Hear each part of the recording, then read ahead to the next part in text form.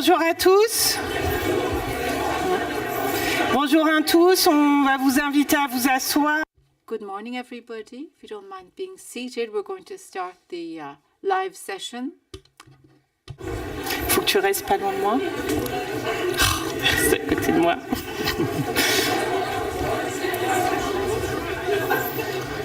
Je suis pas Wi-Fi.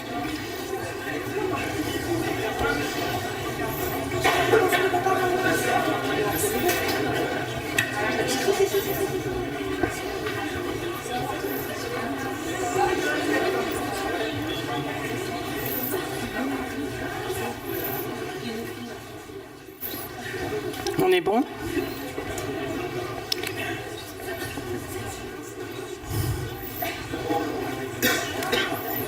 C'est bon.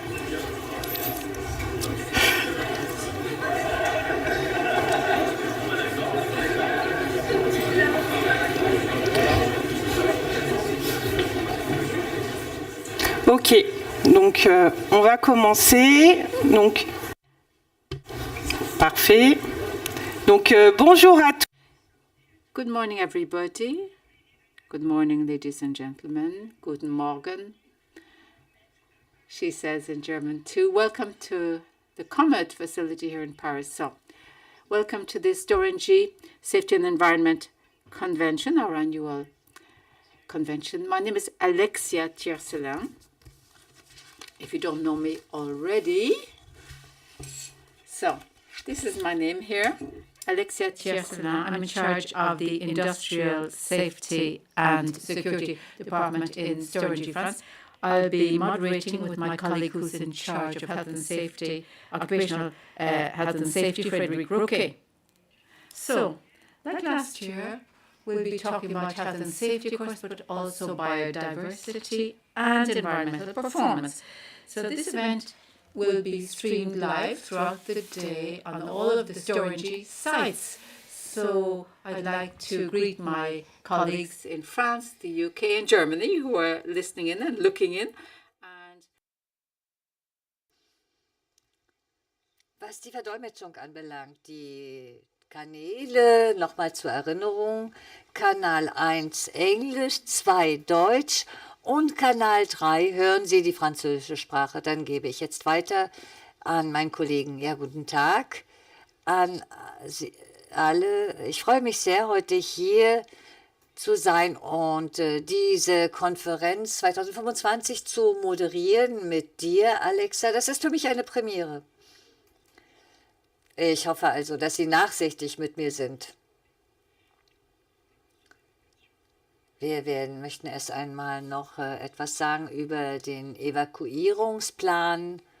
Wir haben mit dem Sicherheitsbeauftragten hier dieses Gebäudes gesprochen, der uns entsprechende Anweisungen gegeben hat. Wir sehen hier hinter uns 2 Notausgänge und wenn Sie einen Brandalarm hören, dann werden wir natürlich die Konferenz erst einmal einstellen und dieses Gebäude verlassen.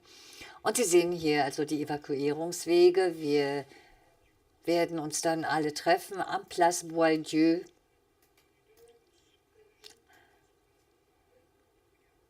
In diesem Sinne möchte ich jetzt mit Ihnen gemeinsam mir das heutige Programm ansehen. Sie werden sehr viele Themen behandeln. Eingangs werden wir mehrere Redner hören, die etwas sagen werden über die mentale Gesundheit. Das ist ja auch eine Säule unserer Politik im Konzern. Da haben wir einen Augenzeugenbericht mit einem Autor, Arbeitspsychologen. Und im Anschluss wird es weitergehen mit dem Risikomanagement bei Storengy. Und abschließend dann wird unsere Vizepräsidentin etwas sagen, die für Sicherheit und Gesundheitsschutz am Arbeitsplatz verantwortlich ist. Sonja, ich blicke in deine Richtung und dann werden wir hier... After the lunch break, we will talk about our own environmental initiatives, and we'll start off with a sequence concerning the preservation of biodiversity, and more particularly wetlands, and we'll have Guillaume Gaillet with us. He's from the OFB, the French Biodiversity Office, as it's called. He'll talk about biodiversity, of course, and wetlands, and then we'll have some testimonials from people in Storengy who will talk about how they've been working to preserve water basins and wetlands. And then we will talk about the reduction of our greenhouse gas emissions as we move towards our net zero carbon objectives. And then we'll round off the convention around 4:30 or so. That is the program we've prepared for you. Now, to open this Safety and Environment Convention, I'd like to invite up to the stage here our Executive Chairwoman, Charlotte Rule. Charlotte Rule. Hello, everybody. Good morning, guten Morgen. She's saying in the other languages too. So I have paper notes, but I won't use them. I'm sorry in advance. If you've had me to prepare them, I apologize, but I'll just focus on my key points. Firstly, I'd like to thank you for your commitment. Thank you for being with us here in person or remotely. Health, safety, the environment are indeed really, really important topics for us in Storengy.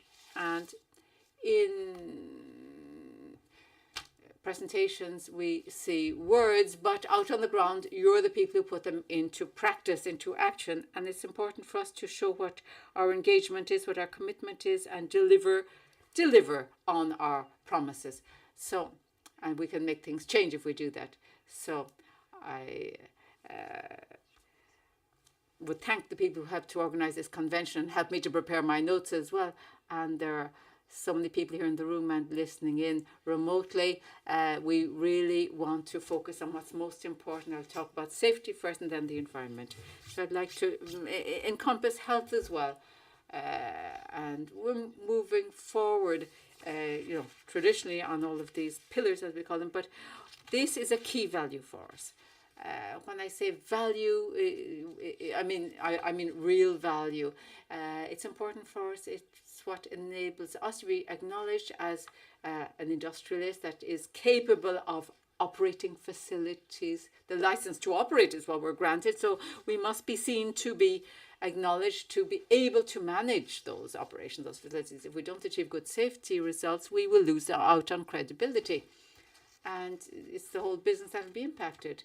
You can have a business rationale vis-a-vis your clients, but in terms of our day-to-day activities, we're part and parcel of the local fabric. There are stakeholders who trust us, and we cannot let them down. So, as you've seen earlier on this year, we were talking about safety and also health, and we will be focusing at this meeting in particular on mental health. Mental health cannot be separated from general health. You've got physical health and mental health that go hand in hand. In 2025 in France, it's a bit specific, but it's the year of mental health here in France, and there are things we've got to be trained about. And I'll go back to the precursor signals later on, and we'll talk about how we try to manage cases of mental health problems. And we want to work more and more on that going forward. Now, let's talk about our results a little bit. We didn't come up with what we expected to come up with, and what marked us this year is that there was a fatal accident, unfortunately. There was a journeyman working in an outside company, an external service provider, who had to have two of his fingers amputated. It hadn't happened for years in Storengy. This fatal accident really challenged us. We did the feedback from experience on it, and it's just unacceptable that this should happen. So it was a big shock for us this year, and overall we had 7 lost time accidents. So in terms of the results, we didn't come up with what we expected to come up with. We didn't achieve our objectives, and we've got to try and knuckle down to making it better. So there are a few things that will help us this year, like last year too. We didn't have any Storengy lost time accident, Storengy employee lost time accident, I mean. And, it's important for us to share information on this because, we analyze the root causes and see what leads to those situations. And also there were events that we often call high potential accidents, hypos. And there was, not necessarily an accident, but there was potentially high potentially an accident, and there were about 30 of those cases, near misses kind of. So we've got to look at the precursor signals on that, and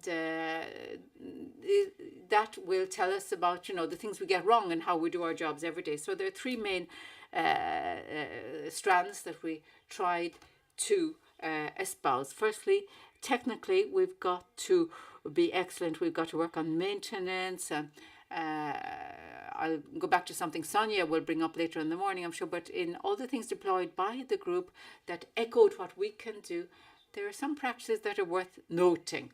I could talk about briefing and debriefing sessions, but I prefer to talk about the toolbox meeting, the time you take off to analyze situations before you go on the job. And this this life-saving minute, as we call it, the toolbox meeting, is really important. And health and safety at work are all about that. Stop for a minute, ask if your colleague is doing well. Sometimes you don't feel comfortable, about addressing these things, but you try to be attentive to the other people working with you, not just racing on to get the job done, which can happen, but you've got to mark time, look at others, have this kind of mental health saving minute that'll help us too, and be attentive to our colleagues' needs. And, many of you are young here, but we've got enough experience behind us to see that there are difficult, even dramatic situations at the place of work sometimes. And, it can become dramatic in the space of a second. So take that extra minute off to review a situation. So mental health, we'll be working on our ability to assess psychosocial risk factors and look at the precursor signs in companies. It's important to do that. There's a whole methodology, a whole process that's been set up. We'll talk about it today. And we've got to be able to define prevention measures that will be relevant for us all so as to address the root causes. Now, I forgot to mention a few things that I had planned to mention on safety in terms of our pillars, so maybe I should talk about those. The management system, that must remain relevant. Rather than saying that our management system is perfect, it can be complex, but it's got to be relevant, and we think it's relevant, and the human and organizational factors must be borne in mind always too. And I'll round off my introduction by saying, the environment is something we've got to take care of as well. And it's not just words. As an industrial player, and particularly in the gas segment, we've got to be particularly attentive to the environment. Otherwise, we'll lose out on credibility, as I said earlier, as well as everything else. So we all do it too for other reasons, personal reasons, our own convictions, and, we want to be good citizens. And in Europe, we see we're making progress, but we see climate change happening all around us too. So it's important to bear in mind it's impacting biodiversity, and our business activity can impact biodiversity. So our responsibility is to address those topics. We'll be talking about water, biodiversity more generally. And these are topics that are not always easy to address for an industrialist. They're not always easy to take them on board. But we've got to have a fine-tuned insight so as to help us to do the right thing. And when I visited Epster at one stage, I realized Frank showed me a barrier they set up. It was, it was to do with biodiversity, but this was a change in practice. They looked at this zone, they made sure they could work there, and then they protected the zone from the outside. They ring-fenced it to protect the species, the natural species whose habitat it was.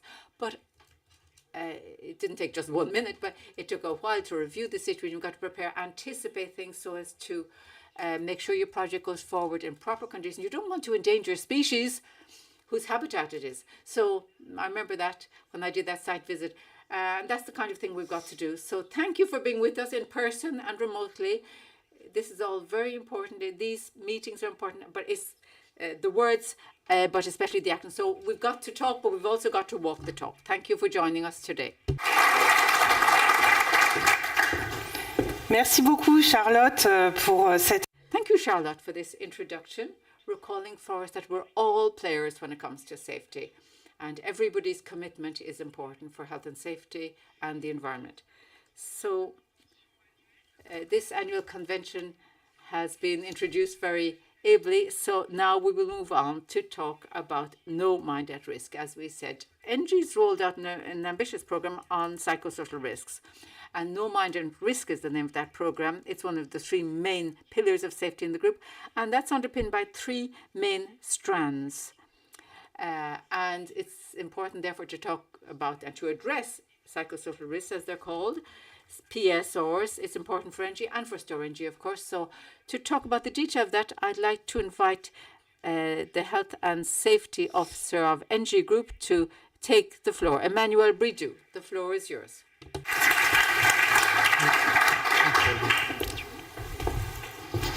Bonjour à toutes et tous, j'espère que vous m'entendez bien. Can you hear me? Yes. Well, my name is Emmanuel Bridou, and I'm happy to be with you this morning. I'd like to talk about No Mind at Risk. As you've heard, No Mind at Risk is one of the three main pillars underpinning the health and safety policy of the group. And 2026 will be indeed a major year for us. Sonia would agree with that. Sonia is with us here, Sonia Nouri.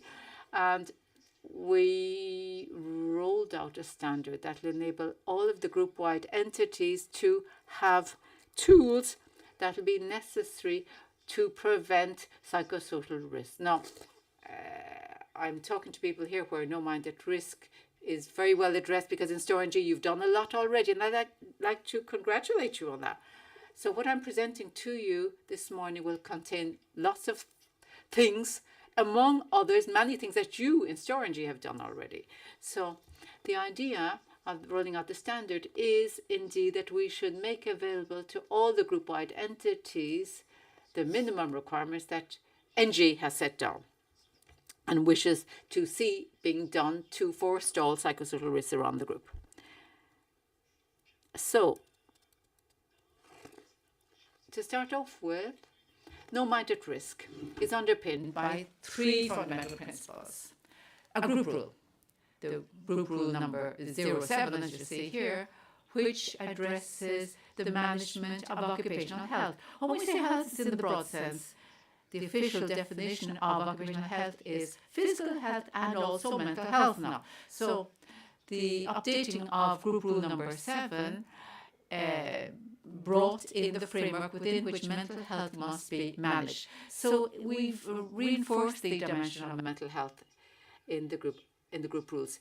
We were talking about the prevention of risks to do with mental health, the management of risks also connected with pandemics, because unfortunately we went through that experience and we wish to add in the theme of pandemics now into the group rule, and also the management of risk connected with climate change, because we also know that climate change can have an impact on physical health, but indeed also on mental health of employees.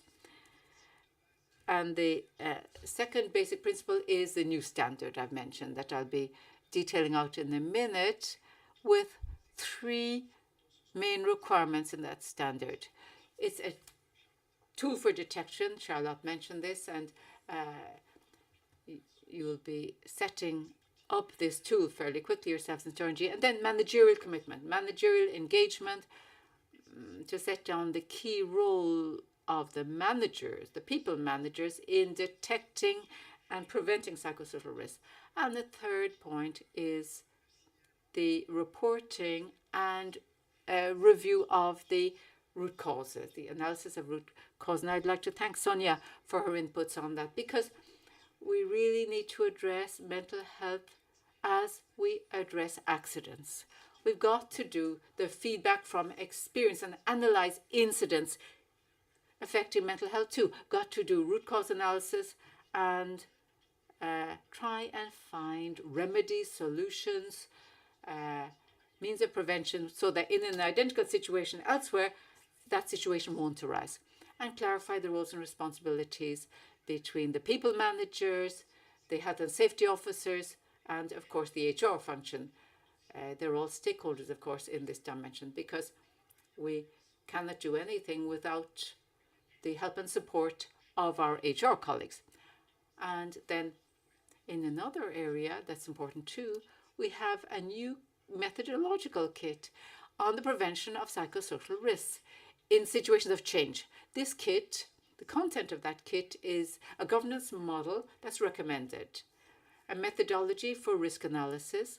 So also, that means in an entity, for example, that contemplates making major changes, for example, how will we incorporate the prevention of psychosocial risks into our modes of governance? How will we analyze our risks? And also, this methodological kit proposes a toolbox, a modular toolbox, so that entities can select the appropriate tools as a function of the risks that have been identified. So I talked about 3 requirements in this new standard that will come out soon. The first one, I mentioned it, it talks about detection. Now, the idea here is that we should be able to detect psychosocial risks thanks to a structured and systemic approach, and identify the parameters, the situations, the high-risk psychosocial situations. Like any other risk, the psychosocial risk needs to be identified so as to analyze it and set up the appropriate tools to prevent these situations from happening. So we have to create an awareness about psychosocial risks in all of the entities, and we've done a lot already, and you'll continue doing a lot here in Storengy on that. An annual analysis must be done by all the entities on their psychosocial risks. And I'd recall in that regard, you did the exercise yourselves already in Storengy. We now have a self-assessment tool which was imposed on us. Core 8C. I'm sorry for the name. I didn't choose it. We had to use it. But anyway, Core 8C. It's a self-assessment tool so that we can analyze the way in which we control risk when it comes to mental health. And then risk evaluation, risk assessment via One Safety, the One Safety tool. And that's made available to everybody. And also we make available tools and methodologies that are acknowledged.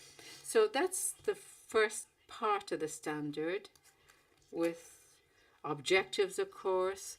By the end of 2026, we'd like 60% of the entities to have rolled out an analysis following a psychosocial risk survey, and that 100% of the entities will have rolled out both communication campaigns. That I think you've already done in Storengy. There was one anyway that was done around, I think it was before the summertime, can't remember exactly when, on shared vigilance it was called, because shared vigilance, that works too for the prevention of psychosocial risks.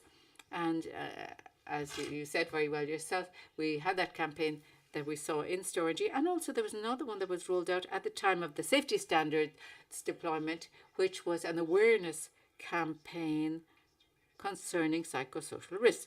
And then the last objective is that 100% of employees should have completed the online training course. I hope that you here in the room have all done it. There's the e-learning that's compulsory, it's mandatory, and we hope to achieve 100% of employees who have completed that online training course by the end of the year. We hope to achieve the 100% mark. So the e-learning, by the way, what I've seen in the presentation in the title was No Mind at Risk. It's from the origins right down to now. So the e-learning tells you all about, where we're coming from. It goes back, 4 years or so. It tells you the pathway we've trodden. And with the e-learning course, you can't expect to be totally tooled up to address these issues, but at the same time, the idea is that through the e-learning course, everybody will be made aware of what the basics are, what are psychosocial risks, what they're all about, how we can try to change our behavior patterns every day so as to mitigate psychosocial risks and ourselves not be a risk factor for our colleagues as well. And the idea is we should start having benchmark tools, tools that will be, reflex actions. We'll think of using them if we see precursor signs around us in our colleagues or regarding ourselves also, so that we're aware of what the precursor signs might be like. Then another requirement is this one here, again concerning this standard, is the managerial engagement or commitment. Now, the managerial commitment, this means that the management people from the top of the organization, the entity, right down to the local manager, the idea is that the management will be involved, committed, but also that there will be tools made available to them and that they'll use them to forestall these psychosocial risks and a governance structure that will make it possible to address these risks. So the objective is that each manager should know the main psychosocial risks in his scope and will be able to set down an order of superiority and prioritize the measures that must be enacted in the right order. So there's no mind at risk and no life at risk. Working at a height, for example, no life at risk, upwards of 2 meters height in NG, you're not allowed work without a harness, you've got to be fastened down and so on. So that's valid in Storengy, in Germany, in the UK, in France, everywhere. It's valid in Singapore, Brazil as well. That's no life at risk, and you can identify that. A person is working at a height, you can see whether or not he's a harness on. Sometimes the 2 meters is not easy to assess, but for psychosocial risk, it's not quite as easy to identify. You'll agree with me on that. It's a little bit trickier. So each manager must be equipped, tooled up, so as to do the risk analysis and set down the order of priority for his prevention measures, because the same consequences won't necessarily, you might have something that'll arise, but for different reasons, and it won't be the same origin always. And the cultural dimension is important too when it comes to no mind at risk. So we've got to be aware, that origins may be different that lead to the same consequences. So the NG group will be rolling out one safety toolboxes really, that will be available to everybody. The idea is we should set up a governance structure with committees for psychosocial risk committees in each entity, so that we can talk about these things openly, officially. And this is the main objective we have, is to make sure that we can enable people to speak up as freely as possible about these mental health issues. Also, we'll recommend to you a prevention plan to help you to prevent these risks that you may have identified. And also we'd like to set up a managerial safety visit where you will have tools like questions you can ask that'll make it easier for you to ascertain what the mental health status is when you do a managerial safety visit in respect of the No Mind at Risk program. So 2026, we want to achieve 50% of entities that will have rolled out these training and awareness initiatives with the people managers. We're working on that in the Health and Safety Department in NG on the content of the tools to be made available for training. And we want also all of our entities to have the psychosocial risk committee set up. So we can't do it all without the HR people, of course. So they will have to defend these wellness efforts with us. And it's the Health and Safety Department that is the prime sponsor of the prevention of psychosocial risk. But on this, we do need the help and support of the HR function, definitely. It's up to both of those functions to work hand in hand on this. So we even have some entities, for example, we've set up this kind of committee in some parts of the group already, and depending on the quality of social dialogue, some people in some entities have even managed to tie in the social partners into all of these efforts in these committees, talking about psychosocial risks openly. Both sides of industry are getting together on this, And that's a very good thing because we were looking for solutions to forestall these risks. Third requirement for this new norm. As you can see, it is a big challenge that is not simple to overcome. We're talking about reporting, and you will probably tell me, wow, how will we do these reportings on psychosocial risks? So the idea is to follow up and monitor serious or fatal accidents. Usually, when we talk about psychosocial risks, we mainly talk about suicide and also about other fatal accidents, such as burnout. The idea here is to have a certain number of KPIs in terms of reporting to allow us to better monitor the situation. I don't know if in the room we have anyone who heard talking about burnout. We hear it also in our personal lives. The idea now is that everyone knows about someone who went through a burnout, and even me and Sonia, we are at the heart of the topic. We're unable to tell to the group how many people are involved in this burnout. 1,000, 200, we don't know. And the idea is that to have a proper monitoring to assess and understand the rate of absenteeism and other behaviors to be able to assess the situation. So on this topic, what we want to do is to have relevant indicators, and this requires proper reporting to withdraw any potential lessons that will help us, and also to address the key goal which is to avoid things like that to happen again, to avoid having the same situations occur again. Thank you, Sonia, for the heads up. And avoid having the same effects either in another country, another department, or another subsidiary.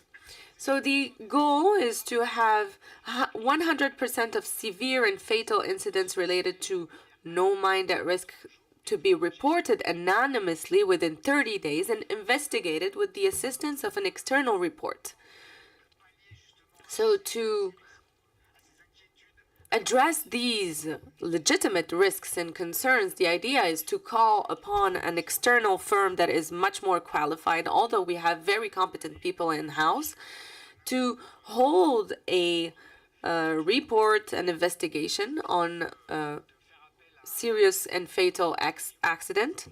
And this is a very touchy topic, so we need to have an external firm. But if you have other identified firm that you know, we can use them as well.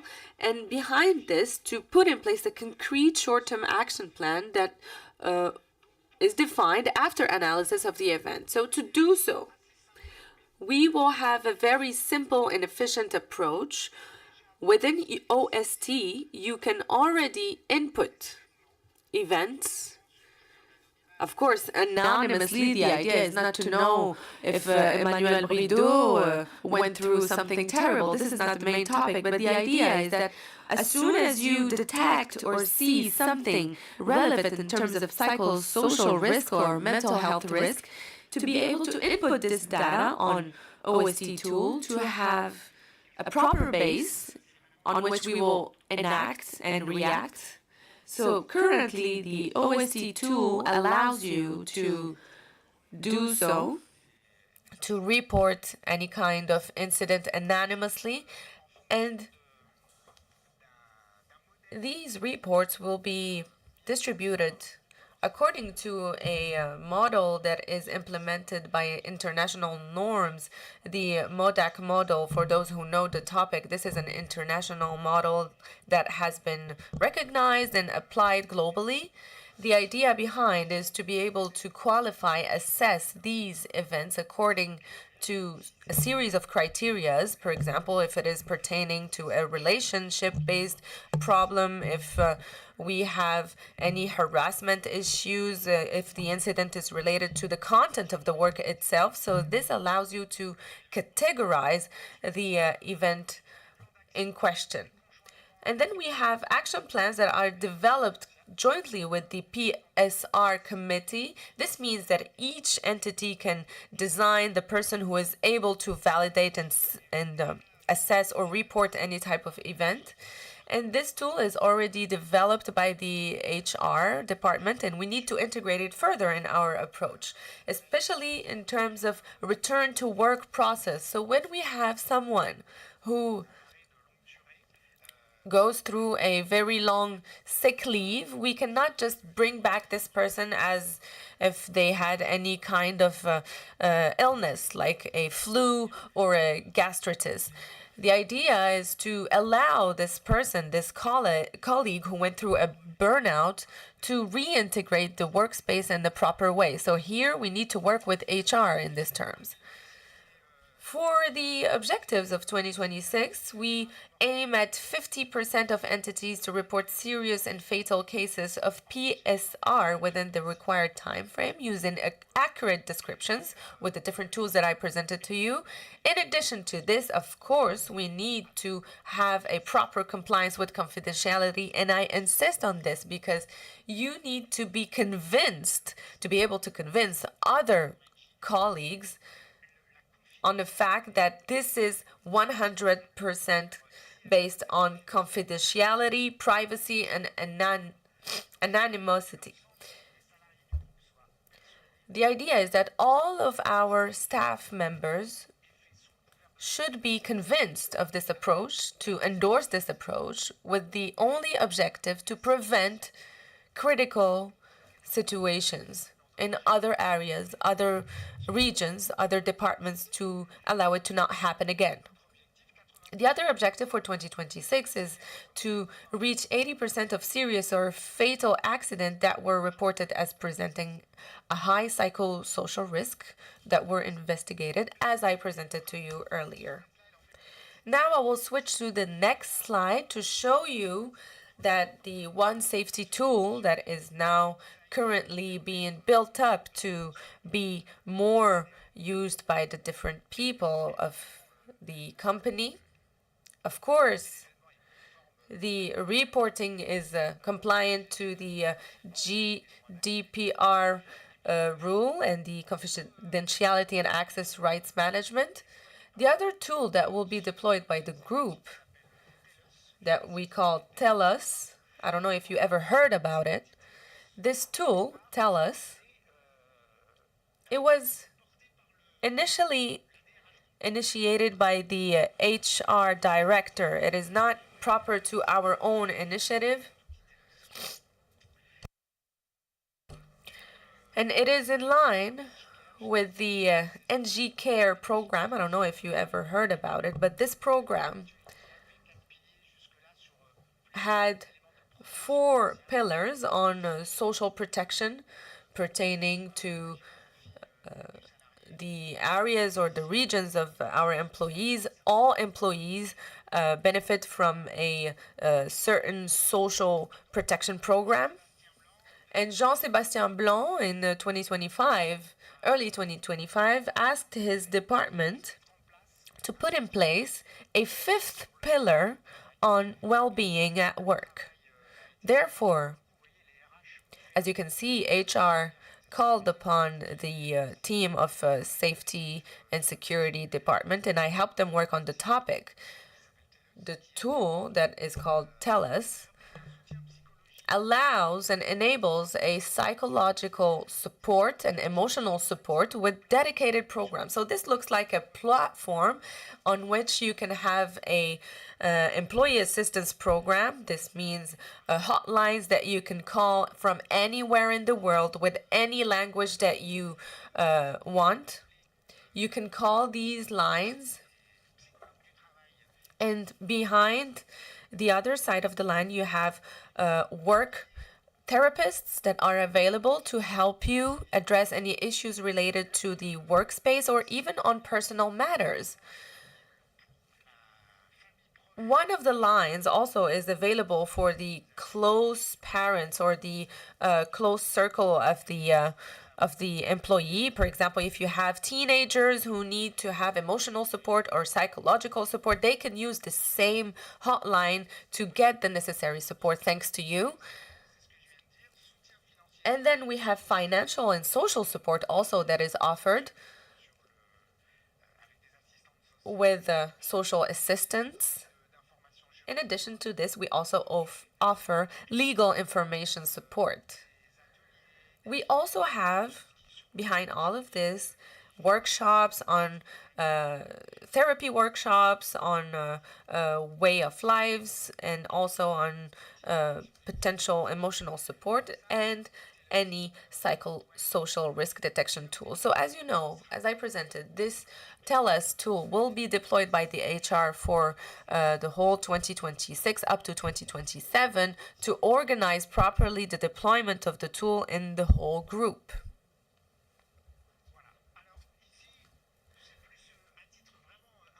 So here, this just for your information, and to tell you that this year we will work with a pilot project with an entity that is the headquarters in France and Belgium. On the first semester, and I believe that I am a bit behind time. No, I know that when I talk about this topic, I take my time. So usually I'm behind the clock. So for the first semester of this year, everything that I just presented to you and explained to you, we will test it on a pilot project on at the HQ in France and Belgium to be able to adjust all of the parameters of this new standard. And this will probably allow us, starting from 2026, to deploy properly this standard in the whole group in a very progressive way until 2027. So this is just to explain to you the timeline and to have an idea about the challenges. The real challenges that we have identified is the mobilization of managers as cultural relays. Managers need to be at the heart of the topic because usually people say that managers are always submerged by request. But the idea here is to request managers to have a real posture in terms of behavior and other signal detections, and to have a good knowledge of all players within the group that will allow you to properly approach and properly address complicated situations. So you will see that in most cases, managers are not really at the heart of the situation. And if you follow the e-learning properly, we have a very strong slogan that says that we don't wait from you, we don't expect managers to be therapists, but rather to be the whistleblowers and be able to detect key situations to help the group implement the solutions and solve the situations. So here, as I said, the operational deployment of this pilot will go through the training and the information of managers and the use of tools. The key cooperation between our department that is essential between us and HR. The key sponsor of our No Mind at Risk approach is Jean-Sébastien Long, who is the HR director. And this shows the symbol of this necessity to properly cooperate with HR. And of course, we will have all of the feedbacks and adjustments that will allow us to improve this approach starting from the second semester of 2026. And you will have all of the tools available starting from next year. Thank you very much for listening.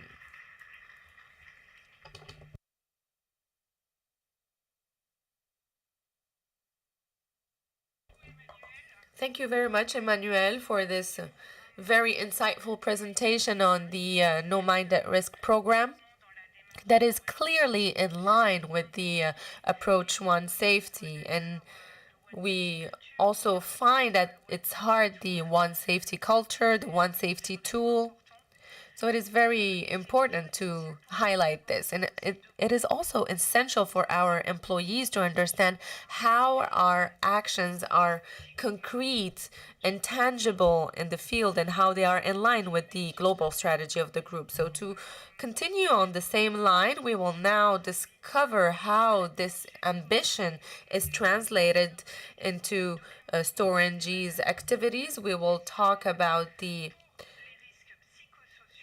assessment of psychosocial risks and its deployment in France. To talk about it, I now will call on stage Stéphane Magnier, who is in charge of the human social relations pole, and we have also Julien Boyd, who is a HSC engineer for Storengy France.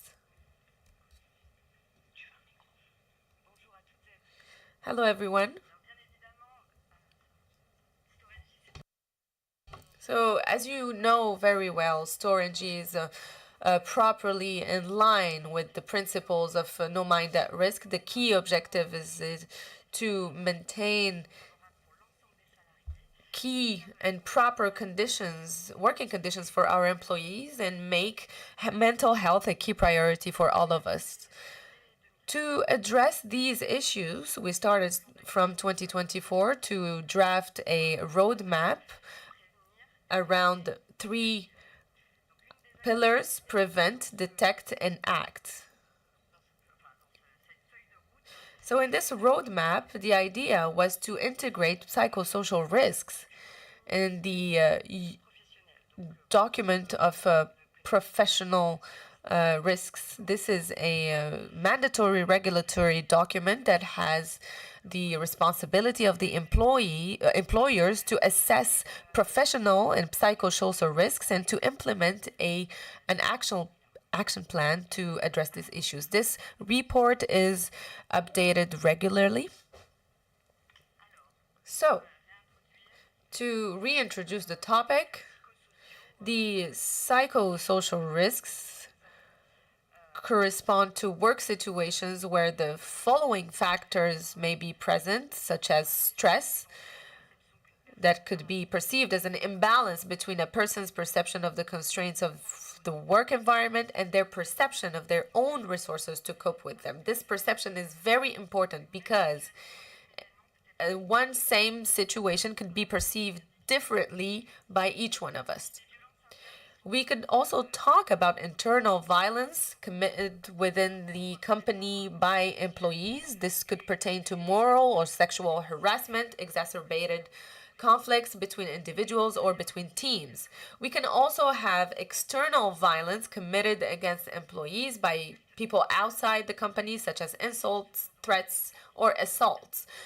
These risks could be led by the activity itself or by the relations between the activity and the other sphere. Now, we need to talk about a typical risk to be studied. We know our business and professional risks related to our daily tasks. We know how do we identify them and address them. However, when we talk about psychosocial risks, it is much more difficult to assess it properly. The idea is to put in place a unique approach to address this psychosocial risks. So first of all, this kind of risk is an emergent risk in all industries that is more and more visible, and it is a demand from employees and our social partners. To implement this approach, we needed to do some experiments on a very dedicated area, which is Île-de-France here in France, to ensure that our approach is adapted to our activity and our needs. And to further assess this psychosocial risks, we decided to implement a risk assessment document to understand its implementation.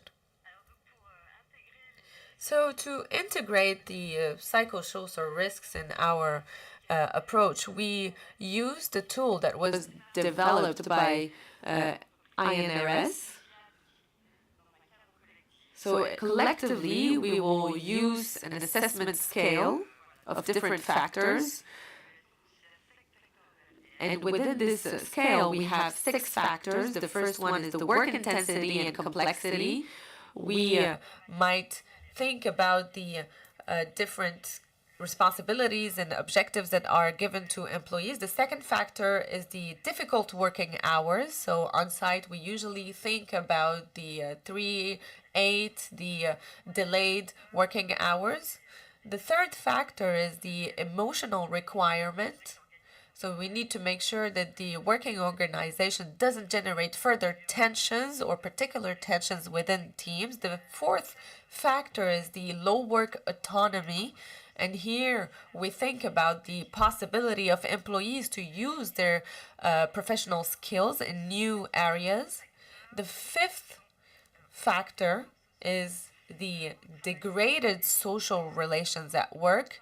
And here we think about the main reasons of disagreements between employees that could pertain to the work organization. The sixth factor is the value conflicts, where employees could think about or interrogate or question the usefulness of their work, the quality of their work.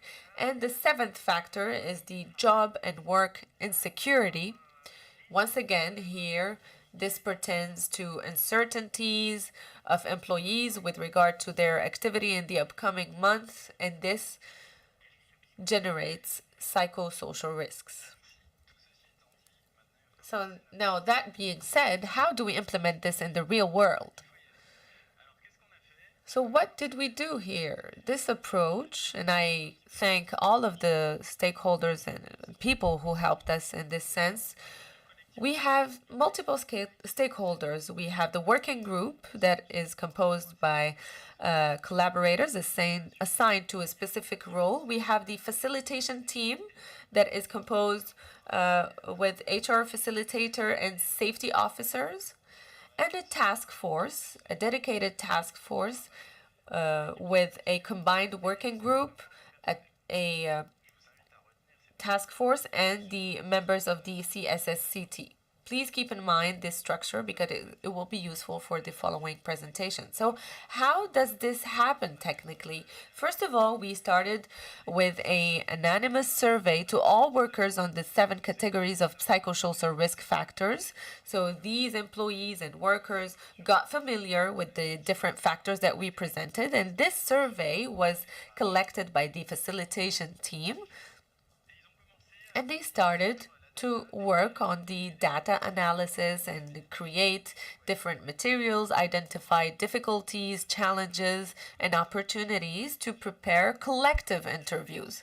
These collective interviews will give further context to the data and allow discussion. So we held and conducted these group interviews with 2 representatives, the representatives of the personnel, but also the representatives of the facilitation team to monitor the activity. The idea behind these group interviews is to gather all of the data, analyze what is good and what is wrong, and to see how we provide more context and discuss about solutions. You should know that this methodology only focuses on collective issues and collective problematics instead of individual problematics.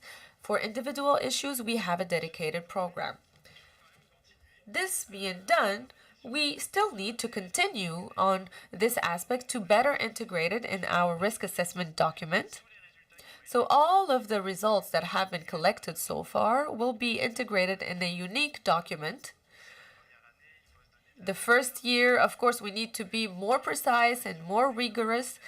So what we did is to follow up and monitor all of these actions with the CSSCT to make sure that they properly function. So after a year, and you should know that Storengy France and Storengy IIS will give us a feedback on the methodology to review the progress of the different actions that have been taken and adjust them. The idea As you know, the document is reviewed once a year. The idea is to continue this approach to launch continuous and regular survey to better improve and monitor our actions and create maybe new actions.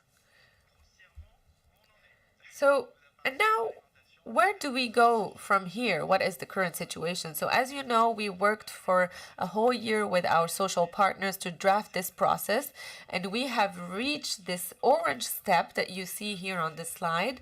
Of course, this is a major step. We gathered all of our people, work groups. We did a lot of feedback, gathering adjustments of the methodology, kickoff meetings. As you know, we don't have the same organizations. We don't have the same risks. And 2 weeks ago, we did our first kickoff meeting for the rollout, and the approach will officially start from January next year. And I thank you for your participation. And then starting from there, we will roll out our methodology in all of our entities. So this experiment still allowed us to identify different needs. We've seen that our employees didn't have enough tools when they were confronting the suffering of others. So the idea is to relaunch communication on tools that are available to them. The action that we implemented is to create a document communicated to different employees listing all the tools and contexts. So it is a general and mainstream manual guide on psychosocial risks that is available to everyone in Storengy. And in addition, we have another document that will maybe mainly for managers, that is a kit of psychosocial risk detection. The idea is not to overcharge managers to manage these psychosocial risks, but rather to help them with the tools to only detect them and to identify them. A third document is currently being developed, is to have a management tool available to HR, because as you know, psychosocial risks are mainly reported to HR. And this is a very important document. The other important document is the resource document that is always updated, distributed to all employees, that allows employees, of course, to identify key contact point to address their issues, not only psychosocial social risk, but any other types of risks. So to summarize in a few words, this approach is a collective approach to address psychosocial risks. This allows us an internal skills development. We led a proven experiment that will be rolled out at Storengy France and SAS. And this approach is a response to an identified need, and it is consistent, of course, with the group's ambitions. Thank you very much to the team who launched this approach, and thank you for your help and work so far.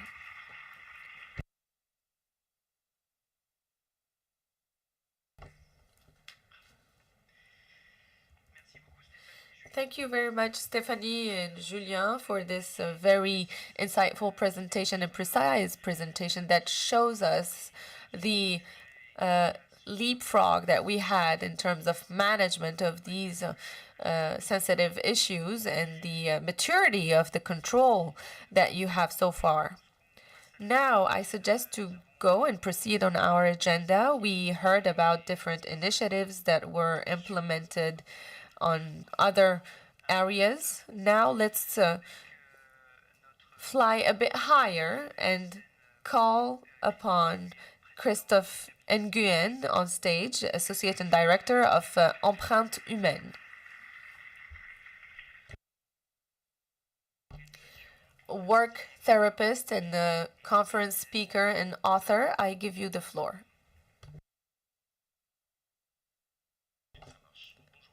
Hello, good morning, everyone. Thank you for welcoming me. So today, I am here as Christopher Nguyen. I am an associate and director at Empreinte Humaine. I started as an HR professional, and I came back to my very first passion.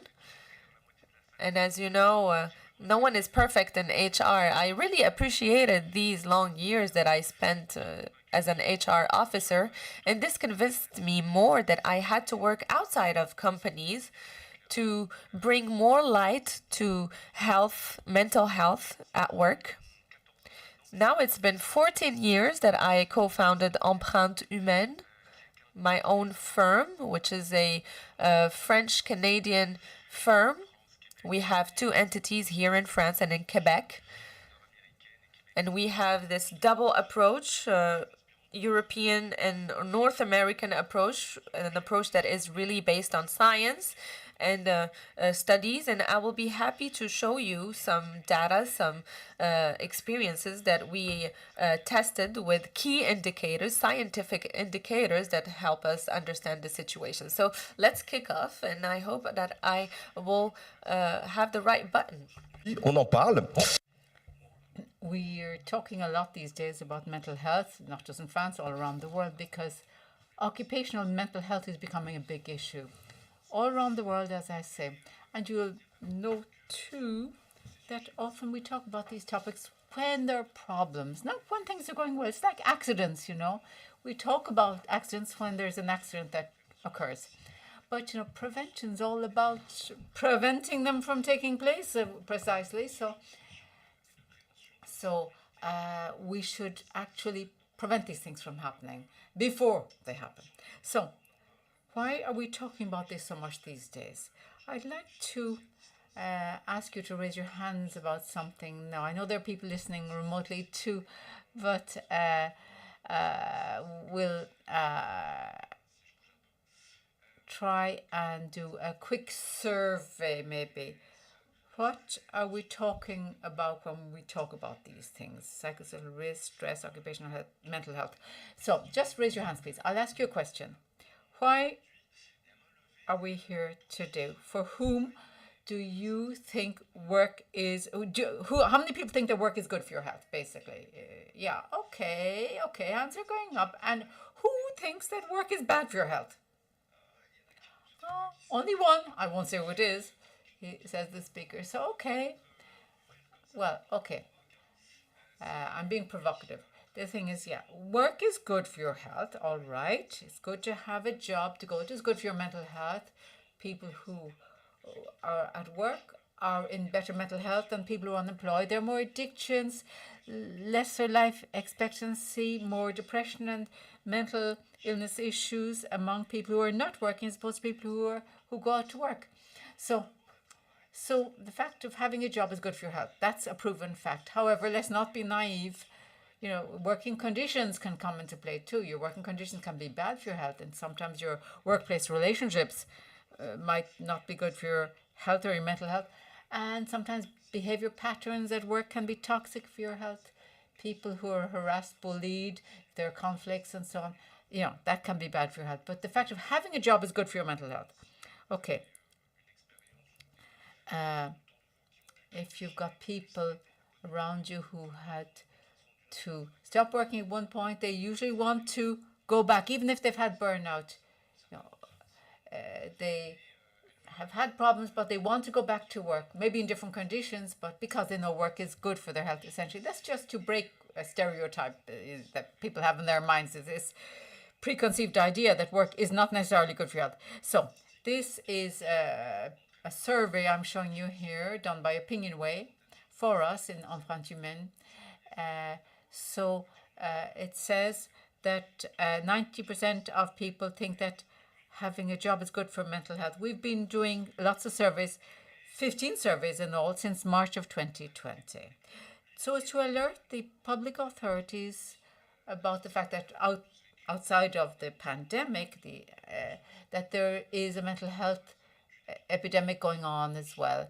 And in China, they've looked into this a lot.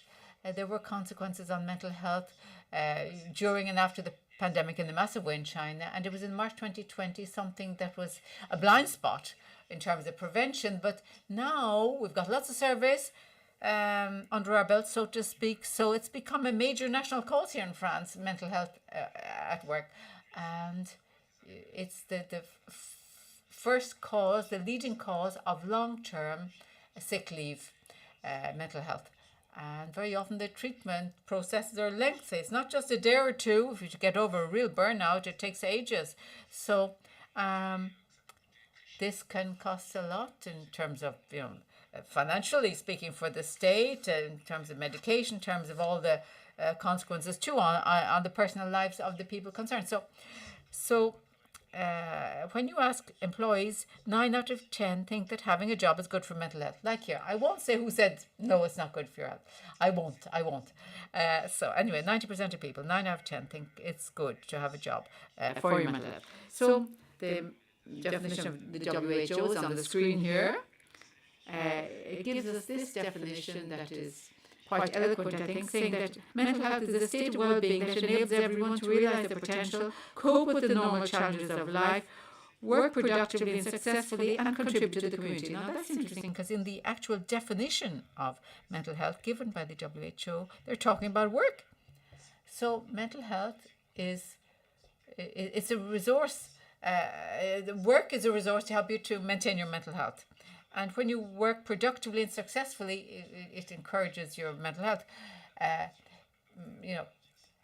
The fact is, it's good to feel secure, productive, and successful, and that helps your mental well-being. So, a few results just to give you an overview of where we're at right now in terms of the psychological status of French employees. This is French employees, but we've done similar surveys in Quebec and other countries, and the trends are more or less the same. So, firstly, we use a mental health indicator which is called psychological distress. The psychological distress indicator, that's the one that is used in major international reviews. So you can monitor the status of mental health of people. Now, to be in psychological distress doesn't mean you have a disease, doesn't mean you're going to be seriously mentally ill, but it means there is some kind of mental disorder underlying your underlying there in your mind. So it's predictive of more serious disorders later on. So depending on your exposure. So psychological distress. So we monitor the frequency and the severity of this distress. Now, 45% of employees are in a state of psychological distress, we found. And so we didn't just ask people, do you feel good or not? That's declaratory, as people give their own opinion. But we see that out of the 45%, 13%, of those surveyed were in high psychological distress. They were at risk of developing a severe mental health disorder. Now, if you're in the 45%, you've got twice as big a risk of developing a mental disorder as opposed to others. If you've got severe psychological distress is multiplied by 4. The risk is multiplied by 4. And these are fairly serious, earnest studies that have shown this. Also, we had monitored this before the COVID pandemic, and we used a questionnaire measuring burnout risks, and we see that the risks are greater now than they were before the pandemic, currently in France, compared with before the COVID pandemic. So this is a recent survey done in March 2025. So it does show that potentially in the coming years, at general level, all the French employees in general are taken into account here, that this could be an upcoming issue, in spite of the fact that it's a national cause here in France. Michel Barnier, former Prime Minister, mentioned this recently, that 2026 is going to remain a major national cause here in France. It's deemed to be that important. So is it to do with the working environment, the way of the world in general, or what?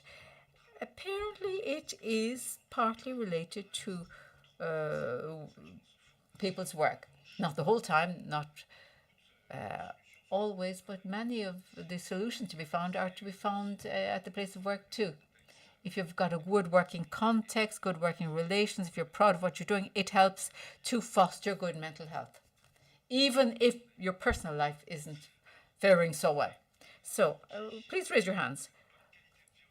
For whom does quality of life at work mean working less? And for whom working more will help your well-being at work? Nobody. And how many people think it's neutral? Well, okay, not many people have an opinion. Okay. Well, unlike all the debates we hear about working long hours or hours that are too short, not many people say they don't work enough hours, but the thing is, you've got to look at your workload. That's how you've got to assess things. You know, too many meetings, all sorts of things going on.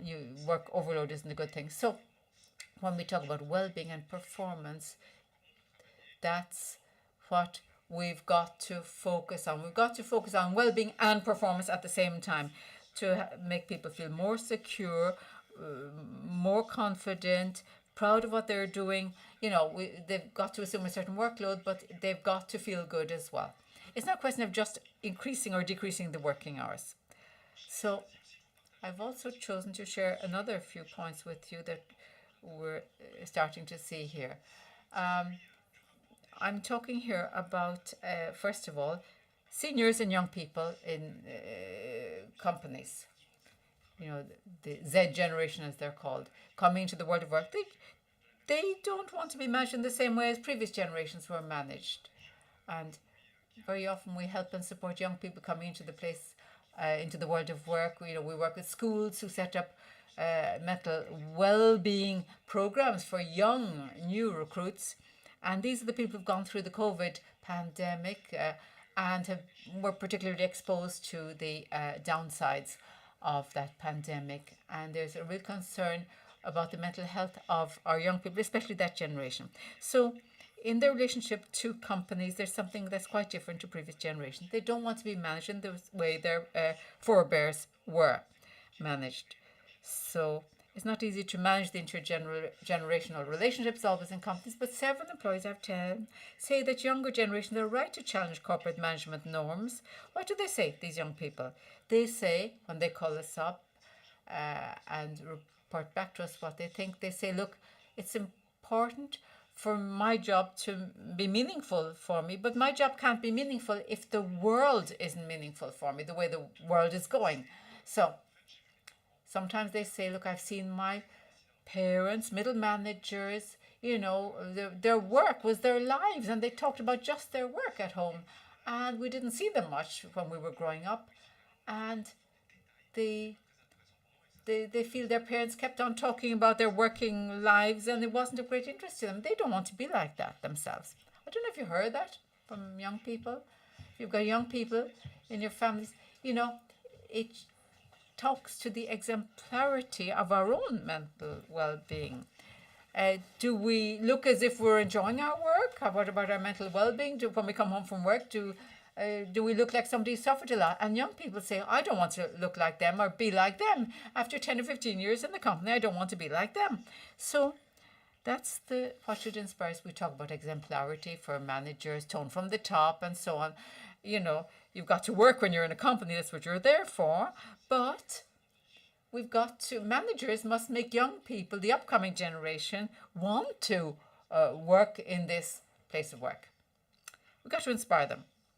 So what's important when we talk about mental health is that it's not just taking care of the things that go wrong. You've got to detect, you know, precursor signals and so on, the at-risk situations, but it's a broader thing than that, mental health. And studies show us that more than one half of employees say that post-COVID work has become less important in their lives. You see it here. That affects lots and lots of countries. You know, in the US, it's been reported, you know, there are lots of parts of the economy, you know, that lost their life's blood. People just opted to do another job. They quit their jobs and went on to something else. And work has become less important in people's lives generally because of the COVID pandemic, and people have focused their priorities more on spending time with their near and dear and taking care of their health, and also the there's the short-term perspective that prevails a lot these days, especially with young people. Their relationship with the world of work is a bit different. They tend to say, look, I'm going to invest time and effort in the company and hopefully I'll be rewarded. Well, that's what people thought in the past, but these days some people are thinking it, but a lot of them are disappointed after 4 years or so. And so they want to be rewarded, but they don't see the reward happening after a few years on the job. So they go in with that expectation and they don't normally see it realized. So work has become less important in people's lives in general, but health has become more important. Wellness has become more important. And people discover the importance of mental health. They have discovered it because of the COVID pandemic in many ways. So work, however, has got more demanding. So they're looking for more reward, more recognition. They want to be in better health. And at the same time, their work life is more demanding than it's ever been before. So regarding all of that, as I was saying earlier, when there's an accident, somebody who has a lost time accident, you know, it doesn't happen the whole time, fortunately. It's marginal in size, but it makes other people think. It sets people thinking. And when it happens in the team, if somebody's stopping for psychological reasons, other people start wondering. I don't know if you've seen that yourselves. They start challenging the situation. Gosh, could that happen to me? They start saying, and how will the company behave vis-a-vis that person? Have they undertaken instituted measures? Have they undertaken programs or what? So people get focused on that kind of accident. You know, people see the one who's had to cry off and is on longer term sick leave because of psychological issues. And that brings to mind all sorts of other situations, precursor signals that would concern more people, but that'll always be there before there's a more major issue that manifests itself. People feel tired the whole time. Others tend to say, well, yeah, everybody's tired these days. But, you know, it can be a precursor signal. Sometimes there are jokes, you know, that aren't great, you know. People say, look, he's always been that way. And in fact, they're not addressing the real mental health issue of that person. So you've got to take action on these precursor signals. It's easier, less complicated. Prevention is better than cure, as they say. So we've got to be more vigilant. Basically, we have a duty of care regarding those around us on this. So it's better to simplify things. It's better to ask not to have sexist jokes at the place of work, you know, work on female stereotypes rather than wait for some complaint to come in about sexual harassment. It's better to do prevention than try and cure it when it happens. So another topic that is being talked about more and more is that people managers have to address these topics more and more these days. 7 managers out of 10 said they have to manage more personal issues to do with the family and so on, personal lives, and they're not equipped to cope with this. It creates more stress and distress on the side of the people managers and the persons concerned. So what about stress in all this? We'll talk about this because this is really the core issue very often. So we've got to see where we can take action on stress. Now, raise your hands again, please. There's no good or bad answer here. Do you think there's good or bad stress? Is there good or bad stress? Yeah, okay. You think that there's good stress and bad stress. Most of you think that. Okay, well, that's wrong. That's all wrong. It's a preconceived idea, totally fallacious. So I'll give you an example. You have your boss, let's say. Don't know if he's in the room or she, but anyway. Everybody's a boss. So you've got to submit a report within the next hour. Stress, okay, sets in. Yeah. If you can, you'll postpone it, you'll delegate it to somebody else, whatever. You know, your heart starts beating faster and so on. And you get on your computer, you jump on the computer and you key in all of those pages straight away and produce the report, you know.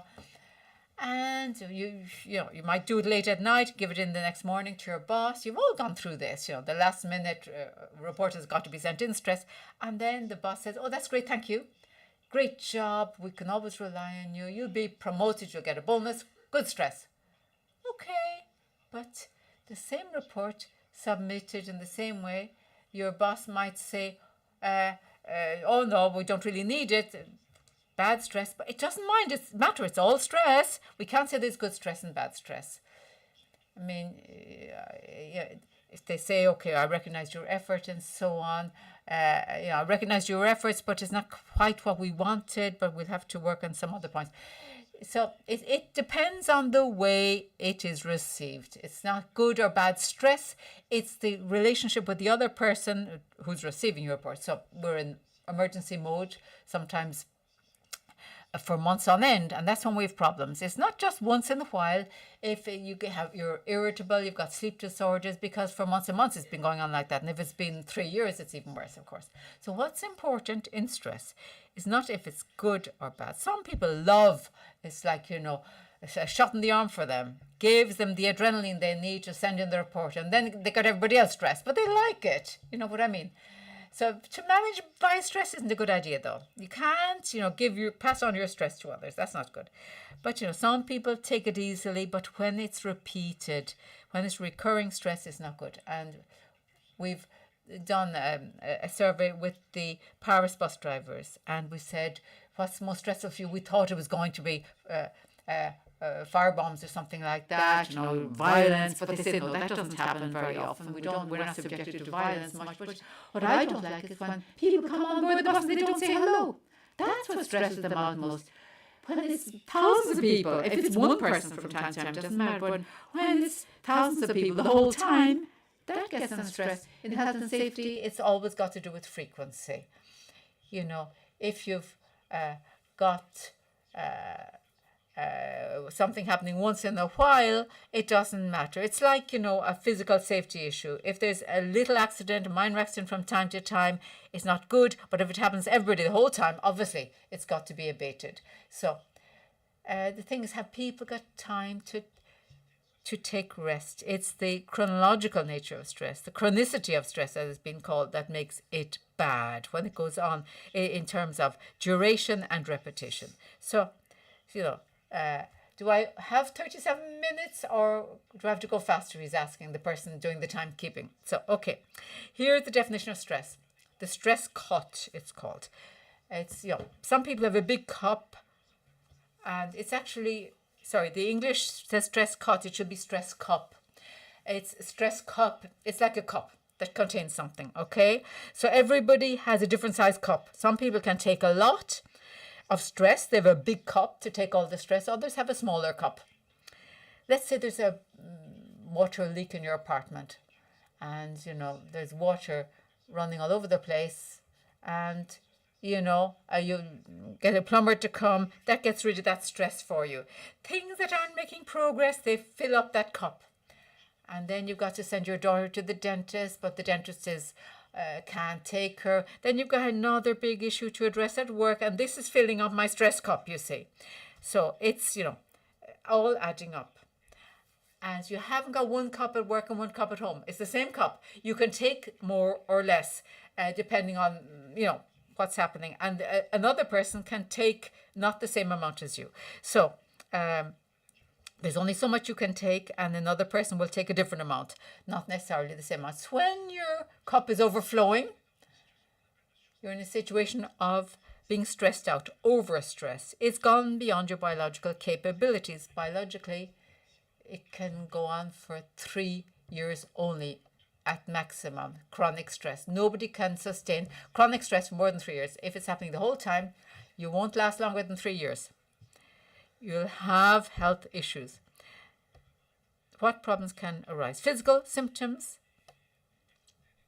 headaches, sleep disorders, can be musculoskeletal disorders, repetitive strain diseases. You're anxious, you get uptight about things, that starts to happen. For example, I've worked in factories, manufacturing factories, assembly lines, are doing PSR audits, and I've interviewed operators on the assembly lines, and in one of the workshops there wasn't a lot of stress, and in another one there was, in the other shop floor. And in the one where there was a lot of stress, there was a lot of musculoskeletal disorders, lots of wrist problems, lots of sick leave. And they explained to me that the person in charge of that shop floor was very scornful, authoritarian, and so on. And people were tense at on the job. So they hurt their wrist the whole time because they were stressed out. There was tension. And psychologically, it had an impact on them. You can be on edge, you can feel sad, you can have concentration issues. Then you've got behavioral symptoms that are, addictions. And when you're stressed out, you try to remedy the situation as you think by substance abuse. After a hard day's work, where you finish your job, you'd like to have a little cool drink, a nice cool drink. It's nice, but you shouldn't have too much. Can help you, but you don't want to go too far. So again, 3 times more risk of developing cardiovascular disease because of chronic stress. That's on the list. So it's important to address these topics that are connected with stress at the place of work. So burnout, we've all heard of burnout, but let's spend a minute on burnout. Now, not everybody will have burnout because of their job. You can have other reasons, but we're talking about occupational burnout here. So if you're not really totally invested in your work, you can't have burnout. So burnout means that you're overcommitted to your work. That's the thing. It's people who are trying to do a good job the whole time that get burnout. Others, if they're a bit lazy and not interested in their job, well, they won't get burnout. So what's burnout? I'll tell you. It's the opposite to depression. Sometimes we say burnout is depression. No, it's the opposite. It is the opposite. Burnout, it's been studied by researchers, engineers in the aerospace industry. They wanted to avoid a risk, which was the fact that the rocket might explode in mid-flight for lack of fuel. That's what burnout is, actually.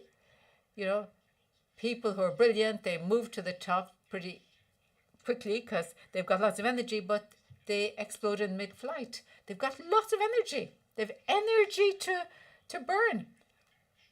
But people get surprised sometimes. They're surprised that certain people have burnout because this person was deemed to be very efficient, full of energy, and all of a sudden you don't see him around anymore because he's got burnout. These are the profiles of people who like positive stress, what they think is good stress, what they think is positive stress. They like a challenge. So, they will offset the fact that they're short-staffed. They'll do the job because the company is relying on them to get it done. And more they'll, do more and more things. They won't go running with their friends anymore. They haven't got time. And after 3 years, what happens? Total burnout. So that is the climax of chronic stress. Now, people who are depressed are totally different. It's bad self-esteem, lack of self-esteem, and that gets them depressed. They think they're bad, they'll never do a good job, and so on. That's what is, the negativity that leads to depression. It's a totally different matter. Whereas burnout, people going for the challenge and setting the bar high for themselves, not the same profile. So you can have depression after burnout because you can't do it anymore, and so on. It's not the same thing, though. Burnout and depression are totally different. And people who are totally committed to their work are the people who get burnout. So burnout is like that. Now, can you see two faces here? Raise your hands. Okay. Some were hesitant. Who see a vase? Who can see a vase? Who would see both? Okay. So what do? We said this is the same image, but there are people who are different, and perceptions that are different. So, when you talk to people, there are 2 ways of seeing the same thing. That's very important. It's the idea of perception, the perceived image. And that has to do with psychosocial risk. And in dialogue, that's what happens too. People don't perceive things in the same way. You discover that when you dialogue with people. And some people only see the 2 faces, other people only see the vase. Anyway, that's the way it is. But it's a question of perception. And what's important in supporting people and preventing psychosocial risk is to take care of the notion of perception. It's dialogue. You've got to, put yourself in the other person's shoes and have a real dialogue with them and realize how they perceive things. So when your cup is overflowing, there are too many risk factors. It's a question of getting the balance right. It's a question of balance. So I'm moving around a bit. A lot, says the speaker. I hope I'm not spoiling things for people listening in remotely. They told me not to move around too much. Anyway, it's a question of getting the balance right. This is what we call preventing psychosocial risk, getting the balance right. So on the other side, we have the protection factors that allows you to compensate, balance, and keep yourself in a healthy state. On the personal side, we have different factors, risk factors that bolster the stress. For example, if you have family issues, illness, or life events that are particularly stressful. And on the other side, we have joyful life events, such as the birth of a child. Weddings, people who get married, they have a filled cup. It depends on who they're getting married to. So this means that the bandwidth to work is a bit less, is a bit smaller than the usual. So this means that it is important to always take into account these personal factors. So if you're a manager and you're organizing your wedding, you always try to find time to discuss and to balance your work time. Now we will talk about personal things to do to have a proper mental health. So very quickly, what do you do to manage your stress as a personal protection? What can you do? Work out, especially if it's a relaxing sport or workout. So if you are very competitive in your work and you add another layer of stress by being competitive at sports, it won't help you out. So what we really think about is to do a workout or a sport that has nothing to do with your work. It is also important, and we've done several studies in this sense, where you need to rest. The resting time is very important. We're not only talking about the sleeping time, but rather the resting time after a workout activity.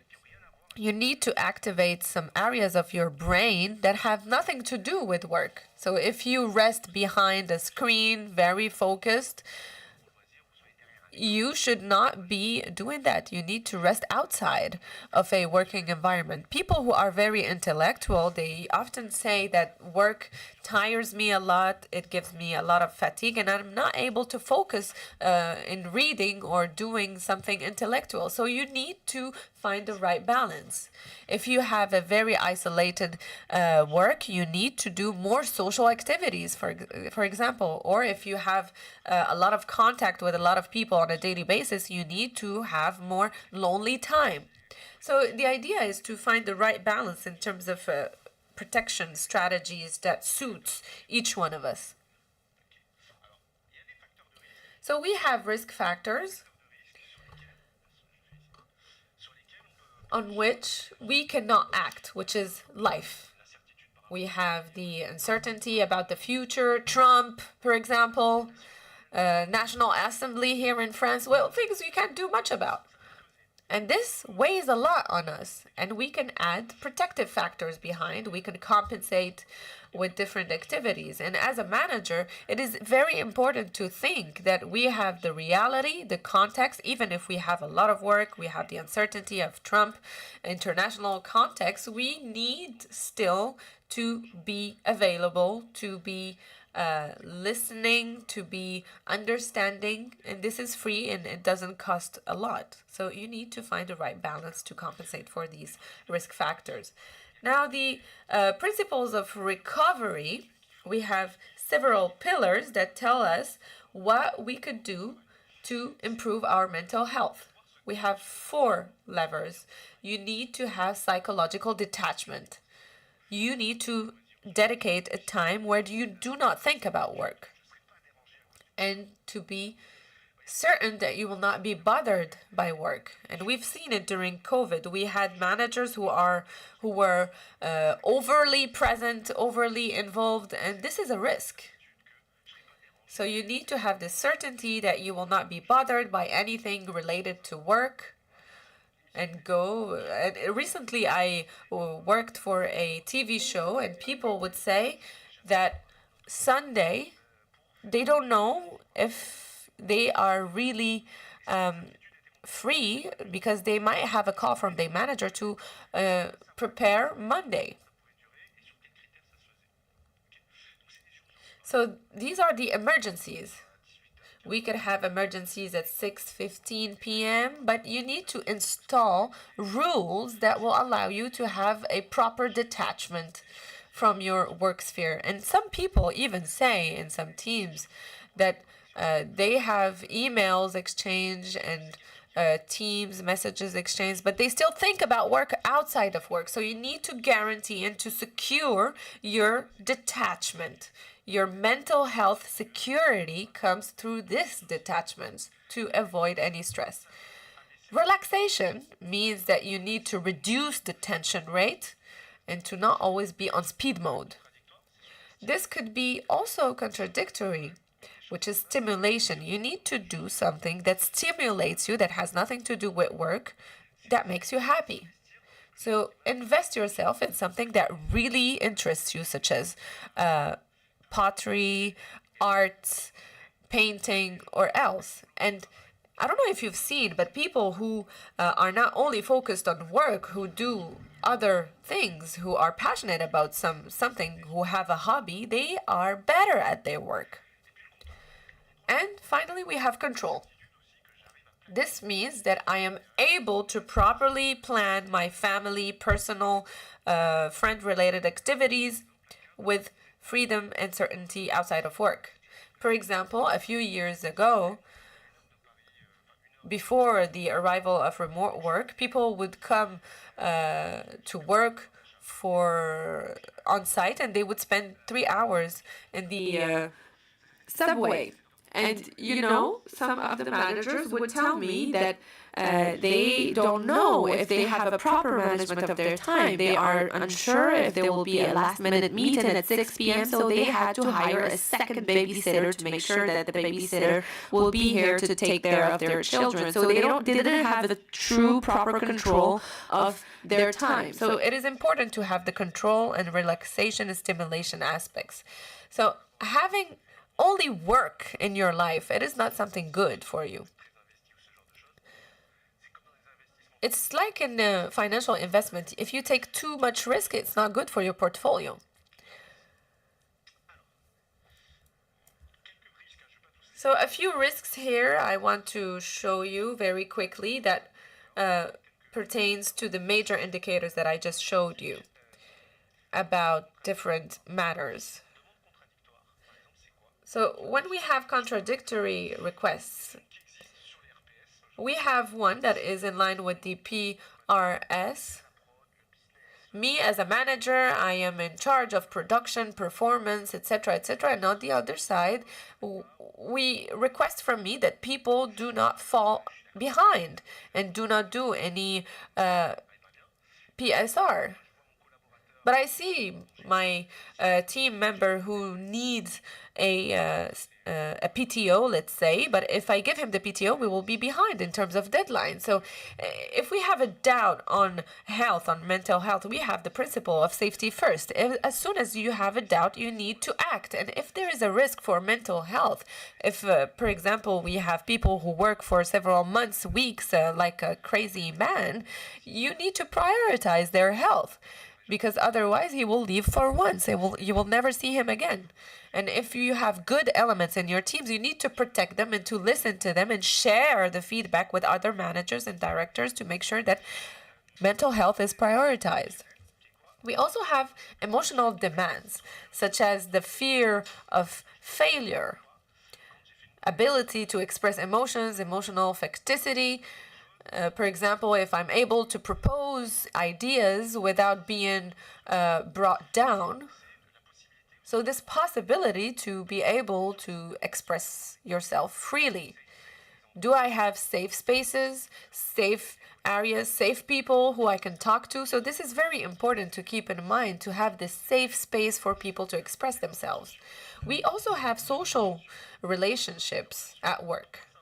Why is it very important for mental health? I will give you one example for a few minutes. So I supported an employee who did a suicide attempt after a reorganization, and I will explain to you more. And she told me a bit about her story. She was an HR assistant who wanted to do payroll. As you know, payroll is very technical. You need to know all the rules, etc., etc. And she joined a manager that was known to be very severe, but very experimented, because she wanted to learn from the best. And he used to manage payroll in several countries. So this expert, as a manager, he wanted to review all files and cases every Monday morning. And she was the only woman in a group of men. And he would tear her down by telling her, you need to improve. So and each Monday, he would tear her down, pointing out to her error and by saying that she wasn't good enough. And this was going on for several months. So imagine the stress that she accumulated by working every weekend and preparing and being afraid of the feedback.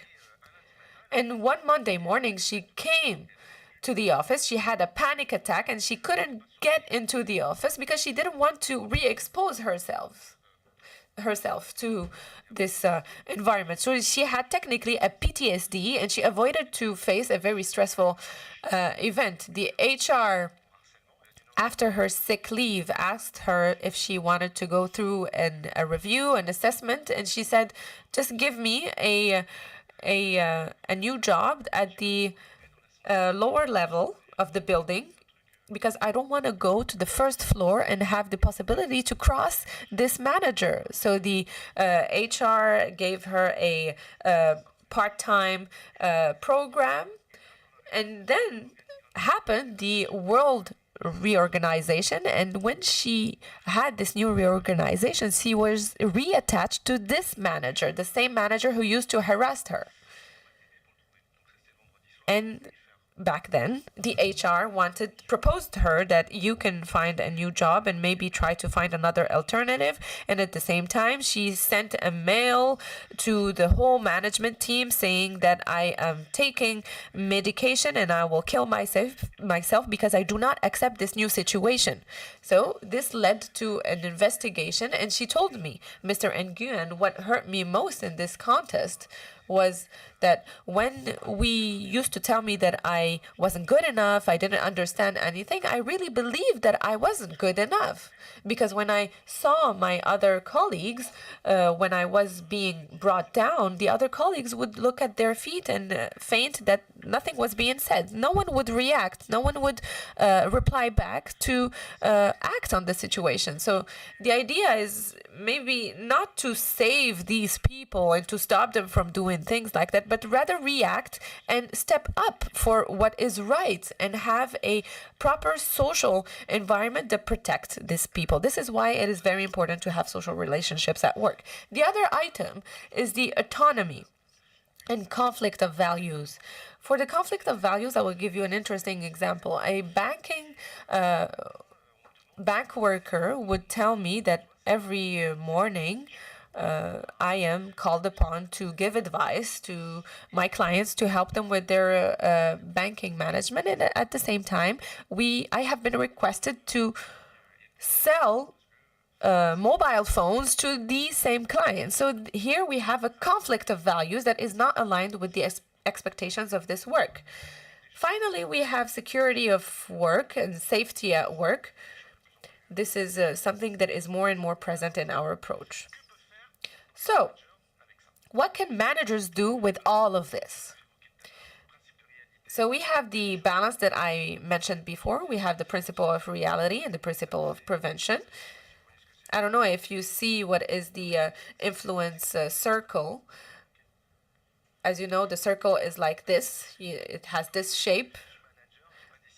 I'm sorry, I'm just a manager. I didn't decide anything, but you have an influence.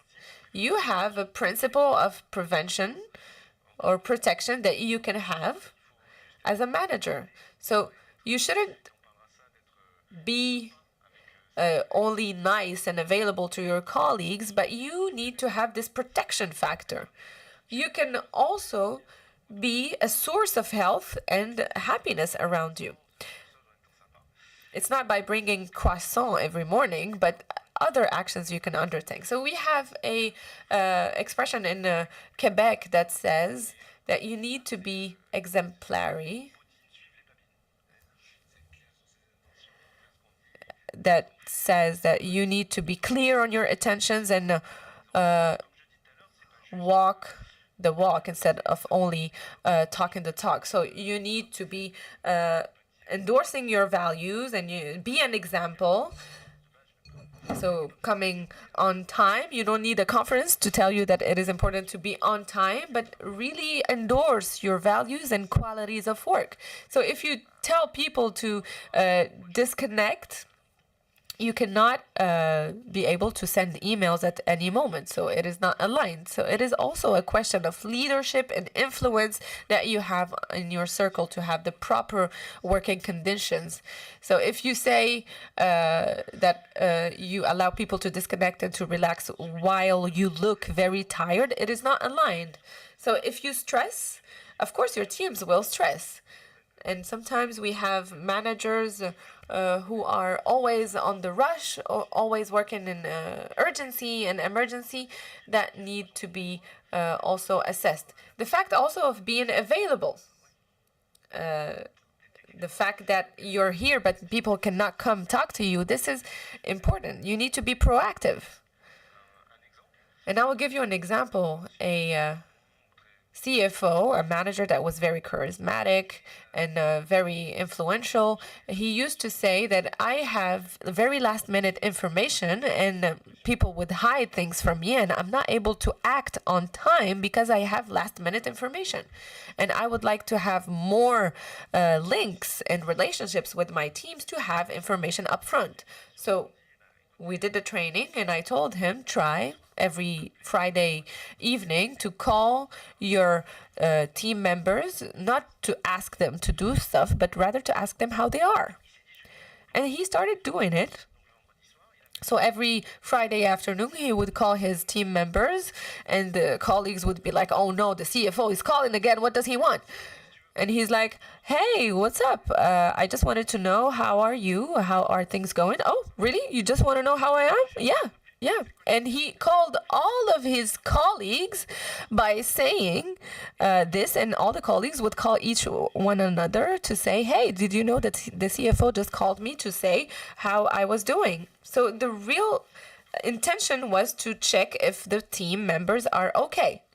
Usually this is what we do every morning around coffee with the managers to see if things are going smoothly.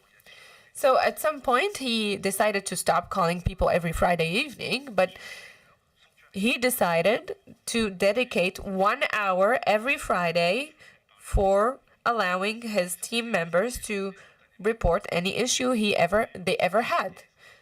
So he created a safe space for these employees to talk about different issues, and this increased efficiency in terms of PSR management. So a few best practices that are undertaken by some companies. We have researchers, very brilliant ones, who work on the efficiency and the success of a preventive actions. So what could the manager do or the company do? So we have in this survey that we have seen that the conditions are key to facilitate the climate of high psychological safety. And this makes the whole difference, which means that when we do, for example, a training in a company where we don't have this high psychological safety climate, they would say that it is very interesting what you're saying, Christophe. We will do it. In theory, this could be doable, but in practice, it is not very implementable. So here we reach a climate that we feel that this will not be successful, whereas in other atmospheres, we have the proper environment. So we need to have this conviction that in a company, this should be a priority and this should be implemented, and create a safe space where, for example, if someone talks about harassment or assault, actions will be undertaken. If sometimes I am stopped or I have a sick leave for some reason, some actions will be implemented behind. And when we have this effective space, we've seen that the distress rate falls to 5%, and they have 3 times less sick leaves. How much time do I have? 5 minutes? So what does make the difference in this sense? The real best practice is that the management adopts this exemplary behavior and commitment to really endorse the value and show that they are really committed. I think that everything that you've seen since this morning is a true proof that the management really endorses this value and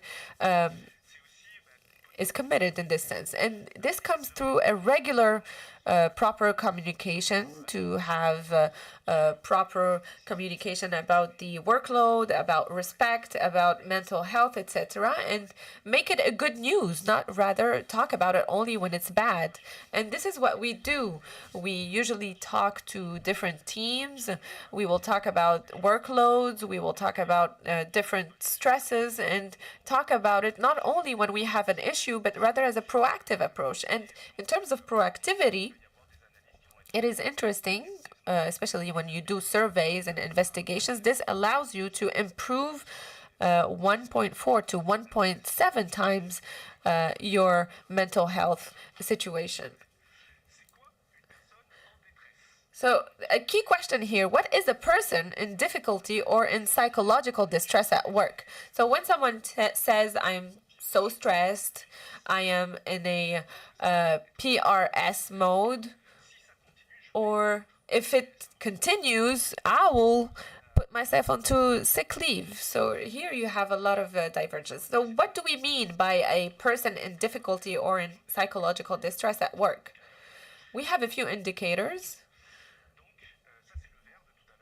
This is the cup that we talked about earlier, where we have a cup filled with anxiety, uncertainty, distress, and emotion. So these are signals that are sent by the person to call upon help. So without putting into question if it is true, not true, if it is personal, professional, the key element is to help someone. To be able to help someone, you need to believe them and to listen to them. So as a manager, if you observe someone who really needs help and you ask them to go and see a therapist and they don't do it, usually they don't do it. So how do we properly help someone? And this is also related to the bandwidth and to the workload, and some people do not have the capacity to do it. So how do we properly detect if it is a serious situation or not? So you need to be alert to changes. You cannot detect someone if they are in distress or not if you don't know them very well. So you need to be careful to changes. So it is normal to have ups and downs in life. You have a good news, you're happy, a bad news, you're sad. But some people, they have this variation in terms of mood. During their day, we have different people who are less stable, but we do not see them usually in the corporate sphere. So if there is a change, you see that this guy is not behaving as usual. So this is an indicator. Instead of going just talking to the HR, you need to have a degree of vigilance. So as a manager, you see the change and you wait. You see if the change lasts more than 15 days. For example, someone who doesn't smoke, he starts smoking and he is more isolated with the team. And this lasts for 15 days at least, let's say. So don't go and see Martine because she gained weight. Martine, I am very concerned you gained weight. No, don't do that. So you have a third indicator here. If you have these two indicators and you're not sure how to address the situation, you have a change that gets worse. For example, you have delays, you have physical signals with weight gain, weight loss, and here you need to think about talking to this person. And then you have direct messages or indirect messages to address the issue. When you have depressive or suicidal processes, it is not something that happens from one day to another overnight. It's something that takes a lot of time, and usually people who want to commit suicide, they do not talk about it. So please be careful to these signals and take action. So if you have, you'd rather have concerns and nothing is really serious behind, it's better than avoiding things and neglecting things and ending in a very serious situation. Now, I still have 4 minutes. I will try to make it, but here's the possible attitudes towards other people's emotions. So if we have an emotion and emotion is not communicated to the other world, it is neglected. So, and we see someone who accepts and receives this emotion, we usually feel better. And I have an example of a company that has an employee who talked to his boss, and the boss, he told to his boss, "I am tired, I can't do this anymore." And the boss had apathy. He didn't react. So as a boss, you are even more stressed. And the employee was stressed as well because he wasn't listened to. So we have another kind of emotion. You have sympathy, where, for example, you go and tell your boss that you're tired, and your boss tells you, "I'm tired too." So you have a sympathy. You share the same problem, but he didn't help you properly. And then we have antipathy. And you go and tell your boss you're tired, and your boss only tells you, "Well, prioritize. Do things better." So he's against you. So he didn't listen to me. He didn't understand what I wanted to say. So this doesn't mean that you always need to agree. Sometimes you can not understand and maybe try to have an approach and listen, maybe open the discussion and tell him, maybe tell me more about your issue, or what is going on, and have this empathy to understand what is really happening. So when you do the empathic approach, you reduce pressure and you have more bandwidth to find solutions and take action. So if someone sends 3 emails per day and they don't have enough work, you still can dig deeper and understand where this feeling comes from. So the right attitude to adopt is empathy. I still have 1 minute. And after the conference, you should know that I will go and see my wife and tell her, and she will ask me, "Yeah, Christophe, I'm so tired. You don't do anything at home. You're useless." So I will be stressed, of course. And at this specific moment, I won't tell her, "Calm down." She will be even angrier. So when she will be angry, and I will tell her to calm down, she will just explode. So she's giving me a global critique, telling me that I don't do much at home, and I will tell her, "No, I painted this wall last weekend, if you remember." So you have these degrees of conflict. So instead, if I tell her, "Darling, I see that you're angry," well, here I receive her emotion, and this reduces the tension. Well, she can express her anger in another way for sure, but still. And she will tell me that this morning you were about to throw away the trash, but the trash is still here. And I will tell her, "Sorry, darling, I love you. Now I throw away the trash." So I solved the problem. I was empathic with Badwell for sure, but still, I proved that I was empathic. So the idea is not to really understand and to agree totally with the problem, but rather understand and listen. And if you have the possibility to understand the problem of your other person, this will help and allow a safe space for dialogue. And if you really have someone who is in distress, you need to understand that you need to have a dedicated time, like 80% of listening and 20% of discussion. But first, this starts with active listening and understanding to properly help the person and build solutions and have assumptions. Do not propose solutions without asking questions. I have less than 30 seconds and I'm very sorry. So thank you very much for listening to my presentation.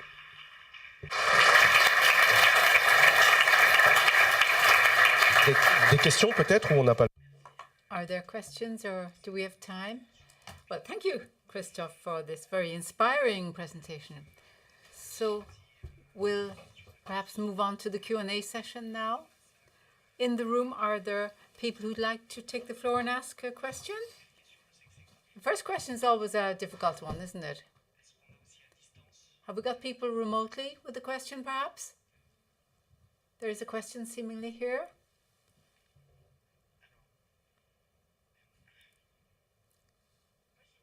I have a question concerning the duration of 3 years that you mentioned. You kept on mentioning 3 years. How has that been estimated? Well, with longitudinal studies and biologists who have demonstrated that actually your glands in the human body cannot manage more than 3 years of situation stress. It can be 1 year if it's very intense, but most of the longitudinal studies, as they're called, I can't say why it's 3 years, but apparently there's this exposure time. 3 years is it's indicative more than anything else. Some people, it might be just 1 year. It depends on your life. If it's very stressful by definition in the broad sense, well, it can be shorter than 3 years. If it's a very intense exposure to stress, this idea of vigilance is important, therefore. And adopting behavior patterns that are right vis-a-vis people who are in difficulty. Go back to chronic stress. If your boss recognizes your work, acknowledges it, it's not just the bonus, but it's actual acknowledgement, it tends to evacuate the deleterious effects of stress like fatigue. It's also got to do with the workload. Your perception to do with your workload won't be the same if you're motivated to do it. If I'm reporting something that doesn't seem to make sense to me, it feels I spent hours on something that I only spent 15 minutes on because I just wasn't motivated. So that has to be taken into account too. So the 3 years is just an indicative duration. Thank you.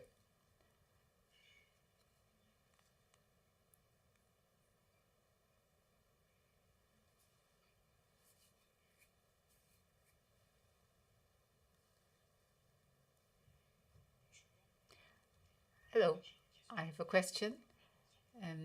It's for the NG person who made a presentation. I'd like to react about the root cause analysis that was mentioned. And when I saw this topic on the agenda, I felt kind of challenged. It's the first time we've been talking about root cause analysis in a company for issues like that. And I'd like to know within NG at the moment, what are the deep-seated causes of psychosocial risks? Have we identified them within NG, and particularly when it comes to individual rather than collective matters? Because for the collective matters, there are tools that have been set up. But on the individual side, as a people manager, I have the impression that I'm dealing with individual PSR cases rather than collective ones.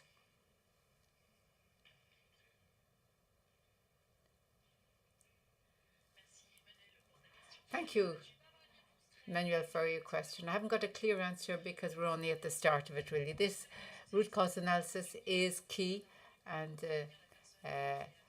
when you intervene to support somebody who's made an attempt to commit suicide, it's important. You've got to get it done by an external person. It's not the health and safety officer who'll become a psychologist all of a sudden and do the root cause analysis in this kind of situation. If it's somebody who's tried to commit suicide or they're on sick leave for 6 weeks, a main reason could be psychosocial risk. So it's got to be somebody from the outside that'll do the assessment. And through these root cause analysis, we hope to address extreme situations. But I can say in extreme situations, what's the factor that initiated this or that? I've got intuition, I've managerial experience like you have that might make me lean in one direction or another, but we have no factual data, and that's what we're missing in NG right now. We've got HR reporting systems, we've got things that are addressed more or less confidentially, more or less shared and so on, but we can't always assess the situation in depth, especially critical situations, and what were the root causes of critical situations to remedy them. So we turn to a psychologist or an outside expert because we feel that these are individual situations often, and often it's to do with the working life and the personal life, both together. So that's why we like an external expert whose job it is to do this for us and to support people in these situations. That's one answer. The second answer concerning the question you asked about in NG, you remember the prerequisites were detecting psychosocial risk. That has to be done. Act and set up strands for prevention and protection against psychosocial risks on identified areas. No debate about that, even though we've got to talk about the tools. But when it comes to talking about complicated, complex issues that are often individual, that is something that kind of goes against the grain. People managers don't feel able to do it very often. They're not very open to it because of confidentiality reasons and things. So it's a cultural change we're asking people to make. And, you know, we don't communicate in these situations, but people who need to address them need to know in the ExComs, out in the entities and the management teams of the entities, they need to know how to address these situations. And to round it off, individual matters will be addressed via the TELUS platform as well. As a company, we've got to take collective action when it's got to do with the company, but when it's individual personal lives, people can have personal problems to do with their work and to do with their families, but especially to do with their personal lives.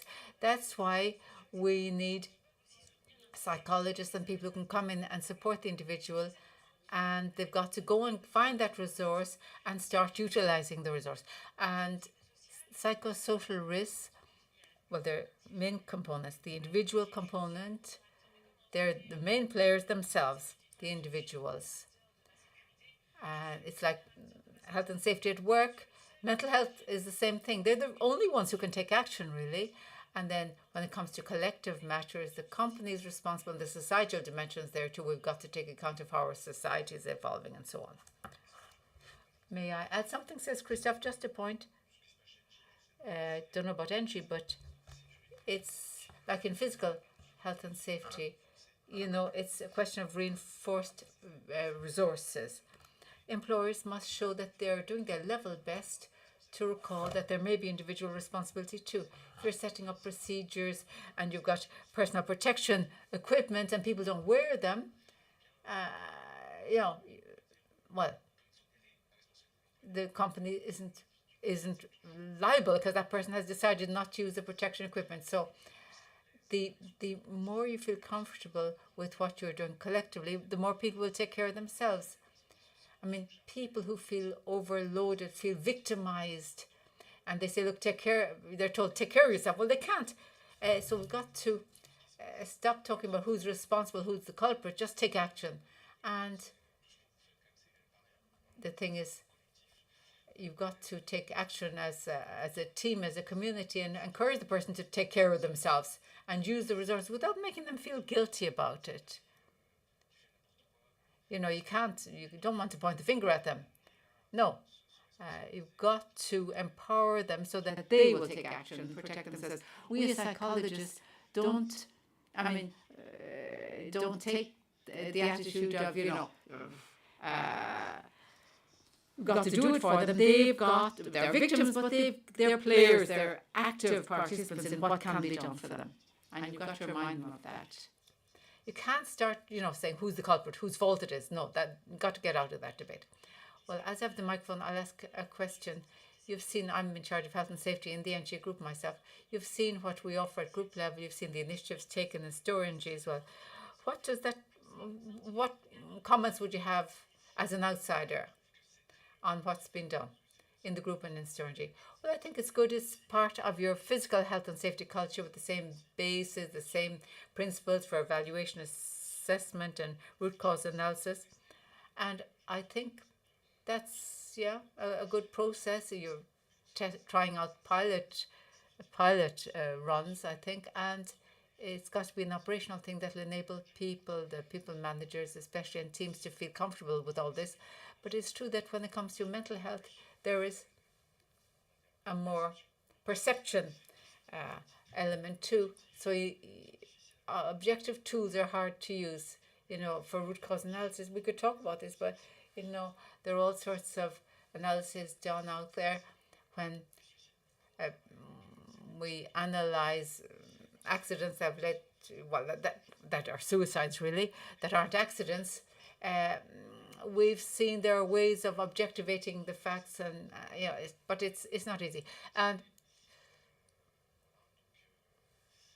so, you've got to present these things as being tools for people managers to resolve situations rather than a new thing that's come in that you've got to another piece of workload, you see. You've got to operationalize it in that way so that they can be used in real life by real people, as a toolbox being made available. And companies are, getting on the move about this, and it's good you're good to be blazing the trail in a way on this. Another question from the room here. There's a person there. Yeah, you talked about the Z generation. Now, have you any feedback to give us on that? I'm talking about the previous and the later generations, apart from Generation Z. And I was just wondering, have you managed to identify any main levers for action and the impacts that have been achieved through those processes? Okay, let's talk about another generation, apart from Generation Z, but let's say the 50 plus generation. Okay, previous generation or generations. Well, I work a lot in intergenerational matters, and studies have shown this recently, that young people, their relationship to work isn't the same as previous generations. They're less perhaps collective. In the past, people work more as a community. What we see in studies is that they feel more rejected by the community because there are labels put on that generation, that they're like this or like that. And I see managers who say, look, in marketing, they're on TikTok, they're very dynamic, and they feel older people can't do this, they're old hat. But I said, look, what do you show young people? What example do you give young people to show they're capable of going further than what they're doing currently? And you've got to be inclusive. The more senior employees should be able to show that they can help young people to contribute to the future of the company, just like this generation has built it up.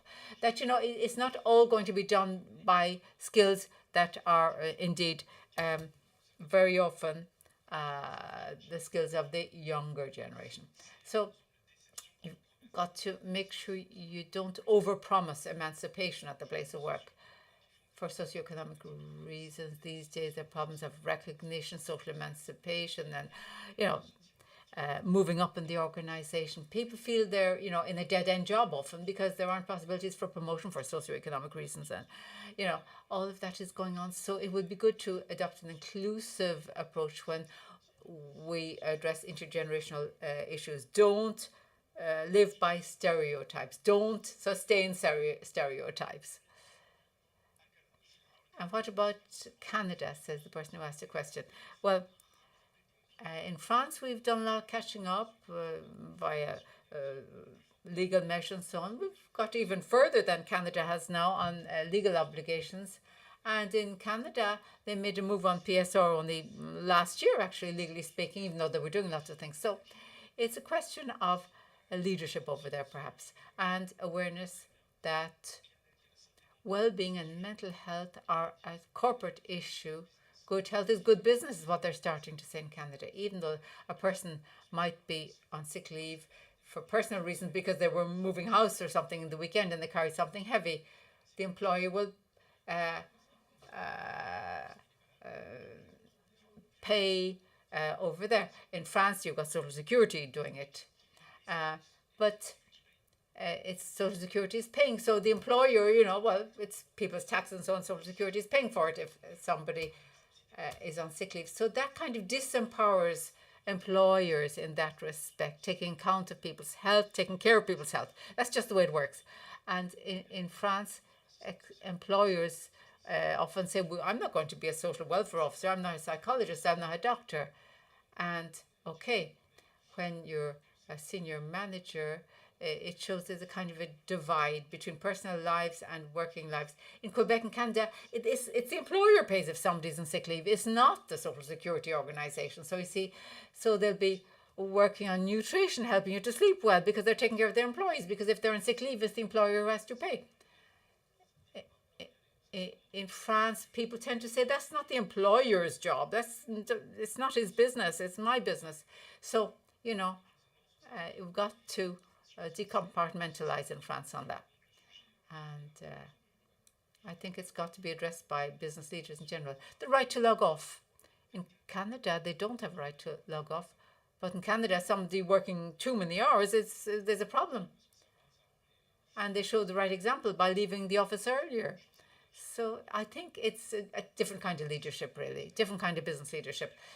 Yes, thank you. The objective here in this sequence was to help us all to understand so as to help and protect people who may be in difficulty. Thank you very much, Christophe and Guyenne.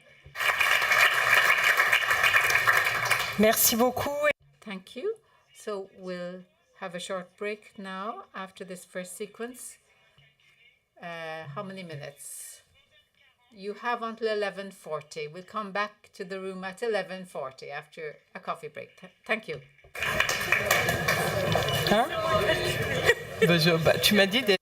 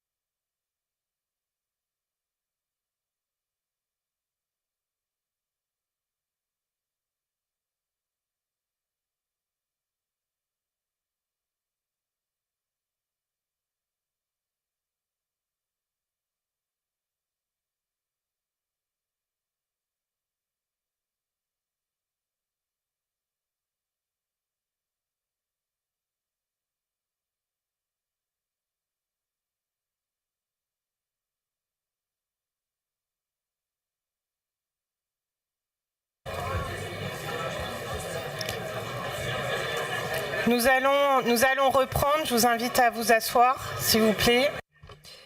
We will now proceed. Please, can you gain back your seats to gain some time before our lunch break, if you want to have this lunch break.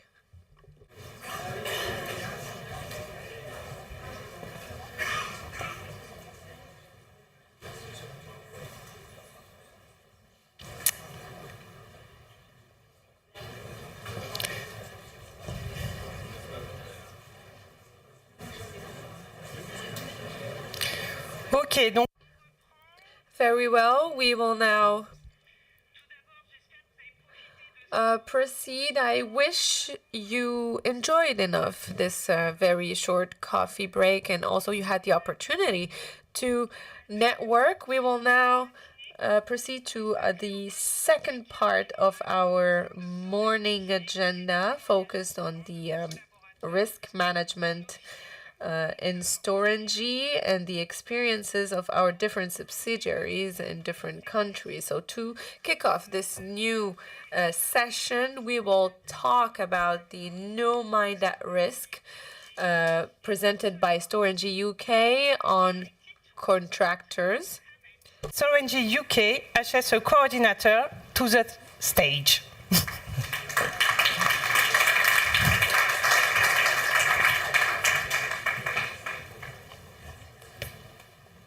Thank you. Thank you.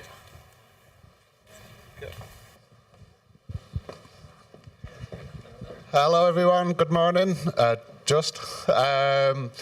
Thank you for the invite and for using this short window just to provide some of the work we've done regarding No Mind at Risk at Storengy UK Studblack site. So we just want to share with you some of what the work we've done this year around No Mind at Risk. So at the beginning of the year, we decided to set up a wellbeing forum. So some of the people that were so passionate about the No Mind at Risk campaign got together, created a forum, and set ourselves some goals for the year. So some of the goals we created were to do 6 wellbeing campaigns during 2025, to create some bulletins in between those to go out to staff, all wellbeing related. To provide monthly wellbeing drop-in sessions, basically creating a safe area where people could just go and relax and chill out. And to create 6 trained mental health first aiders split across departments, so a variety of different people available for support. What did we complete? We actually completed all of that. So it's been a very successful year. In earlier this year, I think it was in September or October, we were entered into the NG UK Awards, and in the One Safety category, we came runners-up for the Wellbeing Forum idea, which is really good because it shows where NG's commitment is towards No Mind at Risk in the One Safety category as well, so it's a proud achievement. Some of the ideas that we'll share of what we did was creating a safe space, an area where people can pull up a chair, grab a coffee, have a time to sort of chill, relax during their working day. We also made mental health first aiders available to be able to call in and out of that cabin to see if anybody did actually need any support. It's been very well used, and it's a campaign that we started off with as a one-off and then decided to run it every single month because it was so successful. And people were actually using it. Okay. For the second campaign in March, we looked at a charity called Mind in the UK. They basically gave a challenge for a work team to create 100 miles within a month. But we thought we could go a little bit better than that. So we decided to do 100 miles in one day to try and get people together, to try and encourage people to come together and sort of go out. Where our site is, it's quite a remote location. We were very blessed, as you can see, with a sunny day, as it always is in the UK. So yeah, we were very blessed with a stunning day, and everybody got together and really went out and absolutely committed. And what you'll see at the bottom there, what we did actually achieve was 218 miles in one day, so not even 100. So between us as a group of 54 employees, absolutely smashed that one out the park. Other campaigns. We ran a skin cancer awareness campaign, just getting people to sort of remind them of what some of the tools available in Store NG are around the Medicash Skin Vision apps, etc. We created little sachets of sun cream, and we created an area where people could really learn about how important it is to look after their skin.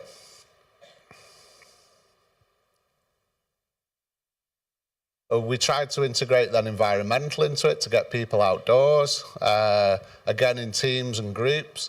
So this particular one was looking after some of our hedgerows, and again, really well received.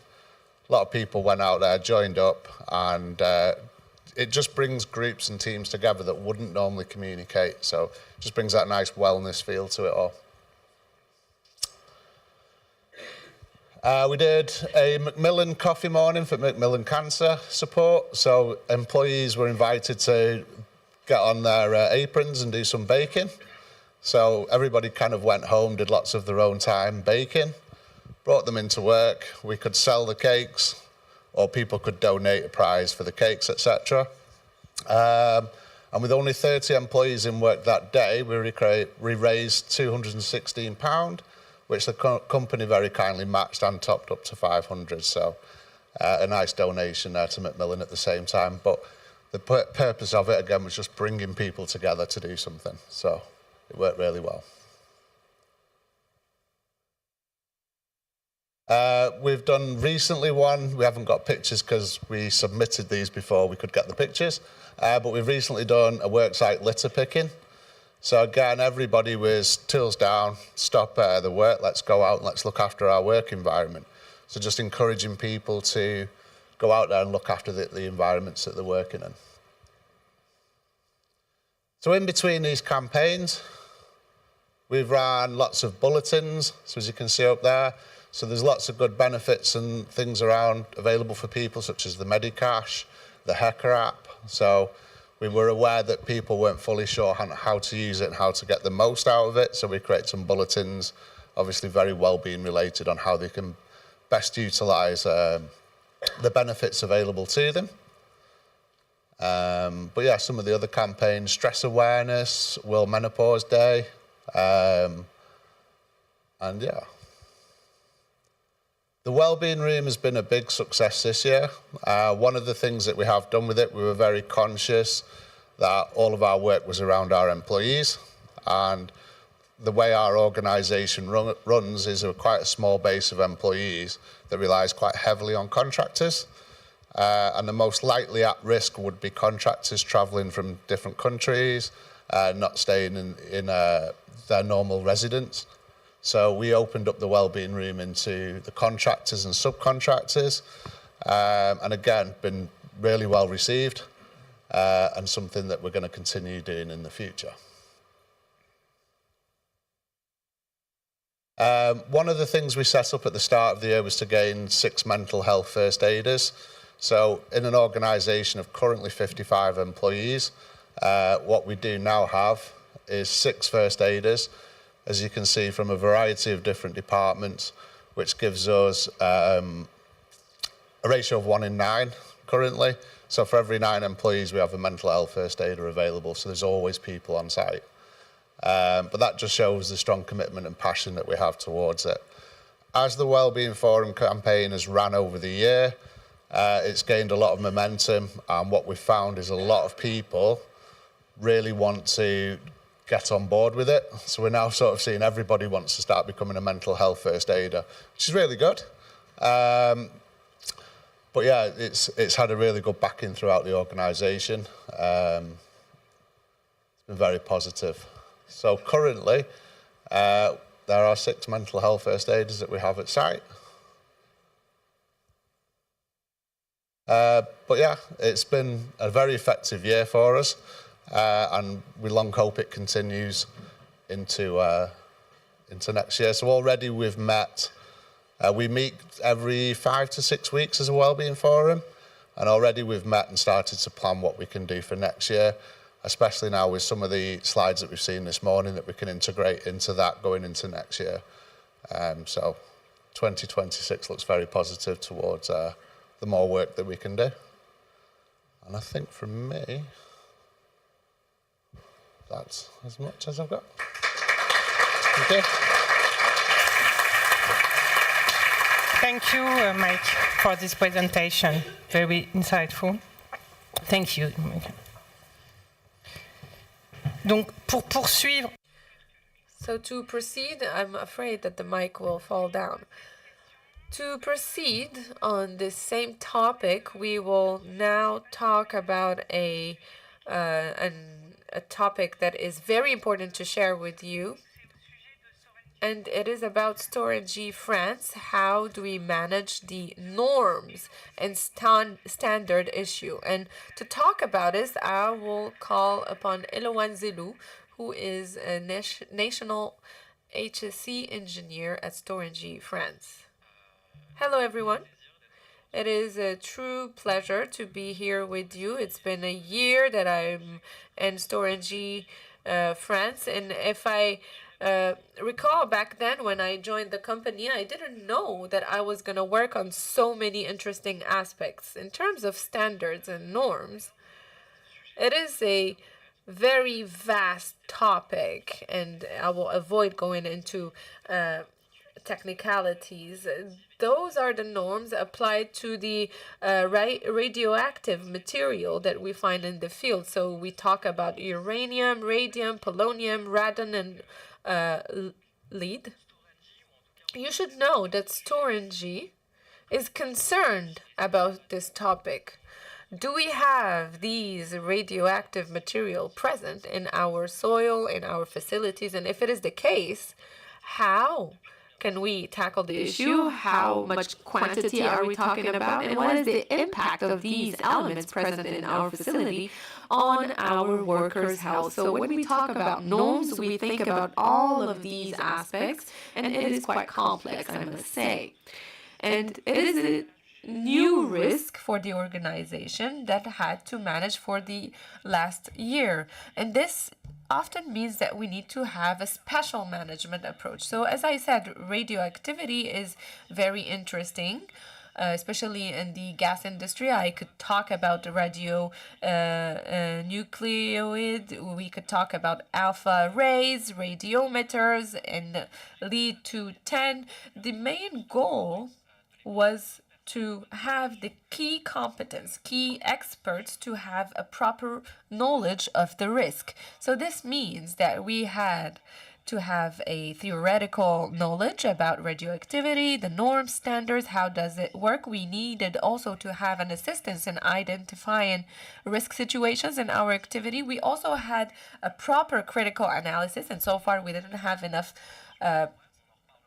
knowledge in this sense. We need to link this critical analysis to risk governance and temporary preventive measures, and be able to characterize the different risks and carry out the different studies to determine the proper framework for Storengy. So in terms of norms, you need to know in the radioactive aspects, you have two main aspects. Radiations, of course, this only pertains to sources of radioactivity, so we are not usually exposed to this situation. But the other risk is related to the contamination via the exposure to radioactive substances through respiratory tract via inhalation and mucous membrane via ingestion.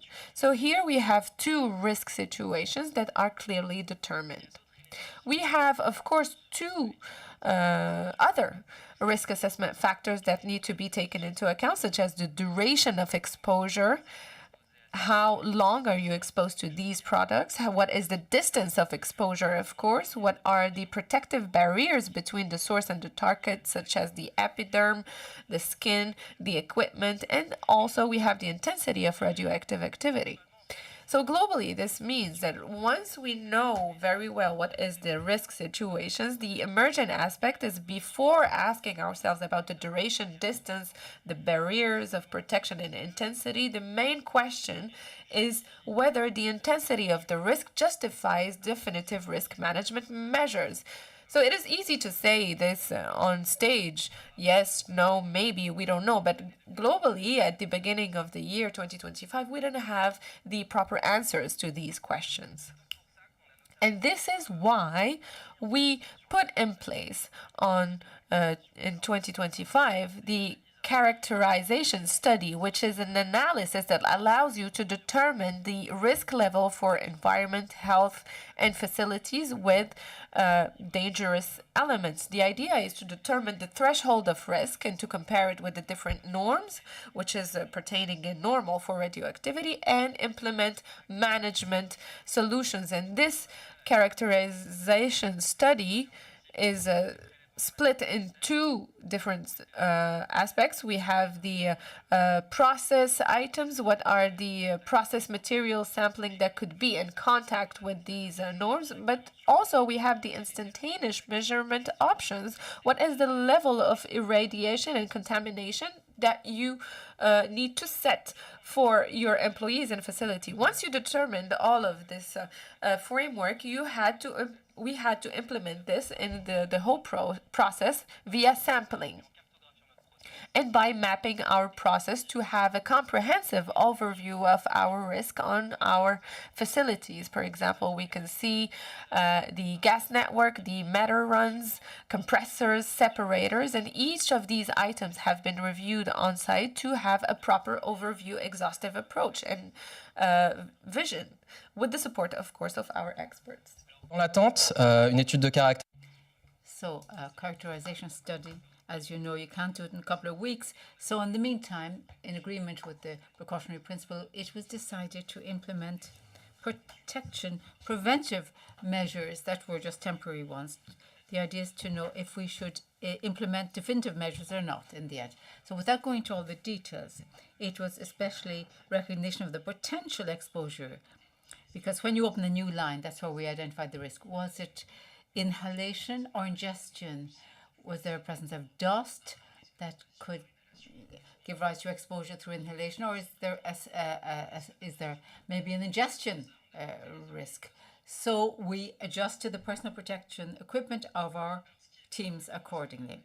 Now, with the norm risk and the management of any new risk, what's interesting is that we don't always have all the same issues to address. So, for example, I wanted to show you a slide. Yeah, we've deployed an organization. Here you see it.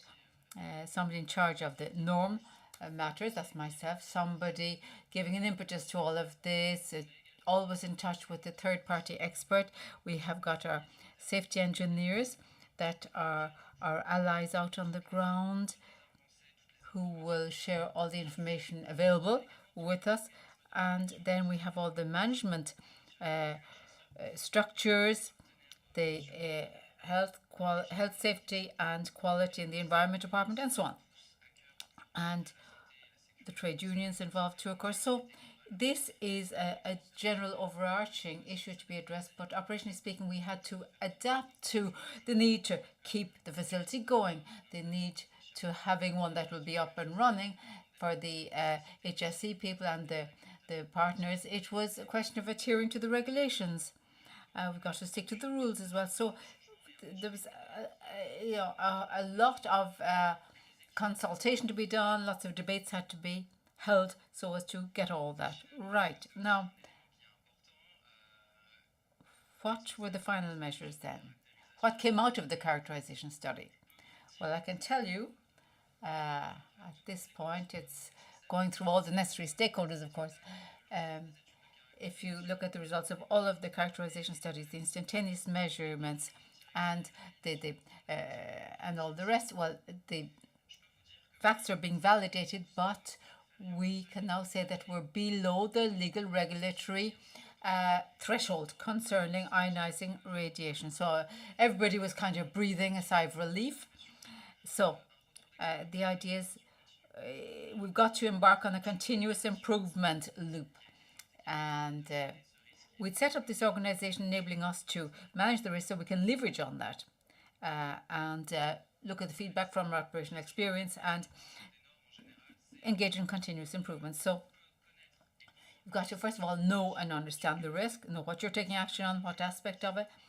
And this is of strategic importance because the faster you tackle it, the more efficient you'll be.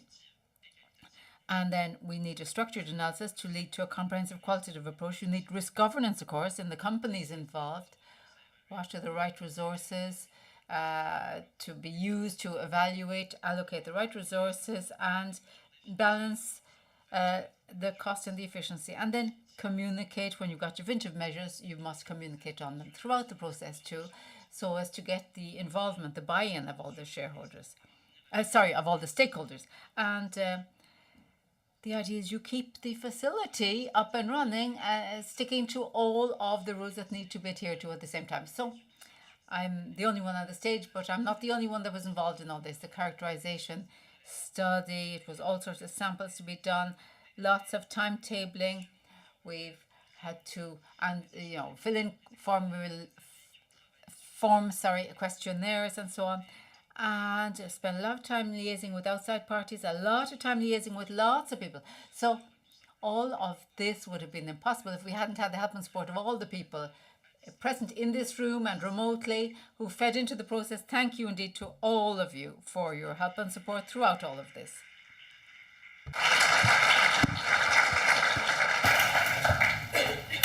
Merci, Elouane. Thank you, Elouane, for this presentation. And thank you to all the teams for the work you put in on this subject that mobilized you all in 2025. It's time to conclude this morning's session now. I hope you enjoyed the session. I'd like to call up here on stage our Group Vice President on Health and Safety, Sonia, and you'll perhaps address some words of conclusion to everybody here today, Sonia. Yes, thank you. I'm very happy to be with you. I'll be brief. I apologize to the interpreters. She says I will try to slow down and not speak, with my natural delivery, which is pretty fast. Anyway, I want to be fast though because I'm standing between you and lunch, so I'll be a bit like Charlotte, but I won't stick to my notes either. And the key message, the take-home message is thank you for inviting me along. Thank you, a heartfelt thanks I'd like to express, because what I've seen this morning is one safety. That's what I'm expecting. That's what I really want us all to do.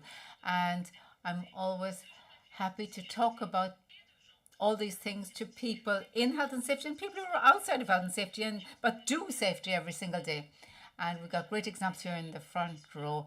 Charlotte, Philippe, their partners, to make sure that we operate safely in all situations every day. Thank you to you all, because when I see you all here today, I say that one safety is about all that. And also thank you because I'm learning a lot. The presentation on No Mind at Risk I thought was brilliant. Chatting with people over the break, I saw others thought the same. So you've been doing great things on No Mind at Risk, and you'll be continuing to do great things in Storengy. So I think the strength of Storengy is you, this community you form here, that you're an expert, knowledgeable, recognized, acknowledged entity. And the fact is you also belong to the NG group. You can contribute things to us and we can contribute things to you. That's what's important. What's happening in Storengy out on the ground inspires us in what we can propose to the group. And you should be able to avail of some of the things we have to offer too. So as Alexia and Charlotte said earlier, I should make a little speech maybe to talk about the resonance between what you're doing on the ground in Storengy and what we are doing in NG, in my department. Because what you're doing makes sense only if we can draw benefit from it too. Firstly, we've come a long way. And let's look in the rearview mirror and see what we've been doing since we set up One Safety. And then we'll talk about the future and what we hope to do in the future on One Safety. So, the past first. One Safety. What we have accomplished. You remember 2021. Who was around in 2021? Okay, yeah, me too. Not in Storengy, but in NG Group. So, 2021. We had Catherine McGregor, who arrived. 16 fatal occupational accidents we had. Now, I realize, well, that doesn't sound good maybe. So let me explain what I mean. Let me explain what I mean. Okay, Catherine came in, and it was a bad year for the group. But Catherine saw that, given her industrial experience, she said, this just can't go on. This is unacceptable. And she started getting into action on this. And she said, this is just not on. This has got to stop. ENGIE cannot be a major industrial group and tolerate that 16 people die while they're doing their job. So she rolled out One Safety. And One Safety 2022, 2023, 2024, and 2025 has been 4 years. And we've accomplished a huge amount in 4 years. And let's have a look at what we did in those 4 years. What you've been doing in Storengy is important too, because these two stories are all interlinked.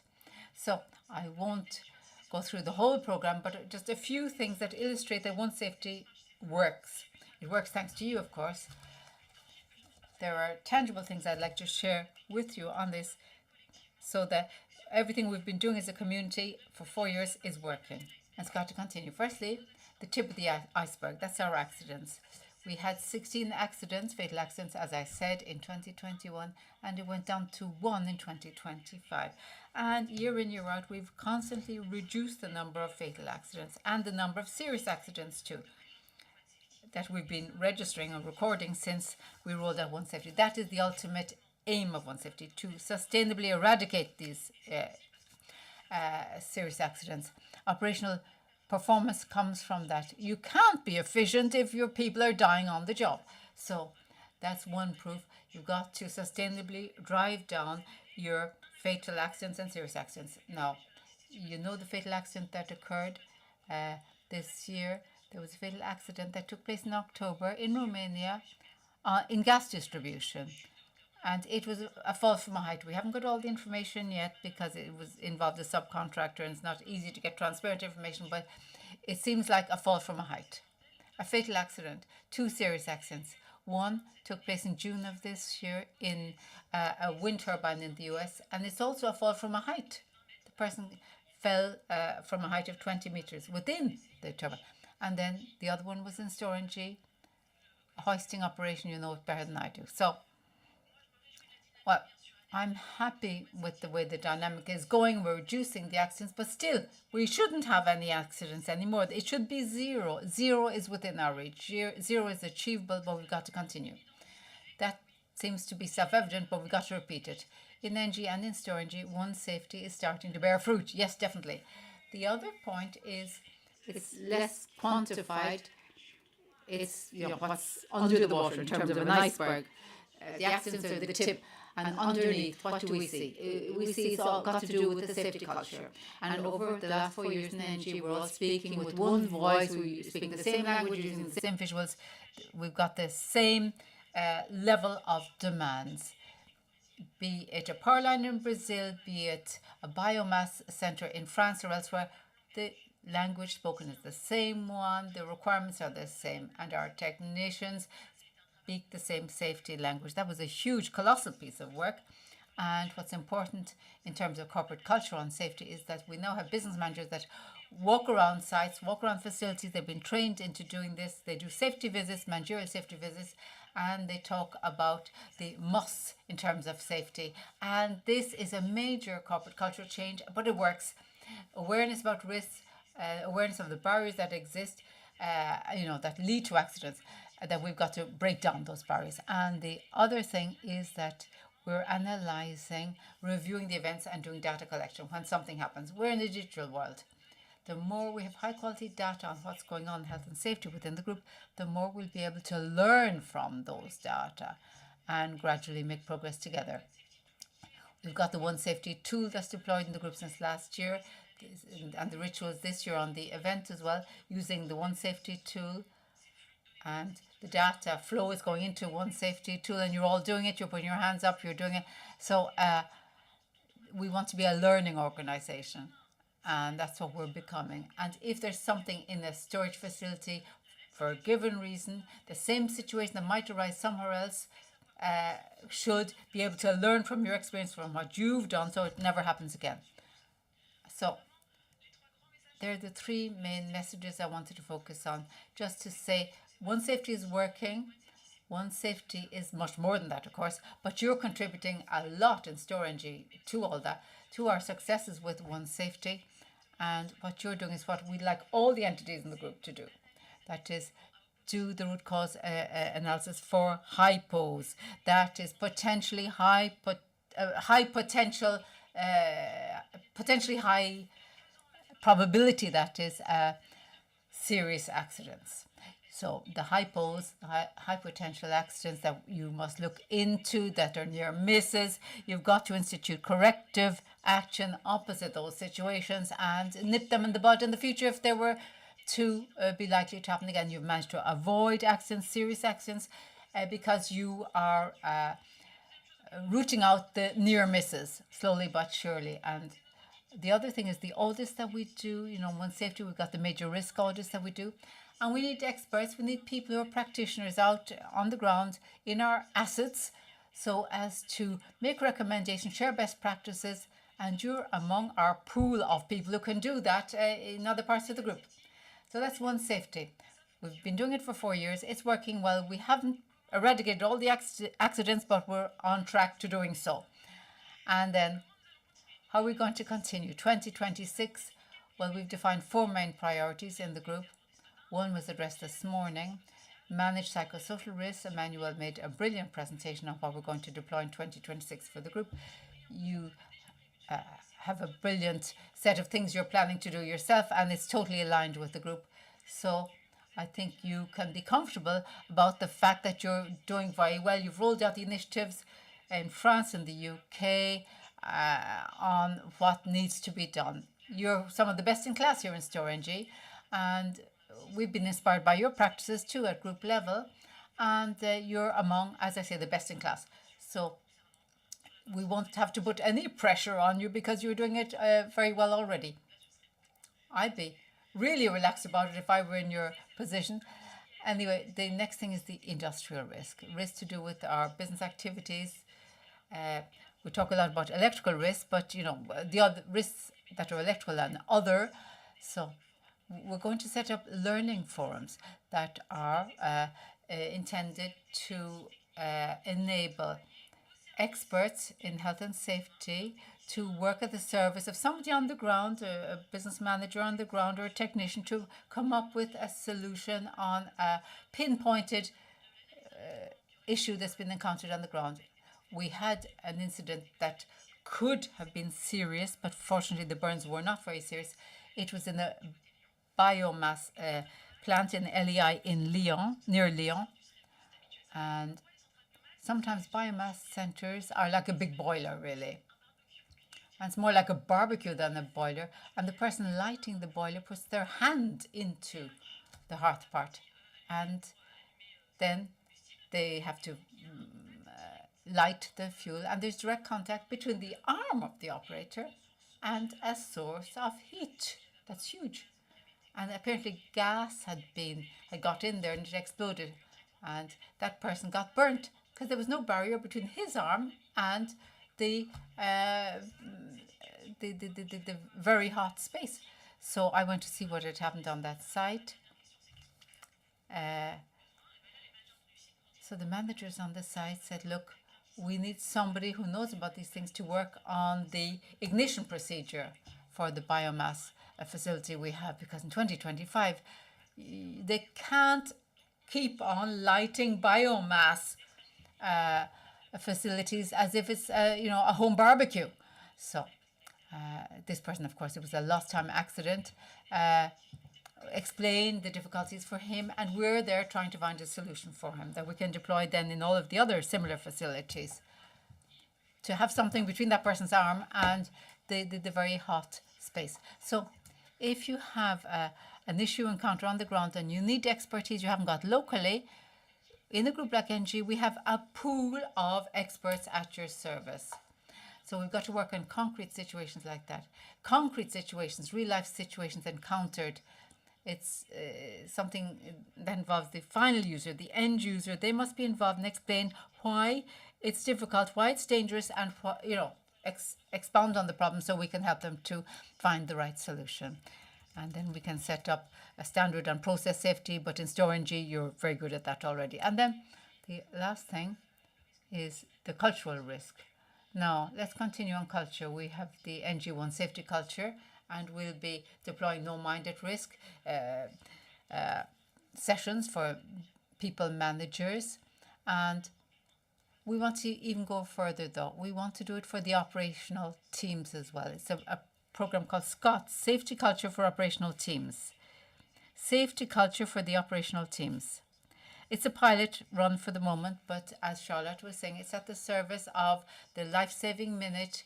The fact is, our teams, our operational teams and technicians must understand what's behind the rules, why they need to be enforced. You've got to talk them through, walk people through them, and let them understand why it's so important to stick to these rules. So you can avail of that when the program's available. And I'd encourage you to do so, because I know it's a 2026 priority for you to bring it a notch further when it comes to safety on the ground. And the last work stream concerns you too is the risks involved in outside companies, that's subcontractors. And we have the PEPS program that we already had in LEI that we're rolling out for the whole group. It's one thing you already do, PEPS, and something else that's different. So there's a day for subcontractors. You can get better on that if you like. And then we have briefing and debriefing that are important rituals with the subcontractors. You prepare in the morning and you debrief in the evening. And we have management visuals that we supply on that. And they're working on big assets that LEI has within its portfolio. It can be Brazil, it can be thermal power plants in France, it can be anywhere. And, they have our visual logos and so on, and they run through the risks that might be present, and it works very well. That's what's on the cards for 2026, and there's a question that lots of people ask in this regard. So once safety had a start, will there be an end? Obviously, no. There's no end to it. It's going to last as long as NG lasts. And it's a question of going out to seek better performance every single day. That was my take-home message for you by way of conclusion to this morning's session. And I'd say enjoy the rest of the day. Merci Sonia, merci d'avoir... Thank you, Sonia. Thank you for recalling NG's ambitions, talking about the actions rolled out and talking about the prospects going forward and giving us an inkling into the future actions that will be taken. So we're nearing the end of this morning's session. We'll go and have lunch now, and we'll continue chatting over lunch. We'll have lunch where we had the break earlier, and we'll come back here at 1:45. That's 1:45. On the dot, please. 1:45, because otherwise it'll be hard to stick to our schedule.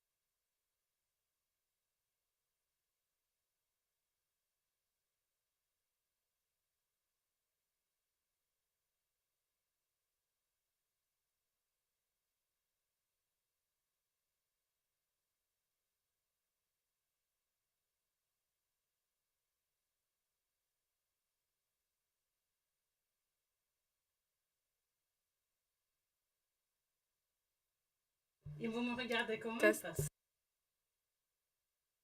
Ouais. Non, mais ça, c'est pas... Voilà. Ok, allez, les mon casque, mais pas. Hop, on va mettre comme il faut. Hop. Voilà, très bien. Coucou. Coucou. Trop belle.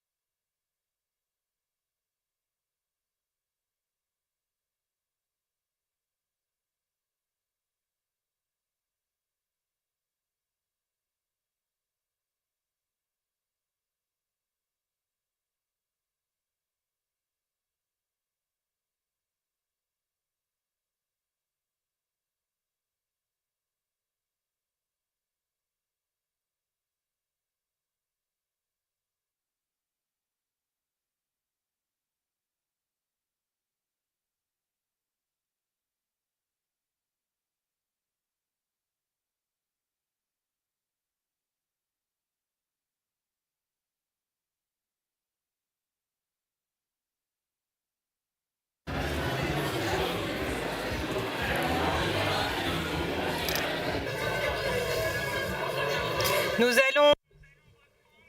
We will now resume our conference. Please return back to your seats.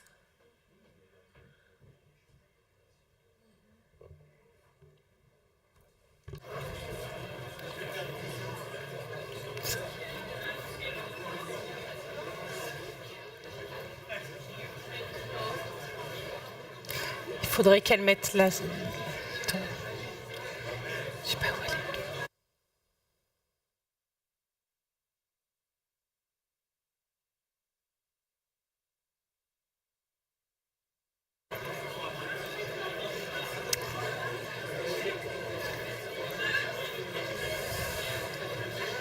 Bon, je pense qu'on est à peu près tous là. So I think we have most of the people in the room. Please, let's resume to proceed and start the second session of our convention.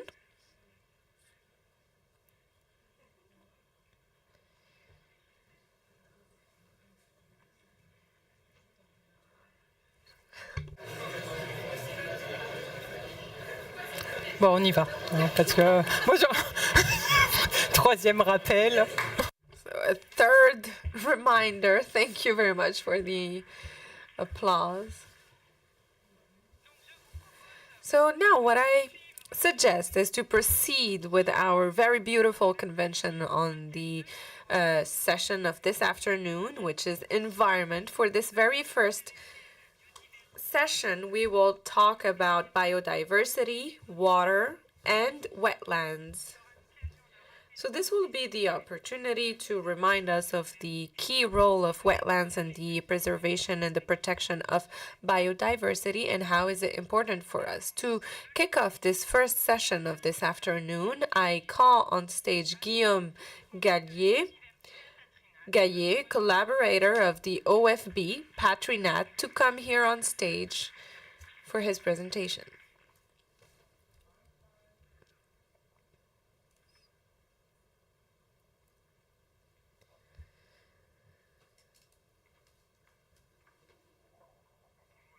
Hello everyone, my name is Guillaume Gaillet. I am a project manager of the French Office for Biodiversity, the OFB, at Patrinat, and thank you very much for inviting me to talk about a very important topic, and thank you to the team for the organization, the logistics, and the design of today's convention. So let me first talk about the French Office for Biodiversity. Our purpose is to protect life and preserve our future, and to ensure the prosperity of our society. So it is a French office that has 5 complementary missions. The first one is the environmental policing and wildlife health policing. The idea is to do and conduct outreach program to sensitize people and also to support the police for environment. The other mission is the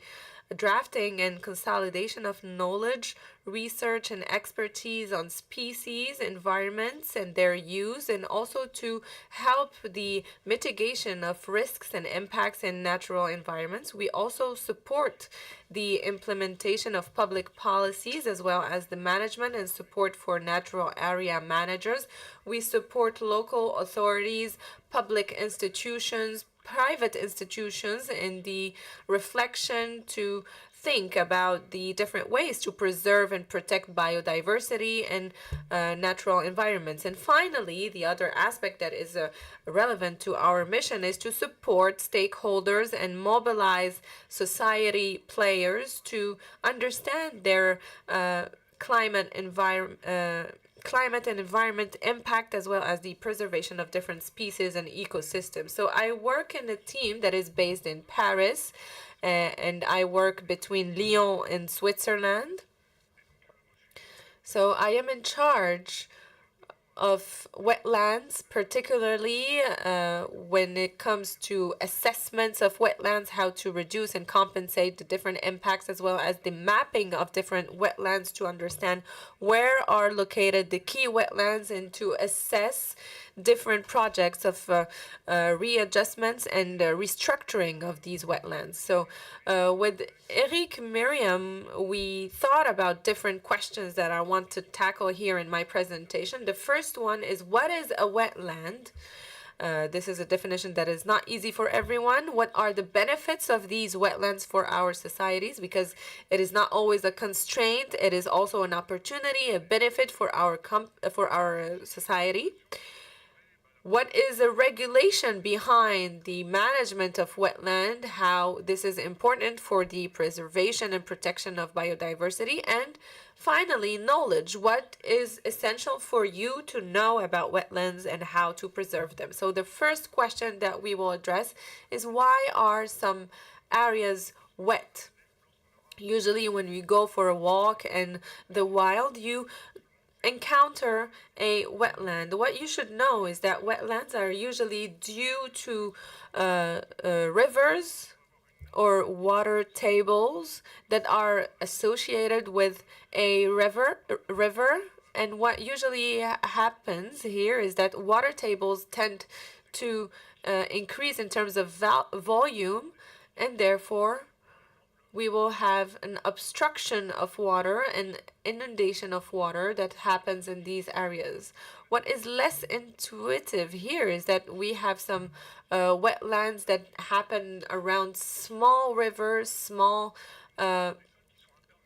areas, and sometimes you can even find wetlands in soil impermeability. So what happens here is that when we have high rain seasons, we have wetlands that occur in an area that is quite impermeable.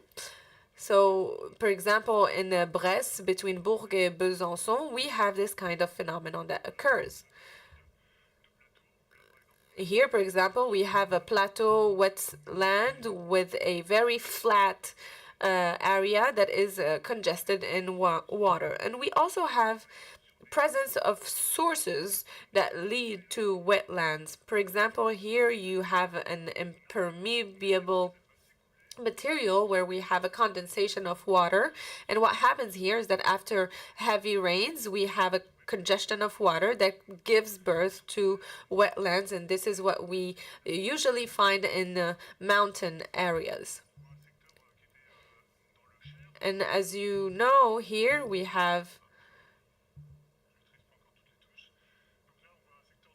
a sector of water table. As you can see, we have the birth of a water table in a very flat area. Also, we have the influence of the sea that plays a role here. For example, the maritime context will create a water table that will give birth to wet areas in dry land. For example, in Saint-Brieuc, we have the ocean on the right and then a wetland on the left side of the screen, as you can see here in Great Britain, Brittany. The other question is, are there different types of wetlands? Of course, we have, for example, major natural wetlands that is today part of the national heritage. We have wetlands, or rather peat bogs, that float around the lake, as you can see here on the picture. We also have wetlands in mountain area with rosaries, for example, here. But wetlands are not always natural environments, because sometimes when you have a destruction of vegetation, you often have a wetland that occurs. But this does not only include very natural environments. As you can see here, we have different rivers and water areas that are close to the ocean that are not expected to have wetlands that become wetlands. For example, here we have a field that has been destroyed and exploited for agriculture. Later on, with time, we have a degraded wetland that takes place here. And these are areas that could be interesting when we want to recover and replace natural environments. And here I put you another example, which is an industrial area where we can find wetlands because the soil is still condensed in water. And usually what we find is that in these wetlands, we have an upstream process of creation. So this means that usually upstream process starts at high altitude and ends up in low altitude. So what we have the head of basins at the higher level of altitudes in lakes and mountains, we have the creation of wetlands, which we have a high condensation of water. And then on the lower level, we have small lakes, small dams.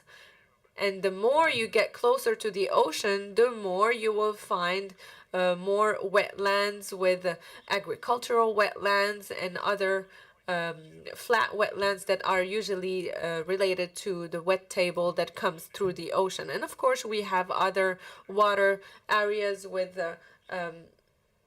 lagoons near to the ocean. So as you can see here, wetlands constitute today a very diversified heritage. And what is the real purpose of a wetland? Why is it important and why we need to focus on it and to protect it? Because we have some items that could benefit society. So the different services that are related to wetland could be of different types. For example, we have a very first type of service, which is the supply. What do we mean by supply services? Resources that will be used by different societies, such as fish species that are available in some areas and wetlands. We also know that we have herbs, different herbs that could be exploited by wetlands and other resources such as amphibians and mushrooms. We also have agricultural activities that are very useful in terms of supply if they are not very intensive with the exploitation of cattle, especially when it comes to wetland. We also have wetlands that are very favorable for some agriculture, some crop, especially as we see in Camargue. And finally, bee culture. And finally, in terms of supply, the wetland could be very useful for pharmaceutical resources, water retainment, containment, and management, as well as forestry, woodwork, even though sometimes this leads to the destruction of wetlands. So these are the few examples to give you an idea of why it is important for us. And let me focus on water sanitation. Here I wanted to give you an example of Evian catchment area. So what is a catchment area? A catchment area is an area where we have several dams to receive water and be able to consume it. So here in Evian, this is a very known area. As you know, this is the Léman Lake that has a length of 20 kilometers. So in this catchment area, which is a valley that is quite inclined, in this plateau we will receive different water, and the water will be filtered and captured from the source. So on this example, what is interesting here is that we have a lot of wet areas and a great capacity of water preservation that leads to an exceptional biodiversity, because wetlands will filter water, and when water will be filtered, we have more than 15 years to filter the water between the plateau and the spring. So this means that we have a lot of time to have a proper water that is filtered. So what is interesting here is that local players that created an association for the protection of the Evian mineral water catchment area to create sustainable development of villages with snow melting salt and zero pesticide target.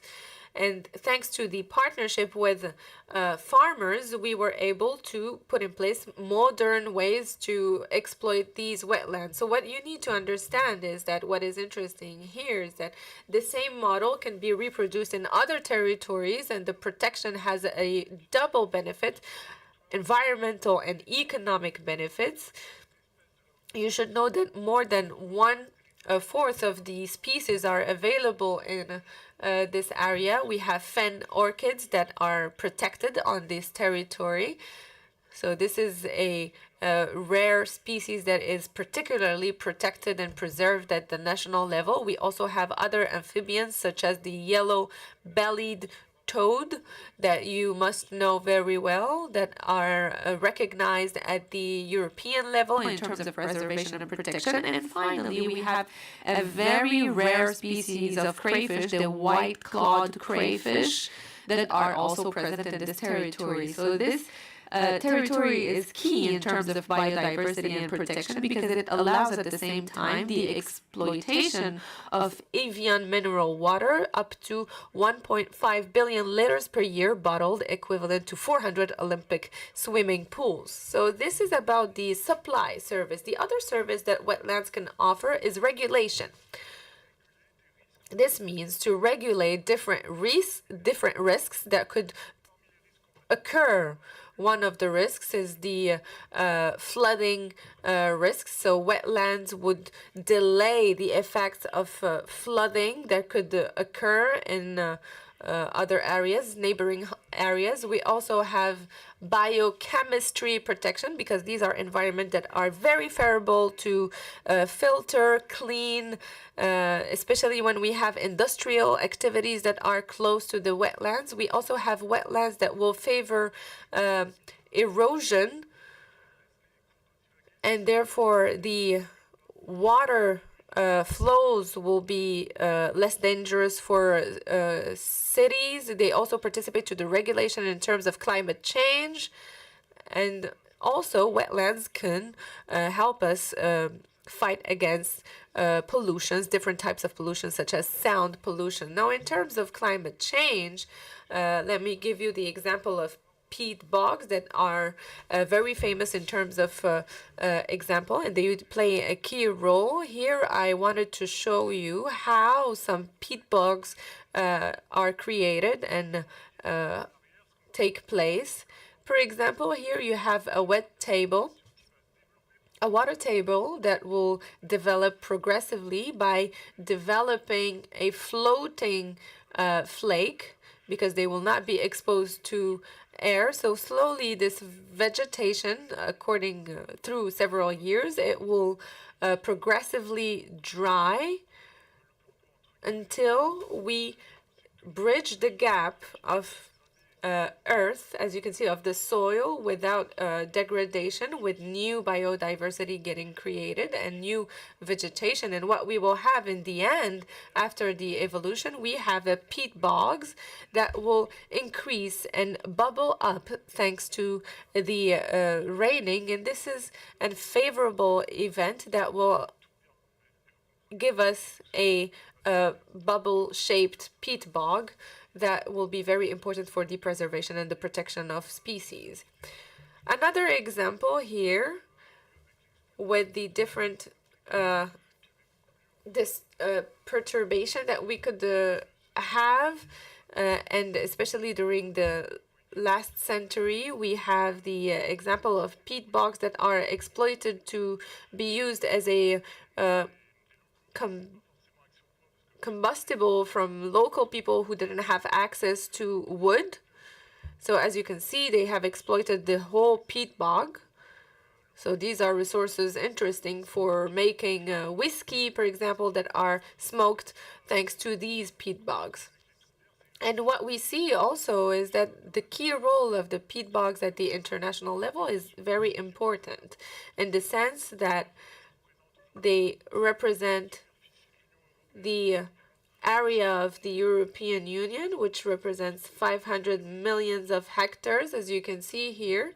And the CO2 stocking is tremendous because it represents 600 billions of tons of CO2. And this mainly represents 15 years of CO2 emissions for France only. So this is very important because it helps contain CO2. And as you can see, peat bogs have a very small area, surface, compared to grassland or forest and deserts who have a higher area extension, but they contain much less carbon. So peat bogs are very important in terms of climate change regulation. Let me skip this part that is less important. And another service that we'll talk about is the cultural service that wetlands could offer. So these mainly represents hobby areas, activity areas for fishing, hiking, hunting, and you can even rent rights for hunting in wetlands. We often have sites that allow artistic creation, hikings for tourism, and other activities. So what you should know is that generally wetlands that are little or not at all altered concentrate the most varied services, species, and biodiversity. So they are not only limited to agriculture, but wetlands could be also used for different services, where we could use them to better manage cattle, better manage the species to preserve the biodiversity, as well as the other services that I just mentioned. So the other question is that all of this is interesting, but how much does a wetland generate? And here we did an estimation on different territories before implementing projects to understand the ROI behind these wetlands. So you should know that flood protection for the floodplains of the Marne Valley would cost between 300,000 K and 1.1 billion euros. So as you can see, this is a very wide scale with a very significant budget. So what was recognized here is to better preserve wetlands instead of doing a whole restructuring project. And we also have other figures, such as this one in Middle Oise Valley. We have seen that 5,000 hectares of alluvial wetlands support low water levels, an estimated cost of replacement by a structure of up to 35 million euros. So this means that they play a role of water containment in dry seasons. What is interesting here is that we wanted to implement a project to contain water, but we've seen that wetlands do the same job for a cost of less than 35 million euros. Another interesting fact is that the Saône Valley groundwater aquifer provides 57.5 million cube meters of drinking water. So what we've seen is that if we didn't want to preserve grasslands to purify water, because we have a lot of capturing of drinking water, it would cost us a budget of up to 8 million euros a year. And the other reason that I wanted to show you here how much they generate in terms of revenue is that, for example, in the Camargue, we have a lot of flooding, and usually the soil in the rice fields would denitrify 80% of the nitrogen fertilizer after spreading. And this nitrogen is not bad for the ecosystem, but when we have a high concentration of nitrogen, this could be very bad for the biodiversity and the protection. And we have new bacteria thanks to the wetland that consume this nitrogen and therefore allow new activities of tourism in these areas. So these are the services that wetlands offer, and what is recognized today is that in terms of regulation, this protection is managed as a common public interest since 1972. It is not only a scientific aspect or fact, it is something that is protected by law. And why? Because we had to face threats that were too excessive of different kind. And if you look at agriculture, forestry, very often you dig ditches in wetlands so as to evacuate the water as quickly as possible, and otherwise it might leach away nutrients and so on if you leave the water stand. And sometimes you see large basins of water that from which one goes to mine granulates.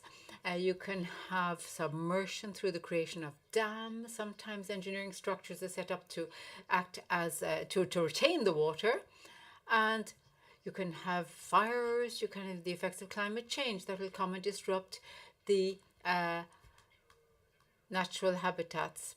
And we've seen regulatory measures to govern the protection, to vouchsafe the protection of wetlands. Here with the reference to the French law that was enacted the Water Act that defines wetlands, and it's a wetland is defined as land, whether cultivated or not, that is usually flooded or saturated with fresh salt or brackish water on a permanent or temporary basis. Where vegetation exists, it is dominated by hygrophilous plants for at least part of the year. And vegetation, when it does exist, therefore, is dominated by hygrophilous plants. Now, what are hygrophilous plants? These are plants that grow more or less only in wetlands for at least a major part of the year. So this is a very literary kind of definition, but on the ground, when you've got design offices that have to go and identify and classify wetland, if there's a plan to actually build up the area or something, well, the government ministry has to see what the subsoil is like, so as to see if it could be characterized as being a wetland. And there's a whole list of species that are deemed to be characteristic of wetlands. For example, you have reeds, you have the irises, as you see here, or you have the white willow that you often find close to water. And then you have soil criteria. For example, if the vegetation is destroyed, you may still have wetlands present that will be recognizable via the soil that's there. So you'll have traces that you'll be able to observe by doing samples, by taking samples, I mean. And therefore you drill down. It's a cylindrical process where you actually dig down to find traces. There might be rusty iron, redoxic traces as they're called. That is typical of wetlands that have seen temporary water ingress. And because iron will go rusty if it gets wet. And you will see manifestations like this in the soil, in the subsoil, showing that, water has been there. And these are all clues that we can use. And you can also have the fact of iron not being exposed regularly to air, and it'll become bluish or greenish. And that's also characteristic of wetlands. And we talked about peat bogs earlier. You've got vegetation accumulating and not being decomposed. And the soil then will be almost totally made up of plant material. And that's an indicator of humidity, because that produces peat bogs, turf. And in France, we have the 1992 Water Act defining wetlands, identifying them as being of general interest, therefore must be protected by the public authorities, and developments in wetland areas are governed by regulations. As soon as some development exceeds a certain surface area, the developers, in certain cases, will have to do some permitting or apply for a license to actually do their development. And, for example, what will be required in certain cases will be that offsetting will have to be done. And the project owner will try to minimize the impact on the wetlands, and the impacts will be felt. Therefore, they've got to take offsetting measures, enact offsetting measures in another site, as you see on the right here, as to make up for the site that will be impacted. The example you see here is a well associated with a gas pipeline. It's not a gas storage facility like you have in Storengy. So if you want to set up something like you have on that photograph, there will be a tarred surface. And if you exceed 0.1 hectares in surface area, you've got to make a declaration or ask for an authorization and go and find an offsetting site where you will do something of ecological, in terms of ecological betterment, really, for the site that will be classed as the offset site. So if developers have a lot of residual negative impacts, well, there will be tools they can use to try and remediate the disruptions they've created. And they've got to evaluate if they've offset correctly. And the entity I belong to myself is called Patrinet, and we have a consortium of scientific players and design offices that work with the project owners on this. And we've worked with INRAE and universities and all the entities you see listed here on the brochure. And we have a method for the evaluation of the functions of wetlands, and that is done by the French central government to foster best practices out in the regions. Now, these are very technical methods, scientifically based, but for technical people, of course. And the idea is they should try and evaluate if the losses generated, hydrologically speaking, biochemically speaking, in terms of biodiversity, will be properly offset by the offsetting actions enacted on this offsetting site that we see on the right. So the idea is to weigh up, as you can see, the losses on the site impacted with the gains on the offsetting site. It must be great. They must be greater than or equivalent to. It's what we call functional equivalence in 3 steps. And that is the regulatory side of things. That's kind of constraining. And also, we've been trying to grow our knowledge base so as to enable players to have reference bases that they can utilize if there are development plans in wetlands. For example, an interesting example here is processes we see in France in the areas you see in red here. So to recognize certain wetlands as being of international importance, not just national, but international. And there's a global network bringing together remarkable sites, as they're called, Ramsar. 45 sites currently listed here in France. And they're of major interest for the preservation of wetlands in general, globally. And internationally, Ramsar is the only convention or agreement between them among a whole multitude of countries aiming at the preservation of a large type of an important type of ecosystem, an ecosystem that's important on an international footing. You don't have something similar for forests or deserts or anything, but it's been done for wetlands. And so in France, we've got 45 sites currently listed in the Ramsar network.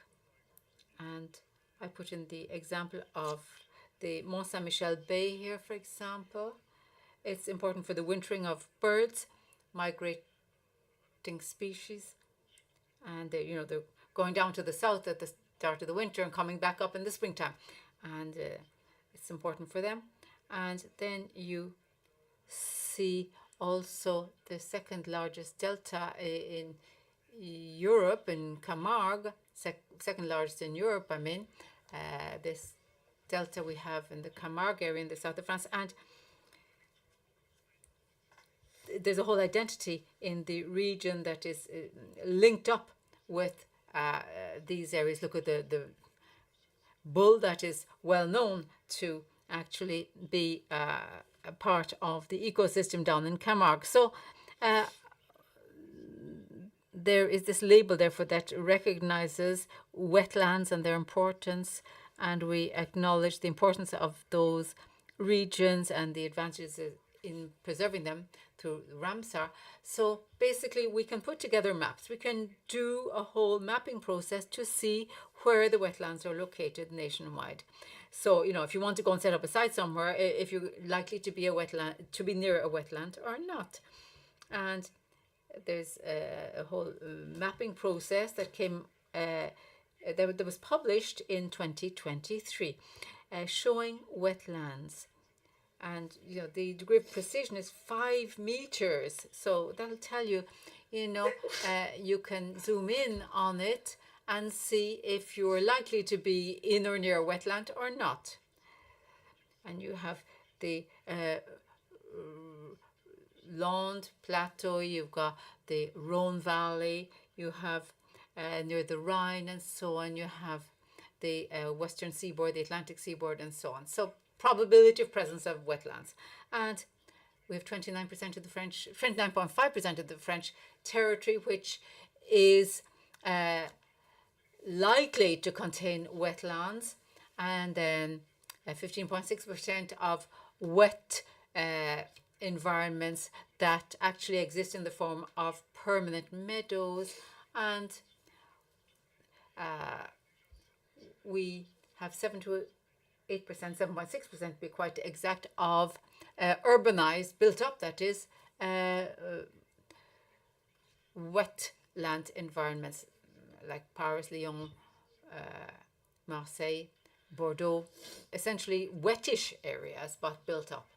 And if you want to find out whether or not you're in or near a wetland, there's a website that's available that you see on the screen here. There is a whole interface that you can use to refer to, where they're located, zoom in on where you are or the site you have to see if you're in a wetland or not. So with Eric Merriam and their colleagues, we decided to zoom in on some Storengy sites to see what's happening there. We've taken two situations that are highly contrasting, and we'll look at those. Now, we have the Ben one first. That's in the Yvelines, not too far from Paris. The Ben site. You see the village of Ben here on the right, and you see then the locations of Storengy facilities and Natran, and the different storage facilities that are dispersed around the territory. Now, we apply the if we apply the map of the probability of the presence of wetlands here, we see it's highly unlikely we'll find wetlands in here. However, there are areas where the probability of having wetlands will be much higher. And in pink, what's pinkish, well, they're urbanized, built up areas, probably wetland areas. And you can see the water courses. And of course, when you're near a river, you have possibly the appearance, the emergence of a temporary wetland around the river area.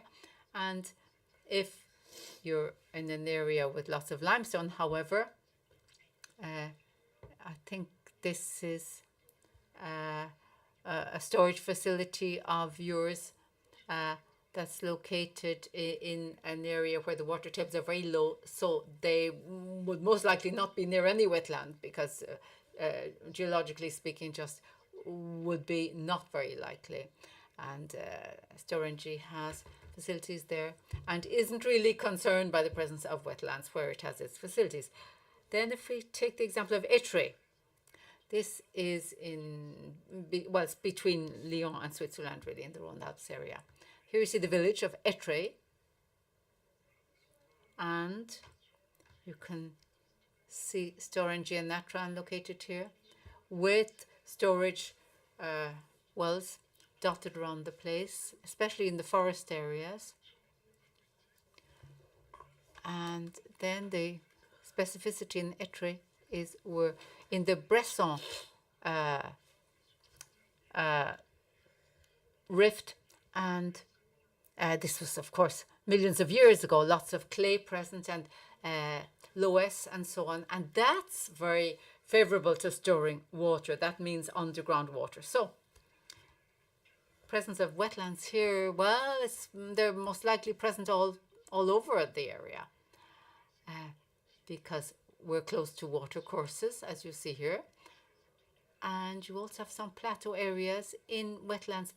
And if you know Étré well, and I know it well because I grew up nearby, so you've got areas here with plateaus where people often grow maize, corn. And, if they dig ditches when they're growing their corn, well, it's because they need to drain off the water. So the corn doesn't need to be irrigated, but when it comes to doing urban development, you've got to super elevate your constructions because otherwise the water is not very far below the surface. So in this kind of area, in Étré, it's quite a different matter to what we saw a minute ago. Well, in environmental research, there's a project aiming at evaluating the indirect impacts of trenches made to make the gas pipelines go through wetlands. And, they stake out what will represent the route of the gas pipeline. And this has never been checked for the moment, hasn't yet been published. I think it'll be published in the coming few years. The fact is that if you dig trenches in wetlands to put in gas pipelines and then fill them back in, it could have a drainage effect on the wetlands, because when you dig into the soil,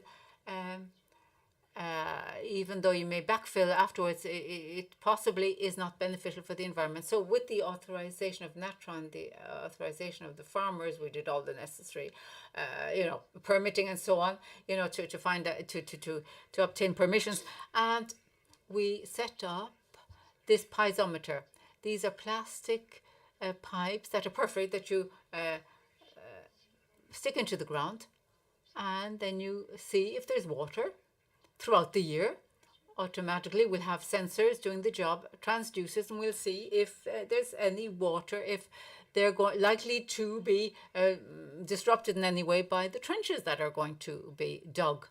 So, you can take the readings from one of the sensors for the last 12 months and see what's happened over the course of 12 months. Then there's another site I'm familiar with myself that I wanted to show you. Storengy is part of the process here. It's helping the local county, the département, to restore a wetland. This is called Bizadon. It's in Cras-sur-Aisous. And this wetland had species that like open areas. They're herbaceous species. And they were proliferating. And Storengy helped the county authorities to work with Conservatoire d'Espaces Naturels Rhône-Alpes to put together projects to restore wetlands. And this, has been funded by the people mentioned here. They have to open up the wetland and not let it live in a closed circuit anymore. That's the idea. And that's about it for me. Thank you for your attention. Merci beaucoup, Guillaume. Je vous invite à rester sur scène avec moi. Donc, merci. Thank you very much. Thank you very much indeed for that presentation. You're perfectly on time.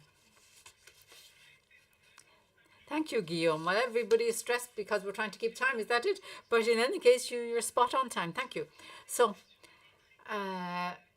it was very concrete, lots of pictures too, to show us the importance of ecosystems that are rich and that can provide us with lots of valuable services, but at the same time, they're very fragile. We really have to try and protect them.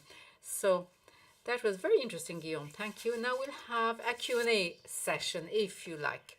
We'll take questions from the room. Hello. Thank you for this presentation. I'm in charge of the environment in GBU Infrastructures and Energy. How do you restore a wetland? I mean, do you make it bigger? If there's an industrial site where we want to restore a wetland, how can we not have an untoward effect on the environment? And as you said, there is functional equivalence, but sometimes there's a functional surplus. So to try to recover wetlands in terms of functionality is to aim degraded or deteriorated wetlands, because this means that you need to aim for deteriorated wetlands where you have invasive species that will be drained with different irrigations or destroyed in the past by agriculture. So the first thing to aim is to look for deteriorated sites. And in terms of functional surplus, you need to look for the biggest wetland, because the more area you have, the more capacity that you have to multiply your efforts and actions to be more optimized on the specific area. Do we have any other questions in the room?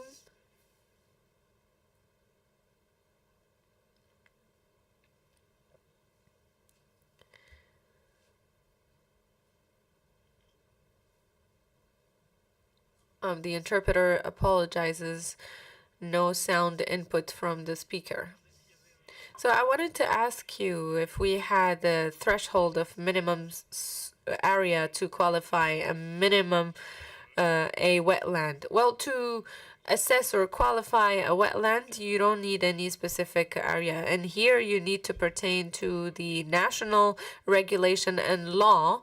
When you have an area that is more than 0.2 hectares, you need to have a license to exploit that wetland, and you do a declaration to the state, or else you ask an authorization to exploit a wetland. So we don't have any threshold to determine or say if this is a wetland or not, but you need a specific threshold to be able to operate that wetland.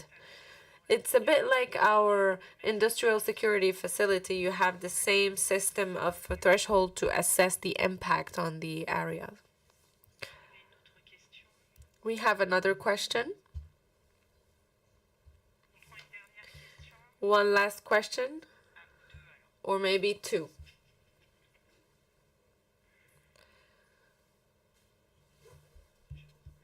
Hello, thank you very much for your presentation. I had a question with the surveys that you lead in your perimeter.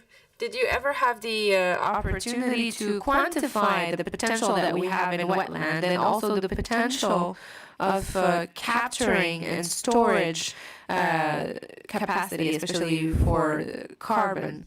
And this CO2 that we can store and capture within our peat bogs, can we consider it as a solution or a compensation action after all of the efforts of Storengy to reduce their CO2 emissions? So on the first question, I understand that you want to know about the threshold of operation of wetland. I showed you the pipeline, the plastic pipeline example that is interesting, because when we want to sequestrate the carbon in the soil, we need to assess the impact. And the second question regarding the assessment of the function of development, the readjustment, the restructuring, the methodology that I showed you with the pipeline is applicable to soils that are normed and regulated to lead recovery and redevelopment activities to be able to capture CO2. So this CO2 capturing, can we consider it as a compensation action? Well, yes, but it is not rather the action itself. It's more the results of the actions that could be considered as a compensation. You need to take into account not only the CO2 capturing aspect, but also the species and other factors of biochemistry, hydrology, water sanitation, and management. And maybe to add on the idea of Storengy, the key commitment at the international level is to do this inventory of wetlands and to have a proper action on protecting wetlands on the long run. One last question, the very last question. It's just because it's you, Eric. Well, in terms of regulation, we've seen that it is in project that we can contain deteriorated wetlands, but in terms of operations, we have 1,500 hectares of land with wetlands. Do we have an obligation to keep wetlands that are part of our land, of our deeds? I think that we want to do a goodwill action by preserving wetlands, but are we mandated to keep the existing wetlands? Well, regulation is not very clear on that, but regulation is useful in the sense that it regulates the development that you want to do on these wetlands. So you don't have any direct obligation to preserve it or protect it, but you have a regulation of different activities that you want to undertake in these specific areas. Thank you very much. Thank you, Guillaume, for this very interesting presentation. Donc, pour poursuivre. So to follow on the same topic and show you the different actions that were led by Storengy, we will illustrate two actions that were made by a specific project. And to talk about it, I call on stage Miriam Jagneau, who is responsible for the permitting engineering and in charge of the Department of Safety and Security. Hello, everyone. So today I will show you some examples of avoiding a wetland by Storengy. The first one is the avoidance of wetlands as part of the EMEG project.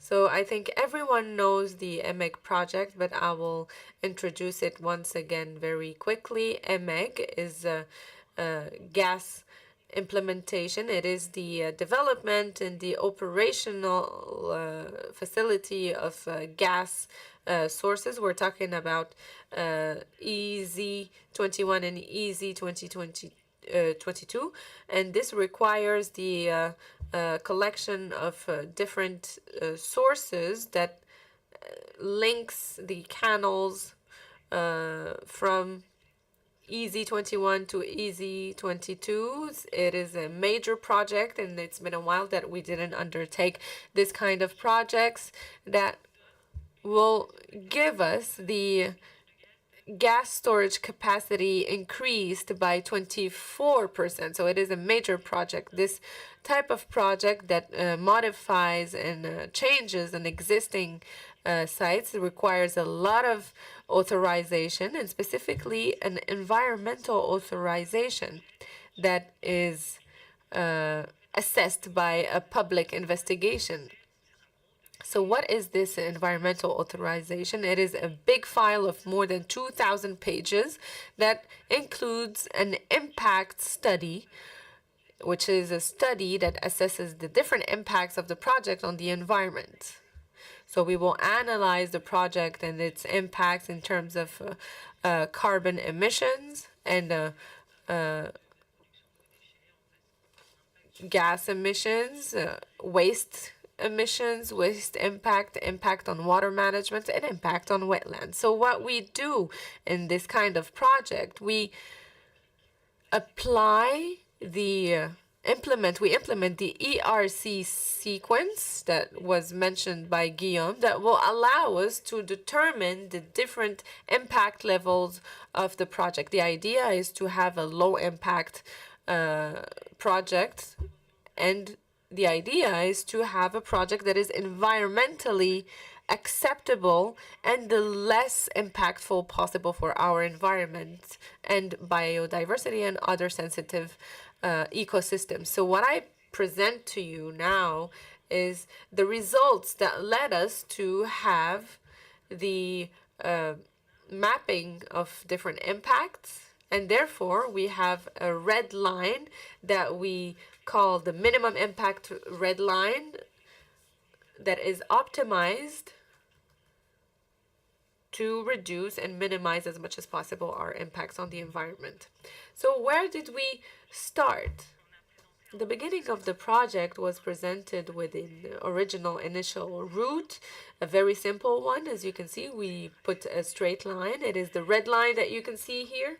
And when we do this kind of project, we know that we will have impacts on the environment. So we do a fauna and flora study, a study that takes up to a year, where we analyze the species, the environments, and the habitats to understand what is at stake in this territory. So at the end of the study, we have this type of stakes. Étude faune-flore qu'on passe en plein milieu d'un bois magnifique, un bois avec de beaux arbres, des arbres à cavité, donc qui peuvent potentiellement accueillir des.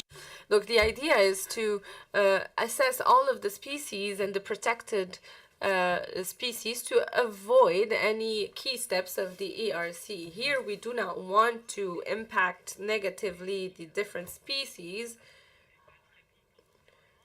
which is not good for the environment, and this will risk more damage in terms of authorizations, licenses, and the slowing down of the different procedures because the commitment of Storengy is to protect the habitat and environment. So we avoid this kind of approach. So we planned 2 other routes that are in green and blue. The most interesting one is that the green is the shortest one because we save a lot of space compared to the blue. And here again, we assess the kind of environment that we impact. And on the right, you see the different lands that we impact. We go from dry land to wetland. And here, as you can see, Guillaume showed it very well. We are right in the middle of a wetland, and in this area we had to cross these very well conserved, protected, and very beautiful areas.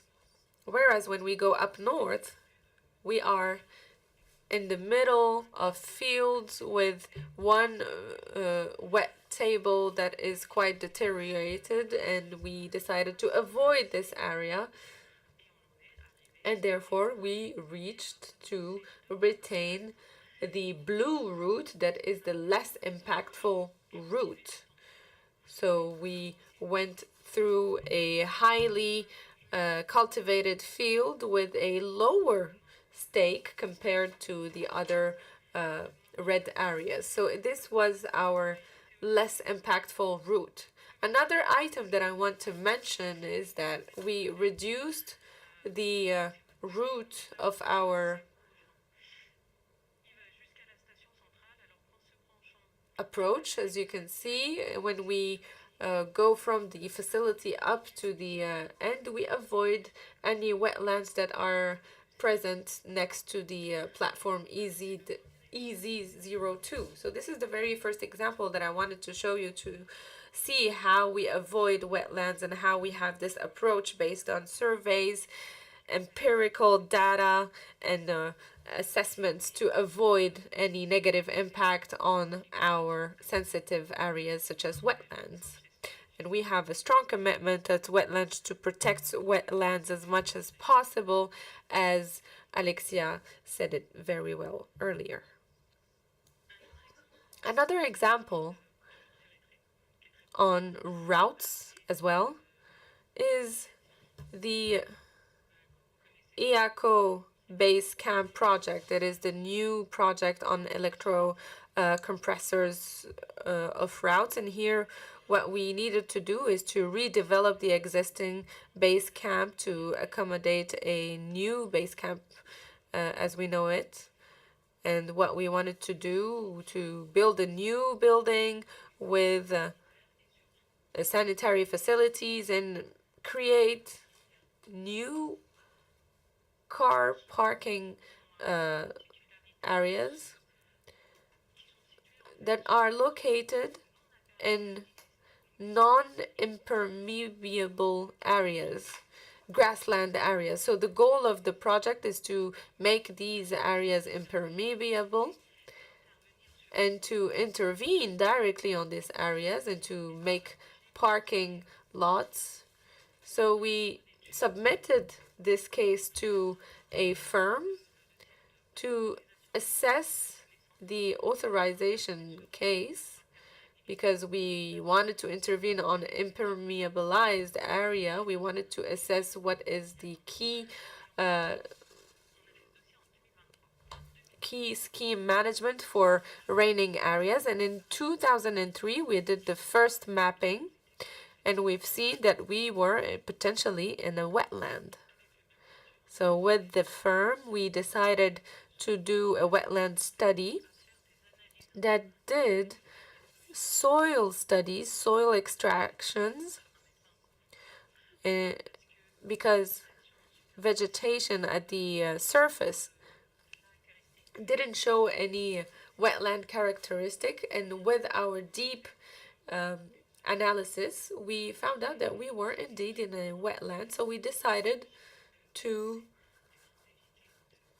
apply the ERC to avoid wetlands, and therefore this impacted the whole project. So we decided to drop down the idea of parking lots and to relocate it on the impermeable area. So subsequently, this allowed us to not only preserve and keep the wetland and to keep up to our commitments, and in addition also to receive an authorization from the authorities to exploit this area. Merci Myriam. Thank you, Miriam, for this interesting moment of information sharing and presentation that showed us the commitment of Storengy on the field in terms of wetland protection and biodiversity preservation. Now what I suggest is to go to the other part, and now we will talk about another challenge, which is the wastewater management. Crisis Management and Environmental Protection Referent at Storengy Deutschland, to join us on stage to share the initiatives implemented regarding wastewater management in Storengy Deutschland sites.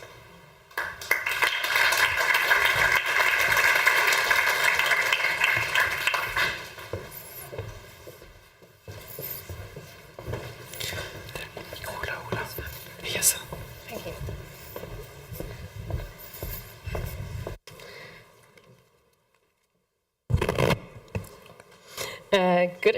Good afternoon, everyone. My name is Julia. I'm from Storengy, Germany, as you heard before. In the last year, I was here, and we talked a lot about biodiversity. But today, I will talk with you about water. So let's start. First of all, as you hopefully know, water is one of our highest goods in general. It's important for humans, for environmental, but also for the industry where we as belong as Storengy too. I bring a few numbers with me. So first, water is very important for us humans because our body consists of 64% of water. Besides this, everyone should drink at least 2 liters water a day. I guess this is nothing new for you. I hope so. The second part is our whole planet is covered in water by 71%. From the 71%, 95% of this water is undetected, so we don't know what ecosystem is in the water, what we will find in the future. So you can see here we have the point habitat. This is the connection to habitat, biodiversity, water. This is it. I bring the point agriculture with us. Why is water important for agriculture? With the water, we plant our plants, which feed us humans and the animals. At the end, we need water for industrial and energy processes like hydroelectricity power plants, but also for our processes like in Storengy. What do I want to say? Water is an extremely... Et il y a une chose qui est très importante dans notre vie, c'est que l'eau constitue la base de notre vie. Et il faut faire attention à l'eau. Il faut une politique de développement durable et préserver un maximum nos ressources en eau douce. Donc, ceci étant dit, nous avons vérifié notre impact, nous autres chez Storengy en Allemagne, notre impact au niveau de l'eau. Et nous avons remarqué qu'un de nos sites génère une quantité considérable d'eau usée. Au début, nous étions un peu perplexes, nous nous posions des questions. Le site a un impact d'à peu près 1000 mètres cubes d'eau usée par an. Ça produit cette quantité-là d'eau usée par an. Un seul site. Et si vous n'êtes pas bon en maths comme moi, c'est Donc 1 million de bouteilles d'eau qui contiennent 1 litre chacune. Donc voilà, ça fait beaucoup. Hein.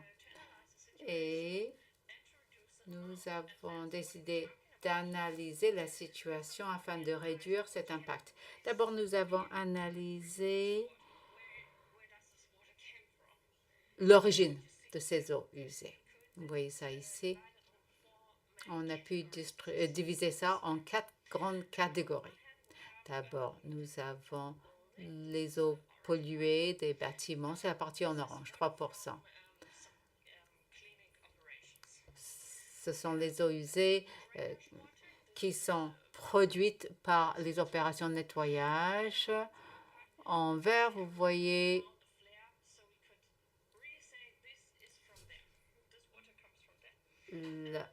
en bleu, en vert, vous voyez le drainage des surfaces,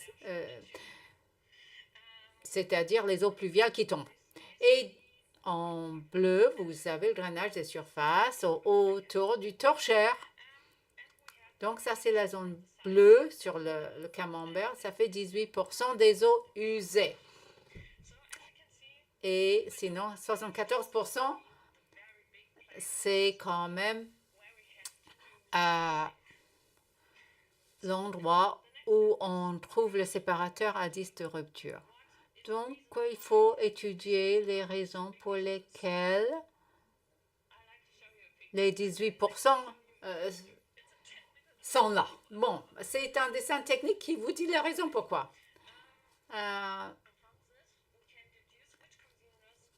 Là,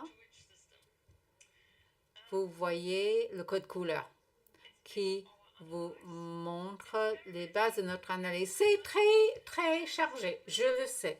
Mais je vous montrerai un schéma plus simplifié tout à l'heure, mais maybe you will see it's not that easy to say where does the water come from. It takes a moment. So some people of you may know this diagram. I'm not sure, but maybe. For several years, we have been creating this diagram with water in and out flows for our environmental reporting. So it also clarifies the situation on the site, but in a way more easier and way more clearer. Yes. So at the end, we find the consumers and how much water we are, about how much water we are talking. At the beginning, I told you we are that all the categories for this site creating 1,000 cubic meters water. So now, after our first analysis, terrible word, we find out that the drainage 2 produce only by themselves 675 cubic meters of water. It's important to say that the water that is all of all these concerning parts, like this here, leads to one to one tank. So this is the reason why we can say, why we could really clearly say, this is how much water there is. With our experienced site staff, we find specific amounts for all the consumers, and we can develop this diagram. We come to the conclusion that first our called fresh water injection, I will call it the SWI, and the next moment doesn't work as intended. This is this big part here. So yes, it shouldn't be this. It shouldn't be like this. I will not go in detail in this situation, but we need the system. So we can't say, yeah, we don't need it anymore. No, this is not the solution. It's important to say this is the system before the injection. It's a treatment part for water. So the treated water from the SWI goes sometimes directly to the wastewater tank. This is a safety requirement because the water may be polluted. So additionally, some other pipes on the site itself leads to the wastewater tank too, and there are also surface water. So, which means this is rainwater. Same thing as before, this water can be polluted, so it has to go to the tank. This also means that the water in the wastewater tank doesn't necessarily contain bad water. Most of the time, the tank contains the threatened water from the SWI and the rainwater. So maybe you will ask yourself now, why is she telling me this? Why does she build such a bench? Good question, I will tell you.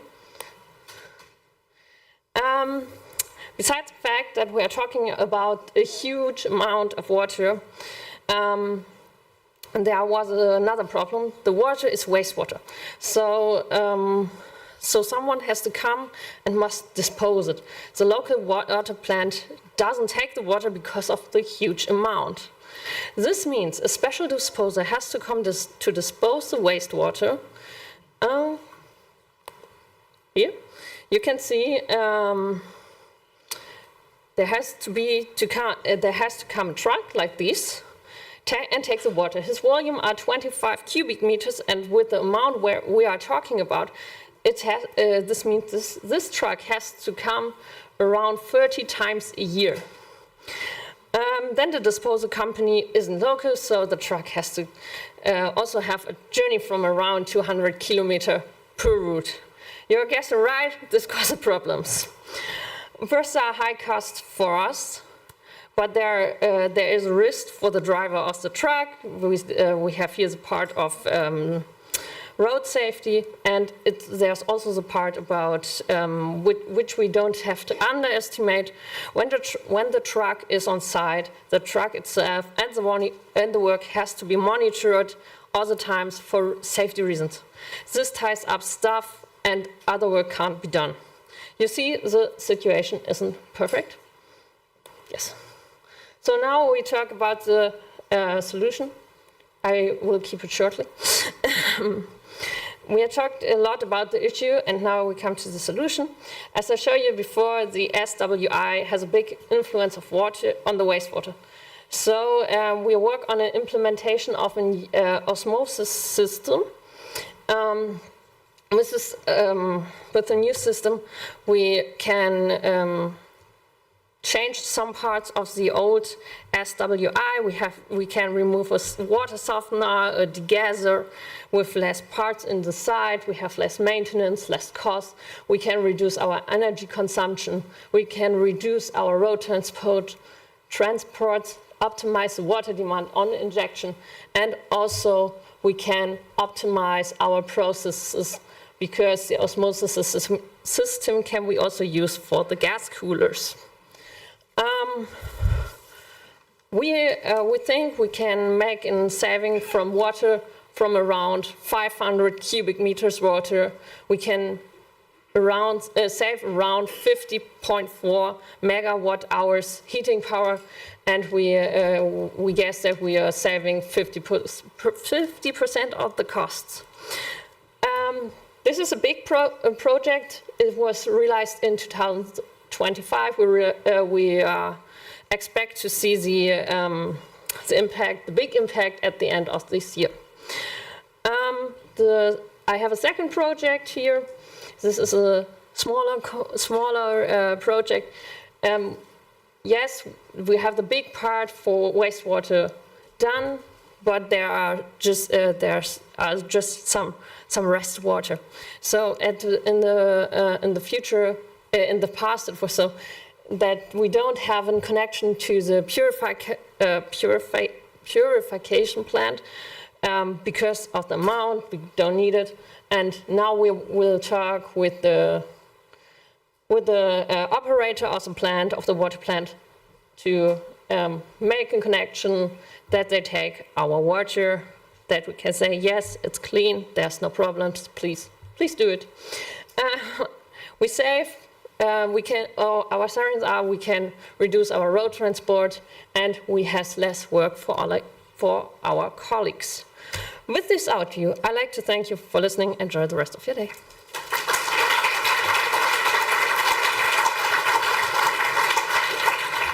Thank you very much, Julia. It was very Merci Julia, c'était très intéressant de voir cette action qui s'intègre bien dans notre... vous parler de la suite, et la suite, ce sera un... The next part will be a testimonial concerning water management. It concerns the Chemery site. There are regulatory constraints over there that we will address. We have Philippe Brault and Elina Elhaj who will come and speak to us about Chemery. Thank you. Thank you for that presentation on how you manage wastewater in Germany. So I'd like to talk about how we manage our water in Chemery in France. Oh, it's the wrong slide, he says. Oh, no, it's the right one, he says. So, okay, some context. If you don't know, Chemery is the biggest European storage site with 7 billion cubic meters worth of capacity, usable volume of 3.7 billion. So 1 million cubic meters per hour, peak throughput, 10 gigawatts. Well, that's 10 power units in the nuclear power plant, or different nuclear power plants, multiple plants. So we produce 6,000 to 8,000 cubic meters of draw-off water per year. That's about 300 trucks of 25 cubic meters, 3 Olympic swimming pools. So that would be transportation time 4 times around the planet with the heavy goods vehicle, as you can see here. So we said, why not try and treat the water on the spot? Well, you can't do it just by yourself. You've got to do the permitting. We went to the DREAL authority in charge of environmental matters, and we asked them about the possibility of treating on the spot. And we looked at the existing parameters. Sorry, I got the slide wrong, he says. Here they are. These are the data I wanted to show you. No, here they are. So anyway, they told us, the DREAL authority said, no, we've ministerial orders, you've got to be in compliance with 2. So you've got to go back to the drawing board and look into other parameters. So we did 30 analyses between 21 and 22, and we saw there were 15 that were design-based ones. And then we selected just 11. We've merged a few of them. And in 2022, you see the document, and we got feedback from the Water Authority this time that approved what we wanted to do. And in 2023, we got a prefectural decree that required us to monitor 11 parameters.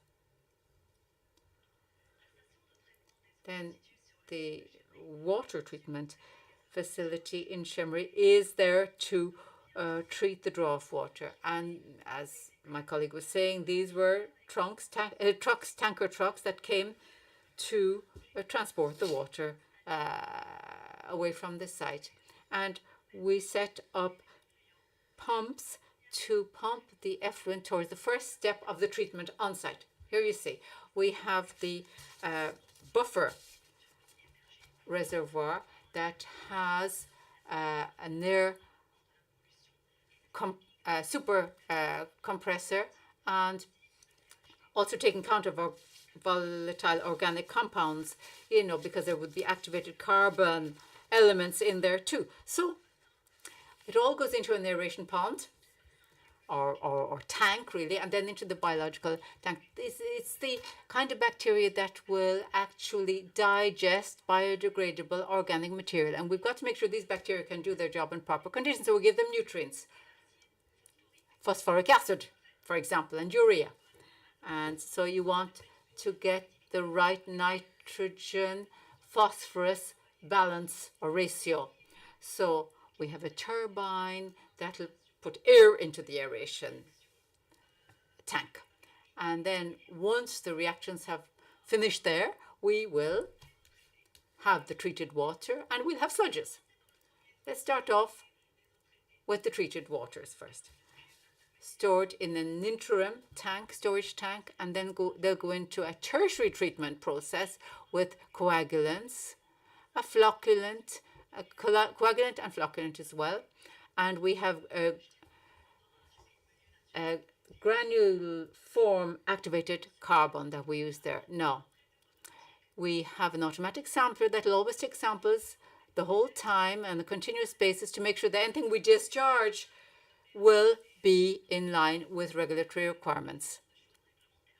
So we'll have to abide by the regulations. Then, piece of information in the prefectural decree, it says that we have maximum 5 cubic meters per hour we can discharge, and it's capped at 30. Thank you, Philippe. That's it. 30 it is. So we won't forget the sludges. They're stored in an intermediate tank. We'll add in polymers. They'll go through a screw press to be hydrated, and then they'll be stored in a storage facility, and we'll dispose of them outside the site afterwards. Could you tell us more about the treatment lines that can be used? Yes, Philippe, I will tell them more about that. Thank you for asking. I'll be happy to tell them all about that if you like. Last week, we started treating the first sludges, and we had the first sample we sent to the lab, and it's still being analyzed. For the moment, Philippe, we don't know what we're going to do with the sludges. Will we incinerate them? Will we reuse them for this or that positive purpose? We don't know yet. The jury's still out on that. So I'm oversimplifying, but each step along the way will enable us to eliminate pollutants that Philippe mentioned at the very start of the presentation. So that's a little photo of these little bacteria. They're doing the job for us. They work in the aeration tank. The little white dots, they're the bacteria. We have a close look at what's going on when we commission the facility to make sure they're the right ones for the job, and they proliferate very well too. And we didn't come alone today. Yeah, we came with a sample of millions of bacteria. Here they are. If we hadn't got them, we couldn't do the job. So thank you to the billions of bacteria in the tank. That's what it says on the screen. If you want to see them close up, you can do it during the coffee break if you like. It's a fine photo of our water treatment facility. And, well, you have the buffer tank aeration, the tertiary treatment line, and so on. Les nutriments qu'on donne aux bactéries, le laboratoire pour faire nos analyses, voilà. Et on peut noter? Oui, bien sûr, Philippe, tu peux dire. Oui, on peut noter également une très belle intégration pilagère. Et pour votre information, cette belle photo est prise par Philippe. Donc, un peu la structure. So this is the structure of the project in terms of project management and project ownership. We have store industry and several subcontractors, Val du Cher for civil engineering, Eurovia, Pinto, Armor Metal for Bureau Veritas for technical and security matters. Can you tell us a bit more about investments? Yeah, this is a 6 million euro project with an annual cost around 350k, including 40% of electricity, a return on investment of 10 years, and 0 work stoppages for 20,000 hours worked. And this is a real achievement. And the commissioning kicked off in September 2025, and the facility will be operated by the operators of the site in Chemry. A few pictures of the project that started in 2023. You can see here the initial field with the different proceedings and projects of the drilling and concreting. You can see the different pictures of the buffer tanks, and then we have the major reservoir that is already pre-existing in the site that we restructured, and this tank will be this reservoir will be used as a buffer basin because you should know that the proceeding in the water treatment is done during the whole year in all of our reservoirs.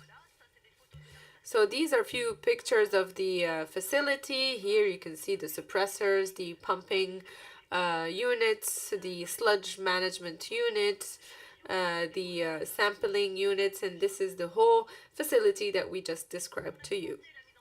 We started the commissioning on September, specifically on the 8th of September, with the first discharge at the end of the month of September, 29th of September. We have compliant discharges of bacteria, and this is very good. And now I will give back the floor to Philip to talk about the different tests that we need to do in line with the regulation. So all of you need to see on the table is that we have two phases. We have weekly extractions and sampling, and then we have the second phase of the analysis where we do a monthly based analysis. All of this just to tell you that for those who are curious to come see, discover, smell, and even taste this bacteria sampling or this water that we have reached from the final canal. So please do not hesitate to come see us at the coffee break. I think we can applaud Elina because she is the one who managed the whole project. So please, some applause for Elina. Thank you again.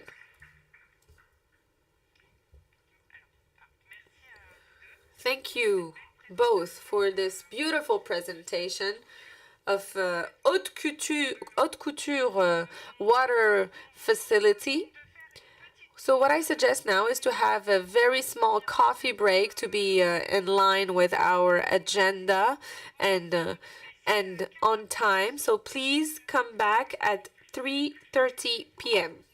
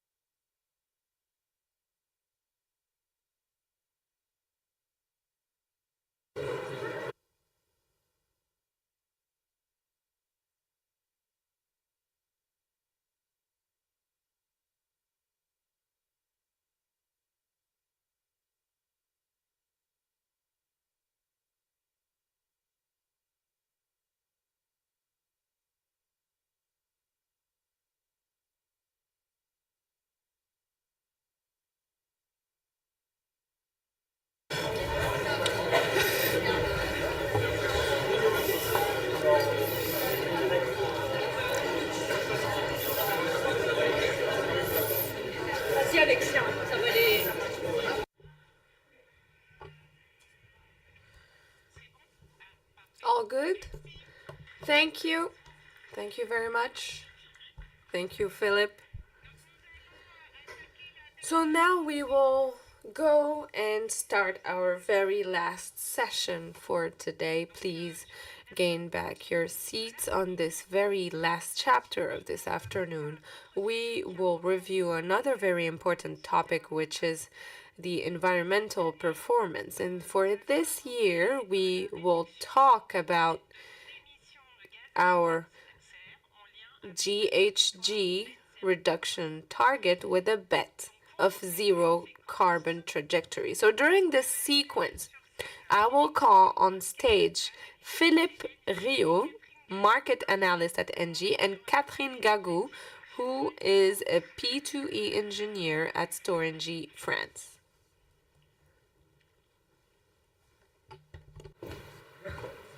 Ça marche? Is the mic on? Can you hear me?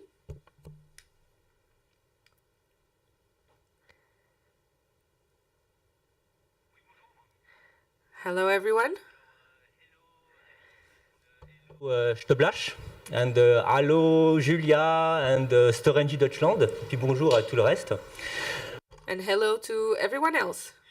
So yes, we're two here on stage. We have Catherine, who is our performance engineer, and myself, Philippe, who, and I used to work at GenePack, and now I work at SEM as a consultant, and I contribute to all the matters pertaining to environmental performance with the support of Catherine, of course.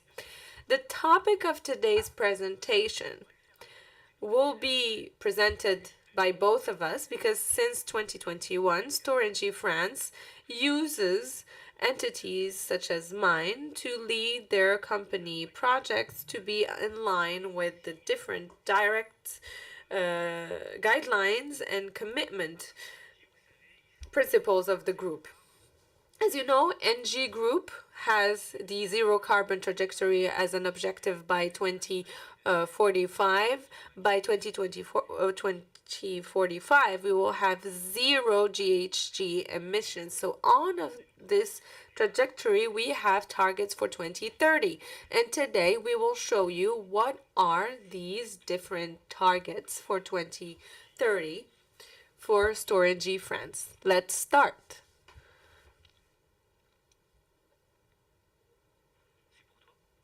So this is your slide. So thank you, Philip. Hello, everyone. Catherine Gagou, environmental and energy performance engineer. So as Philippe said, as you know, Storengy France committed in its corporate projects for 2030 to comply with the net zero carbon trajectory of the ENGIE Group. So within its corporate project, we have one of the pillars to reduce the GHG emissions with a target of 40% of reduction of its emission compared to 2021. So all of the greenhouse gas emissions are mainly focused on CO2, on carbon, due to the combustion of fossil fuels, and as well as the reduction of methane gas and natural gas. So why are we talking about it this year particularly? Because simply this is a regulatory obligation for the company to declare the GHG emissions at the ADEME, which is the Agency for Environmental Development and Management, every 4 years. So every 4 years we have this reporting. The last report for Storengy is from 2020, and this year we need to issue the new report for 2024. And this is why we were supported by ENGIE Impact, because we have a novelty ever since a few years now. The novelty is that we need to integrate as for now, the upstream emissions of our activity. So this means we need to integrate gas emissions of our subcontractors, suppliers, and partners that process our waste. And this will be explained to you a bit later on. So the first report in 2020, we declared that our emissions on our sites were related also to the electricity and power that we would consume. But at Storengy, this approach was already in place for a few years now, and in 2015 we were already certified by ISO 14001. We continued on the same trend because starting from 2019 we added the ISO 50001 certification on the environmental performance to reduce our GHG emissions. And starting from 2020, Storengy committed to the OGMP associations, the Oil and Gas Methane Partnership, and for the very first time, officially, we implemented a target of reducing our methane gas emissions minus 40% by 2025 compared to 2016. So, in 2020, we, of course, continued our energy performance improvement actions. We did some greening projects like the implementation of PV panels on some sites, the greening of different vehicle fleets, for example. So these are the improvements that we implemented in this spirit. And now Philip will show you a bit more about the carbon report and tell you a bit more of what we did so far since 2024. Thank you, Catherine. I will tell a bit more, but not much. So as you know, we will talk about the carbon footprint because we will first talk about the framework. So first of all, we need to remind you that we have an international reference, which is the GHG protocol. It is the right side of the slide here, as you can see. The biggest that you mentioned, Catherine, is the adaptation of France to this international protocol. The differences are very minor, so here we want to focus on the common points. The first thing is that you see the CO2, the GHG emissions, as well as the methane, which are the main gas emissions that are included in the protocol. The second item that we need to keep in mind is that the GHG emissions are declined in three categories, or rather three scopes. Scope 1, which is pertaining to direct emissions.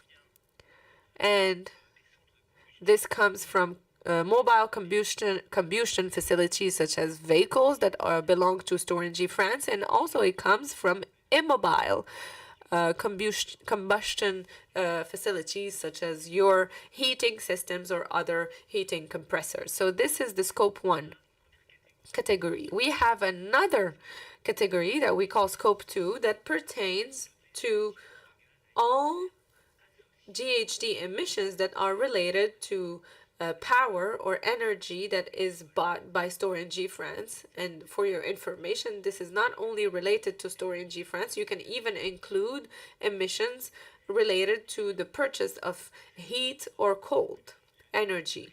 And then we have Scope 3, where we have 16 categories in the biggest. And this is what you have in your value chain, either before your activity or after your activity.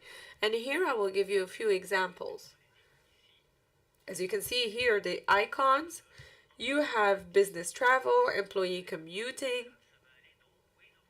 So this pertains to ways of working, emissions that are related to the movement of your employees. You also have the transportation of goods, before your activity to bring some goods on your production sites, or the transportation of a finished product outside of your facility. You also have the whole chain of waste management. So this means all of the emissions pertaining to the waste management of your activity. And the last example that is relevant is the emissions related to your purchases of goods, pipelines, services, like myself. So what we could say more about Beges, and I will maybe be repetitive here, but the methodology of the Beges is the responsibility of the ADEME, which is the Agency for Energy Transition and Management.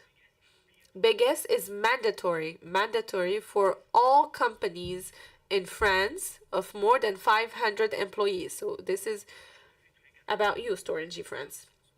It is a report that is drafted every 4 years. So for 2024, we will issue the report very soon.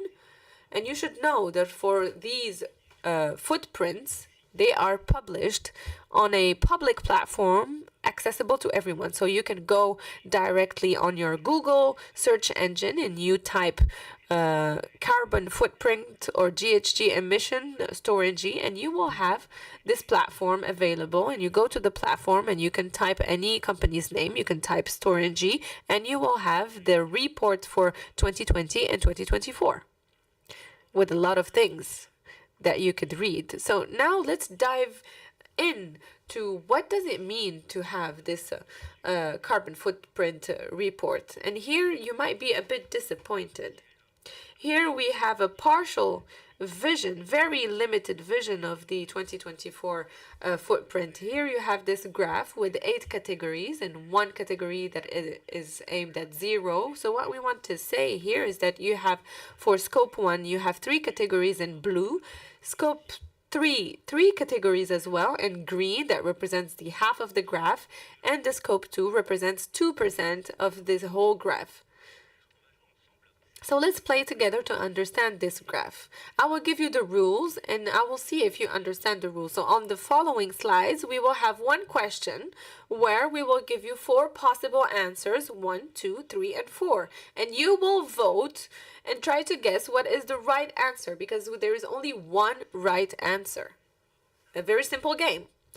So let's do it with a Beges training. We just explained the Beges principle 1 minute ago. So the question is, which statement is wrong about Beges among these 4 answers? So do you think it is 1 that is wrong? Beges means report of the emissions of GHG. Can you please raise the hand to say if it is wrong? 2. Beges only accounts for CO2 emissions, not for CH4 emissions. Okay, so you understand the game. Do we have people who didn't understand the rules of the game? Please raise the hand. So everyone is playing, right? So the first right answer on the scope 1 is 2. And here you can see on the graph we have 22%, which is the main category, scope 1. So guess what is the nature of the emissions behind this category for Storengy France? Who votes 1? Stationary combustions, emissions from burning fuels and compressors, etc. Who votes 1? Thank you, Alain. 10 people. Who votes 2? Mobile combustion, emissions from fuel combustions in vehicles, biomethane, gas, from vehicles that belong to Storengy. We have 2 people here. 3, fugitive emissions to the leaks of methane, unintentional leaks or releases of methane. And finally, we have process emissions, which means essentially gas venting. No one is voting? Okay, let's give us the right answer. So it was the 4th option. 22% are the process emissions. So here I will take a bit more time. Yes, we have 4 categories, but in the graph we only have 3 percentages. We have 21, 22, and 10%. So in your head, try to guess which one of these categories is significant for Storengy France. You will have the answer in 3 slides. So let's continue with one last question, the same principle, but on scope 3. So we go from 37% in green. What does it represent? Purchase goods and services emissions? Who votes? 1, 2, 3, 4 people? 15.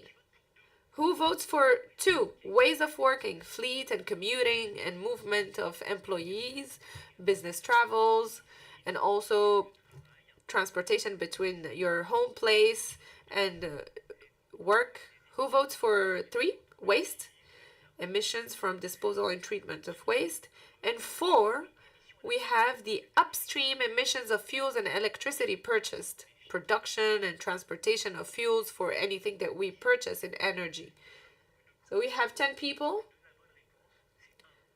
Let me give you the right answer. It's number 1. The purchased goods and services, 37% is related to your purchases. Thank you very much. And in your head, we have 4 categories, but only 3 are significant for Storengy France. Let's try to find the one that is not relevant in terms of the global footprint percentage. So thank you very much for your participation. And now we will reach this last result. The first thing that I will try to tell you is the 225 kilotons. Is it too much or not? Have you ever talked about the fall or autumn workshop where people should not emit more than 2 tons of CO2 in Storengy. Storengy, we have 700 people, and let's assess it on the scale of Paris for 1,000 people. So we divide 220,000 per 1,000, and this represents a great environmental responsibility, which represents more than 225 kilotons of CO2. So please think, participate to this global effort to reduce the carbon footprint of Storengy France. The other way that I wanted to see things is the ways of working that represents all emissions related to the mobile or vehicle combustion. And the third thing that I want to show you is the 2%, the small 2% that is scope 2, and indirect emissions related to electricity or the combustion of gas within your entities. So what can I add before giving back the floor to Catherine? One last thing. If you go and visit the ADEME website, your scope 1 or scope 2 represented 209 kilotons. And today we have a reduction of minus 45%. So this means in 10 years, you divided by 2 your scope 1 and scope 3. Thank you, Philip. I will try now to explain what is the itinerary or the journey that we undertake to reach these goals. So as you know, we are now drafting the latest carbon footprint report for 2024. So what we observed so far is that on methane, we reduced our methane emissions of 20% compared to 2021. 2021 is our reference year for the NG group, knowing that we have a 30% reduction compared to 2016, which is the reference year for Storengy. So it is not the same reference system, but still you can see that the progress is positive no matter the year. And for 2021, we have chosen this year because it's not really representative of our activity, but still it is a year that is quite recent. It is after the regulation implementation, after the COVID-19 pandemic. So this is why this year was chosen to be as a comparison reference. In terms of methane emissions, as I said before, we have the commitment with the OGMP that allowed NG to lead dimension and actions on methane emissions, and this has progressed tremendously during the past years. We also implemented anything related to the recovery, re-injection of natural gas in our processes for maintenance in different facilities. As we've seen before, we have the strategy to reduce and compensate that is also applicable. So we avoid, if we cannot avoid, we reduce our consumption. We also have different initiatives that were implemented, such as the security or safety measures for our tests at zero emissions. So this is about methane. In terms of carbon footprint, the performance with the different programs that we implemented, we have so many actions that are initiated in terms of management that we will present to you later on. But in addition, we wanted also to optimize the operation of our machines and facilities, because the activity of compression is the key element and source of emissions, could it be for GHG or for methane. And this is where we will focus our work. So Philip, if we want to go to the next slide, we have a few pictures where we wanted to show you the different concrete projects that we implemented and that are upcoming. These projects will help us in the future, because we talked about 21 and 24 and the target of 2030 in terms of target reaching. So as you know, we put in place a very particular initiative to retrieve and re-inject the gas before our proceedings. We have the gas boosters that you know very well to retrieve significant quantity of methane before maintenance. And then we have future projects that will be launched for a few years. We had the kickoff this year with a new machine of compression for thermal compression to reduce our gas emissions in a very significant way. We have also the electrocompressor that will be installed in Manosque, and another one will be implemented. We also have the TAIS project in Chemery that we illustrated before that will allow us to reduce the gas emissions for the future. Philip, if you want to continue. This is the trajectory so far. We talked about the past. Now let's talk about the future. What you can see here is we did the beautiful work between 21 and 24. We have a significant decrease in terms of emission. I talked about the main actions behind this decrease. What you should note is that Storengy also committed to have a cost-benefit approach. So naturally, this means we need to implement actions that have great potential of return. And this is what we see here. You should know also that 2024 was a year of low activity. This is why in 2025, we know that we will increase our gas emissions in terms of combustion, because we will have more work. And despite our collective work with our operators and dispatching to optimize as much as we can our gas emission in terms of compression activity, we will still have an increase in terms of emission because we will have more activity. However, on methane, we will have the reductions that we expect thanks to the different constraints and the strong commitments of Storengy, but still because of the EU regulations that impose to erase methane emissions as soon as it is possible and doable. So on this trajectory so far, we will be able to reach our objectives by 2030. And now I will hand over to Philip to talk about the Scope 3.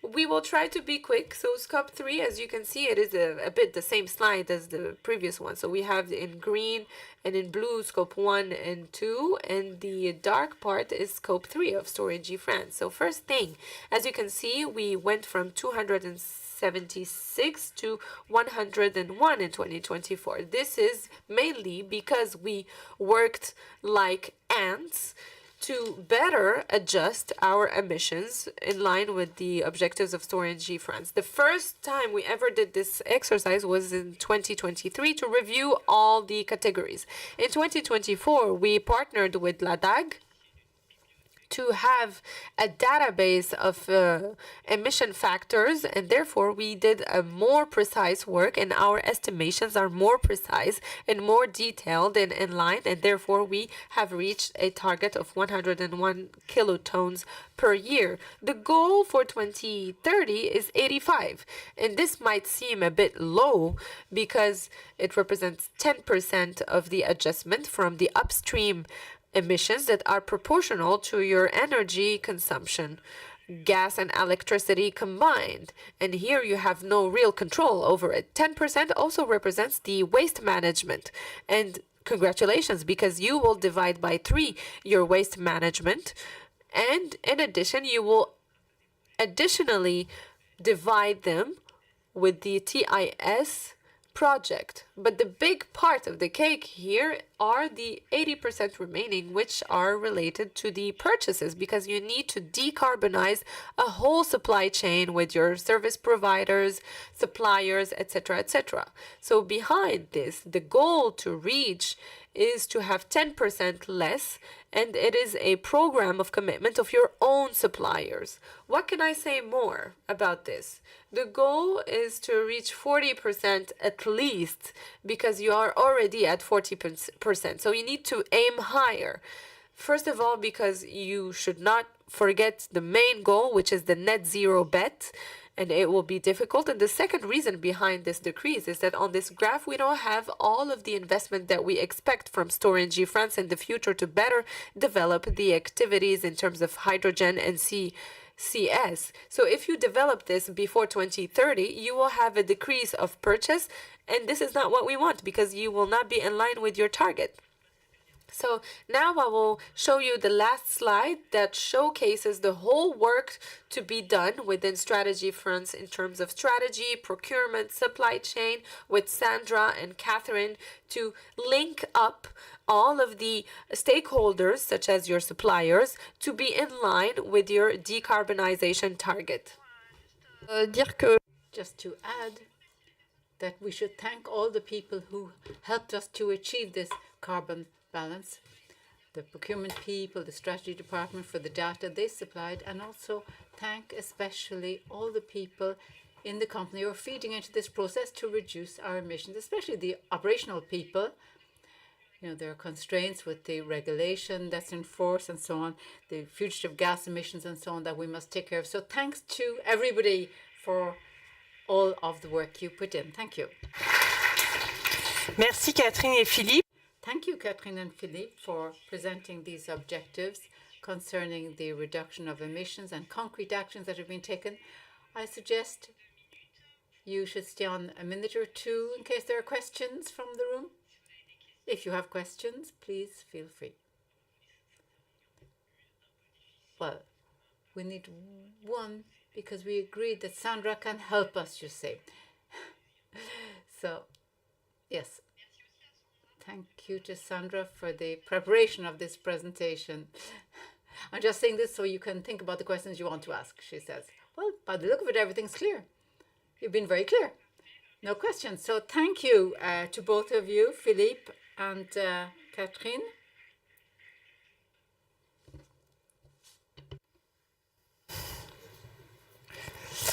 Donc, pour poursuivre. So, to continue on this theme, we are now going to hear a presentation illustrating a concrete example of reduction of greenhouse gases from, that is, scopes 1 and 2 in the UK.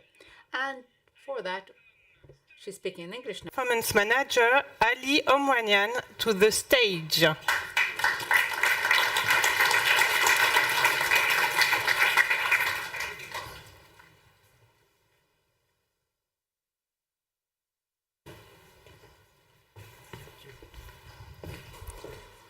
Okay, good afternoon, everyone. Thank you for being here today at Safety Convention. I've got a good news for you. I'm last presentation today, so you're free to go. So no pressure on me at all. Right, serious business. Then I'm going to share with you a Storengy UK journey towards reduction of carbon emission and improving on sustainability. So we work very hard last 5 years to transform our operations, and I'm going to walk you through the projects, results, and commitments that made it possible.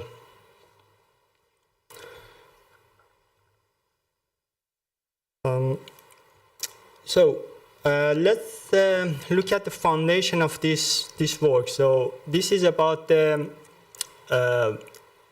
carbon emissions monitoring and reduction. Our focus was on a Scope 1 and a Scope 2. A Scope 1 is our direct emissions from our operations, and a Scope 2 is related to purchased energy. So why is it important, these two categories? These two categories are the main bulk of our environmental footprint. So by dealing with these two categories, we can make sure we can comply with regulations, and also we can demonstrate our leadership in climate responsibilities. So here is the timeline of our projects from 2020 to 2025 regarding carbon emission reductions. So it is started in 2020 by installation of solar panels on our store building. And also we introduced a company electric car policy in that year. And we signed the first green electricity contract in 2020, and we upgraded lighting on site to LED lightings. So these were small steps with large impacts. So we continued in 2021, installation of another solar panels on the workshop building. We have completed a solar farm in Stublach with capacity of 2.2 megawatt capacity. And also we carried out the first site-wide fugitive gas emission survey in 2021. And straight away after finishing this campaign, we have managed to repair 75% of the leak detected within this campaign. So in 2022, we carried on with repairing the detected leaks in previous year. And also we started to replace the site-based diesel vehicles with the electric cars.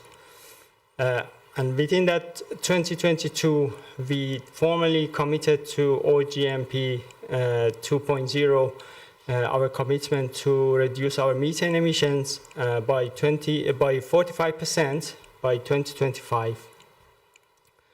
Then moved on to 2023, so we upgraded our green electricity contract to a guaranteed renewable sources. And we started a gas vent recovery compressor C5 project started in 2023. We implemented a process to save methane emissions, which is called compressor purge cycle bypass.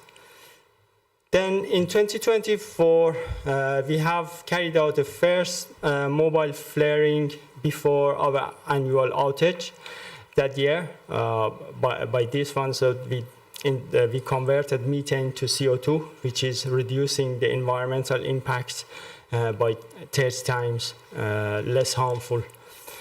And we have started negotiating purchasing biogas with the carbon capture for site usage. And 2025, we have completed the gas vent recovery compressor C5 installation and commissioning and become operational in that year. And also we managed to award the gold standard reporting level 5 by OGMP 2.0, and they validated our methane reductions by 56% which is way behind our original commitment, which was 45%. Let's look at the numbers now. So in 2019, we assessed our carbon emissions. In that year, we assessed that with Scope 1 and Scope 2 emissions around 11.5 kilotons of CO2 emissions. And then at the end of 2024, our assessments indicated is 2.9 kilotons of CO2 within that year, which indicates 73% reduction, massive reductions within these years. And when you look at the major categories of our emissions, you look at the gas ventings is 4,000 to 1,200 tons, and fugitive emissions from 500 tons to 170, and our emissions from our electricity consumptions from 6,000 tons become zero thanks to green electricity contracts from renewable sources. So we had a massive reduction from that one. So these didn't achieve in isolation. So it was as a result of collaborations between all of the teams in Storengy. So our operations, commercials, finance, procurement, everyone contributed to allow us to reach these achievements. So now look at our largest source of emissions in Storengy UK. Stubblack is the maintenance blowdowns is the largest source of emissions. So to be able to address that and control this, we implemented a couple of measures. So I mentioned some of these, and so main one, we invested on a gas vent recovery compressor C5. This compressor dedicated to recover gas before intrusive maintenances. So what it does is can reduce gas pressure down to 2 bars and avoiding release of the gas to atmosphere.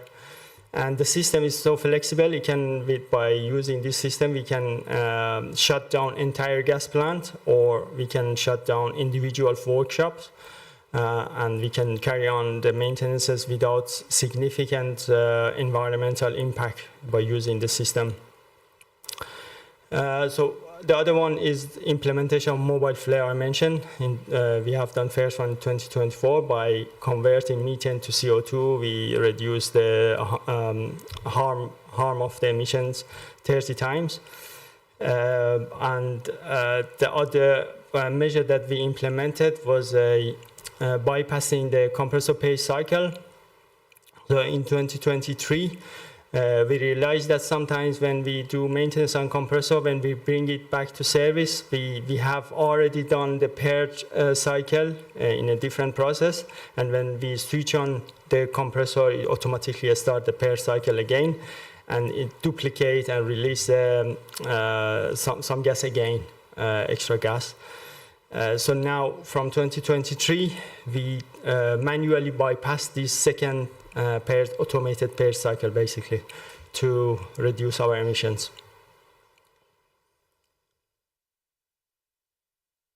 The second largest sources of methane emissions from us is fugitive gas, which we are addressing that through membership through OGMP 2.0. So at the beginning, we committed to reduce our emissions by 45% in 3 years by 2025. We managed to reduce it by our latest report in 2025 is 56% reduction. And how we did it is as a result of 3 campaigns of fugitive gas, site-wide fugitive gas surveys from 2021. So within these campaigns, we were using the advanced detection and quantification tools for leak detections, such as FLIR camera or a high flow sampler, drone equipment with the detection sensors. And then, so all of these campaigns helped us to, this proactive approach help us to be ahead of these leaks, emissions from these leaks on site.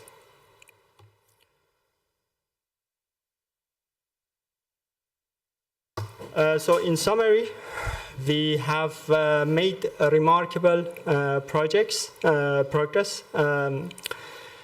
So it was solar installations, gas vent recovery, compressor, rigorous monitoring of emissions, electric vehicle adoption. All of them is remarkable progress for us. But it's just the beginning. Our commitment for the carbon emission reduction is continuous. And together we can achieve even more. And thank you for your attention, and let's keep pushing for cleaner and safer future. Thank you.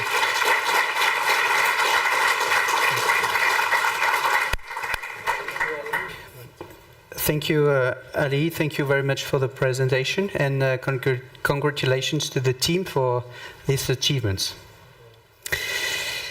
Notre So our convention on safety in the environment is nearing an end now and will be winding up shortly. And to conclude, I'd like to invite Alain Karakatsanis, who is the CEO of Storengy SES. Please step this way, Mr. Karakatsanis. Alors, nous arrivons à... Yes, we're nearing the end of this fine convention today, and my concluding remarks will echo the introduction done by Charlotte this morning. The annual convention, this annual convention is an important annual event for Storengy to share on all of the topics to do with health, safety, and the environment. So we've had the chance to listen to people, to have certain debates. It was very information rich. We had lots of very interesting presentations. And what we noted was the commitment of our teams to all the concrete actions that are taken every day out on the ground in our 3 geographies. That's all of the teams are working hard on it every day. And this afternoon, we talked about very important topics. And for Storengy, the topic of environmental performance is part and parcel of our performance per se. Biodiversity and the environment that we heard about this afternoon, they're real markers of our identity in Storengy, and we've been working for a long time on these topics with very tangible actions concerning reduction of our water usage, concerning wetlands, concerning the reduction of our emissions and our environmental footprint in general, our environmental impact. And I'd like to thank Guillaume Gaillet, who is still here, I think, for his very interesting talk on wetlands. I learned a lot. I'm sure it was useful for everybody. I'm sure everybody learned a lot. And it also encourages us, spurs us on to further efforts. So Storengy has been working on these things for quite a while now. It was already in Storengy 2020, as it was called, the plan at the time. And in Storyzone 2030, we've put in some of these subjects too, and ambitions regarding the environment and biodiversity, so as to continue to make progress and reduce our environmental impact the whole time. What strikes me when it comes to the environment is that our people are very committed. Our people are really committed. Our teams, all the people working on these topics are very committed. They're working passionately on these matters, helping us to achieve the results we've heard reported here today. So thanks to you all for your commitment on these topics. And when it comes to safety, as was said this morning, in 2025, well, we're collectively happy with the progress we made. The thing is, we didn't have any people injured or lost time accidents among our own direct reports. And we've had people reporting near misses, high poles as they're called, which potentially could be very serious. And also, we've seen lots of dangerous situations being reported that help us to identify those near misses that we can eliminate from our workplace situations in the future. And also, we've got challenges ahead of us because we did have a fatal accident this year, and we also had a high number of accidents on projects, and that's with involving outside companies, subcontractors, and so on. And we've got to make progress on that. And the objective is to make progress on 3 pillars: technical reliability, the instructions, the specifications, that we set down for our people. They must be able to buy into them easily and understand them easily, and integrate the human and organizational factors, the HOFs as they're called, especially the implementation of the 5 musts that you're all familiar with. So safety is not optional. It's really an obligation in our company to make progress on these topics, and it's our individual and collective actions every day that will help us to continue to make progress on all of that.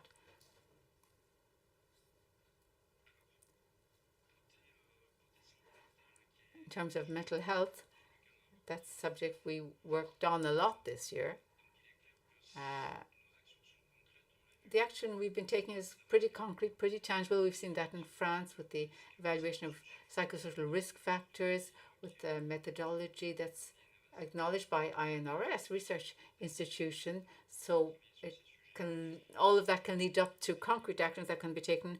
And in the 3 countries, we're implementing the group-wide standards that have been sent on to us so as to prevent psychosocial risks. So I'd like to draw a parallel here with a message on how vigilant we all must be, our duty of care of ourselves and of others. It's shared vigilance. We look at it from the safety dimension usually, but it's also important from the mental health perspective. And Christophe Nguyen made an important presentation, a very information-rich presentation this morning. And I think that resonated with many of you concerning situations you perhaps experienced or witnessed yourselves.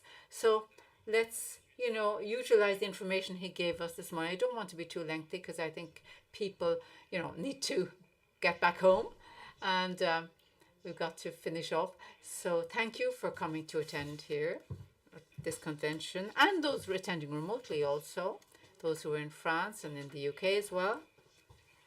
That shows clearly the commitment you're all making to these subjects. And I'd like to thank our outside speakers, our external speakers, and the people from the inside as well, the internal speakers who took the floor. Really interesting presentation indeed. And thank you to our organizers, because it's a lot of hard work to prepare such an event. And I'd like to thank the communication teams, Sheriff as well, working in the background to prepare this convention. And last but not least, our 2 moderators, Alexia and Frédéric. So a big hand for them, please. Voilà, donc on termine cette journée. So that rounds off today's session. Safe journey home, safe especially, and enjoy your weekend and enjoy the Christmas and New Year holiday season. Thank you. Un grand merci, Alain, pour avoir... Thank you, Alain, for concluding our annual convention. Thank you to everybody for coming along and for contributing to our debates. Thank you to those in the room. Thank you to our colleagues listening in remotely. And there will be a satisfaction questionnaire sent on to you shortly. If you don't mind taking a few seconds or minutes or whatever to give us your feedback, that would be great. Thanks in advance for that. And I'll give the floor to my colleague to conclude. Thank you, Alexia. Thank you for listening so attentively and asking all those interesting questions. Thank you for attending, and our ways will part for today, but we'll be meeting again soon. And I'd like to salute our colleagues listening in remotely, listening for several hours now, listening in. And I'd like to ask you, just please hand back your headsets to those who are listening to the interpretation through a headset, and give your headset back to the hostesses, and put your badge into the container provided. And there is a little gift for each of you too. You'll see as you leave, the hostesses will give you your present. Thank you to everybody. Safe journey back home. And see you next year. Goodbye.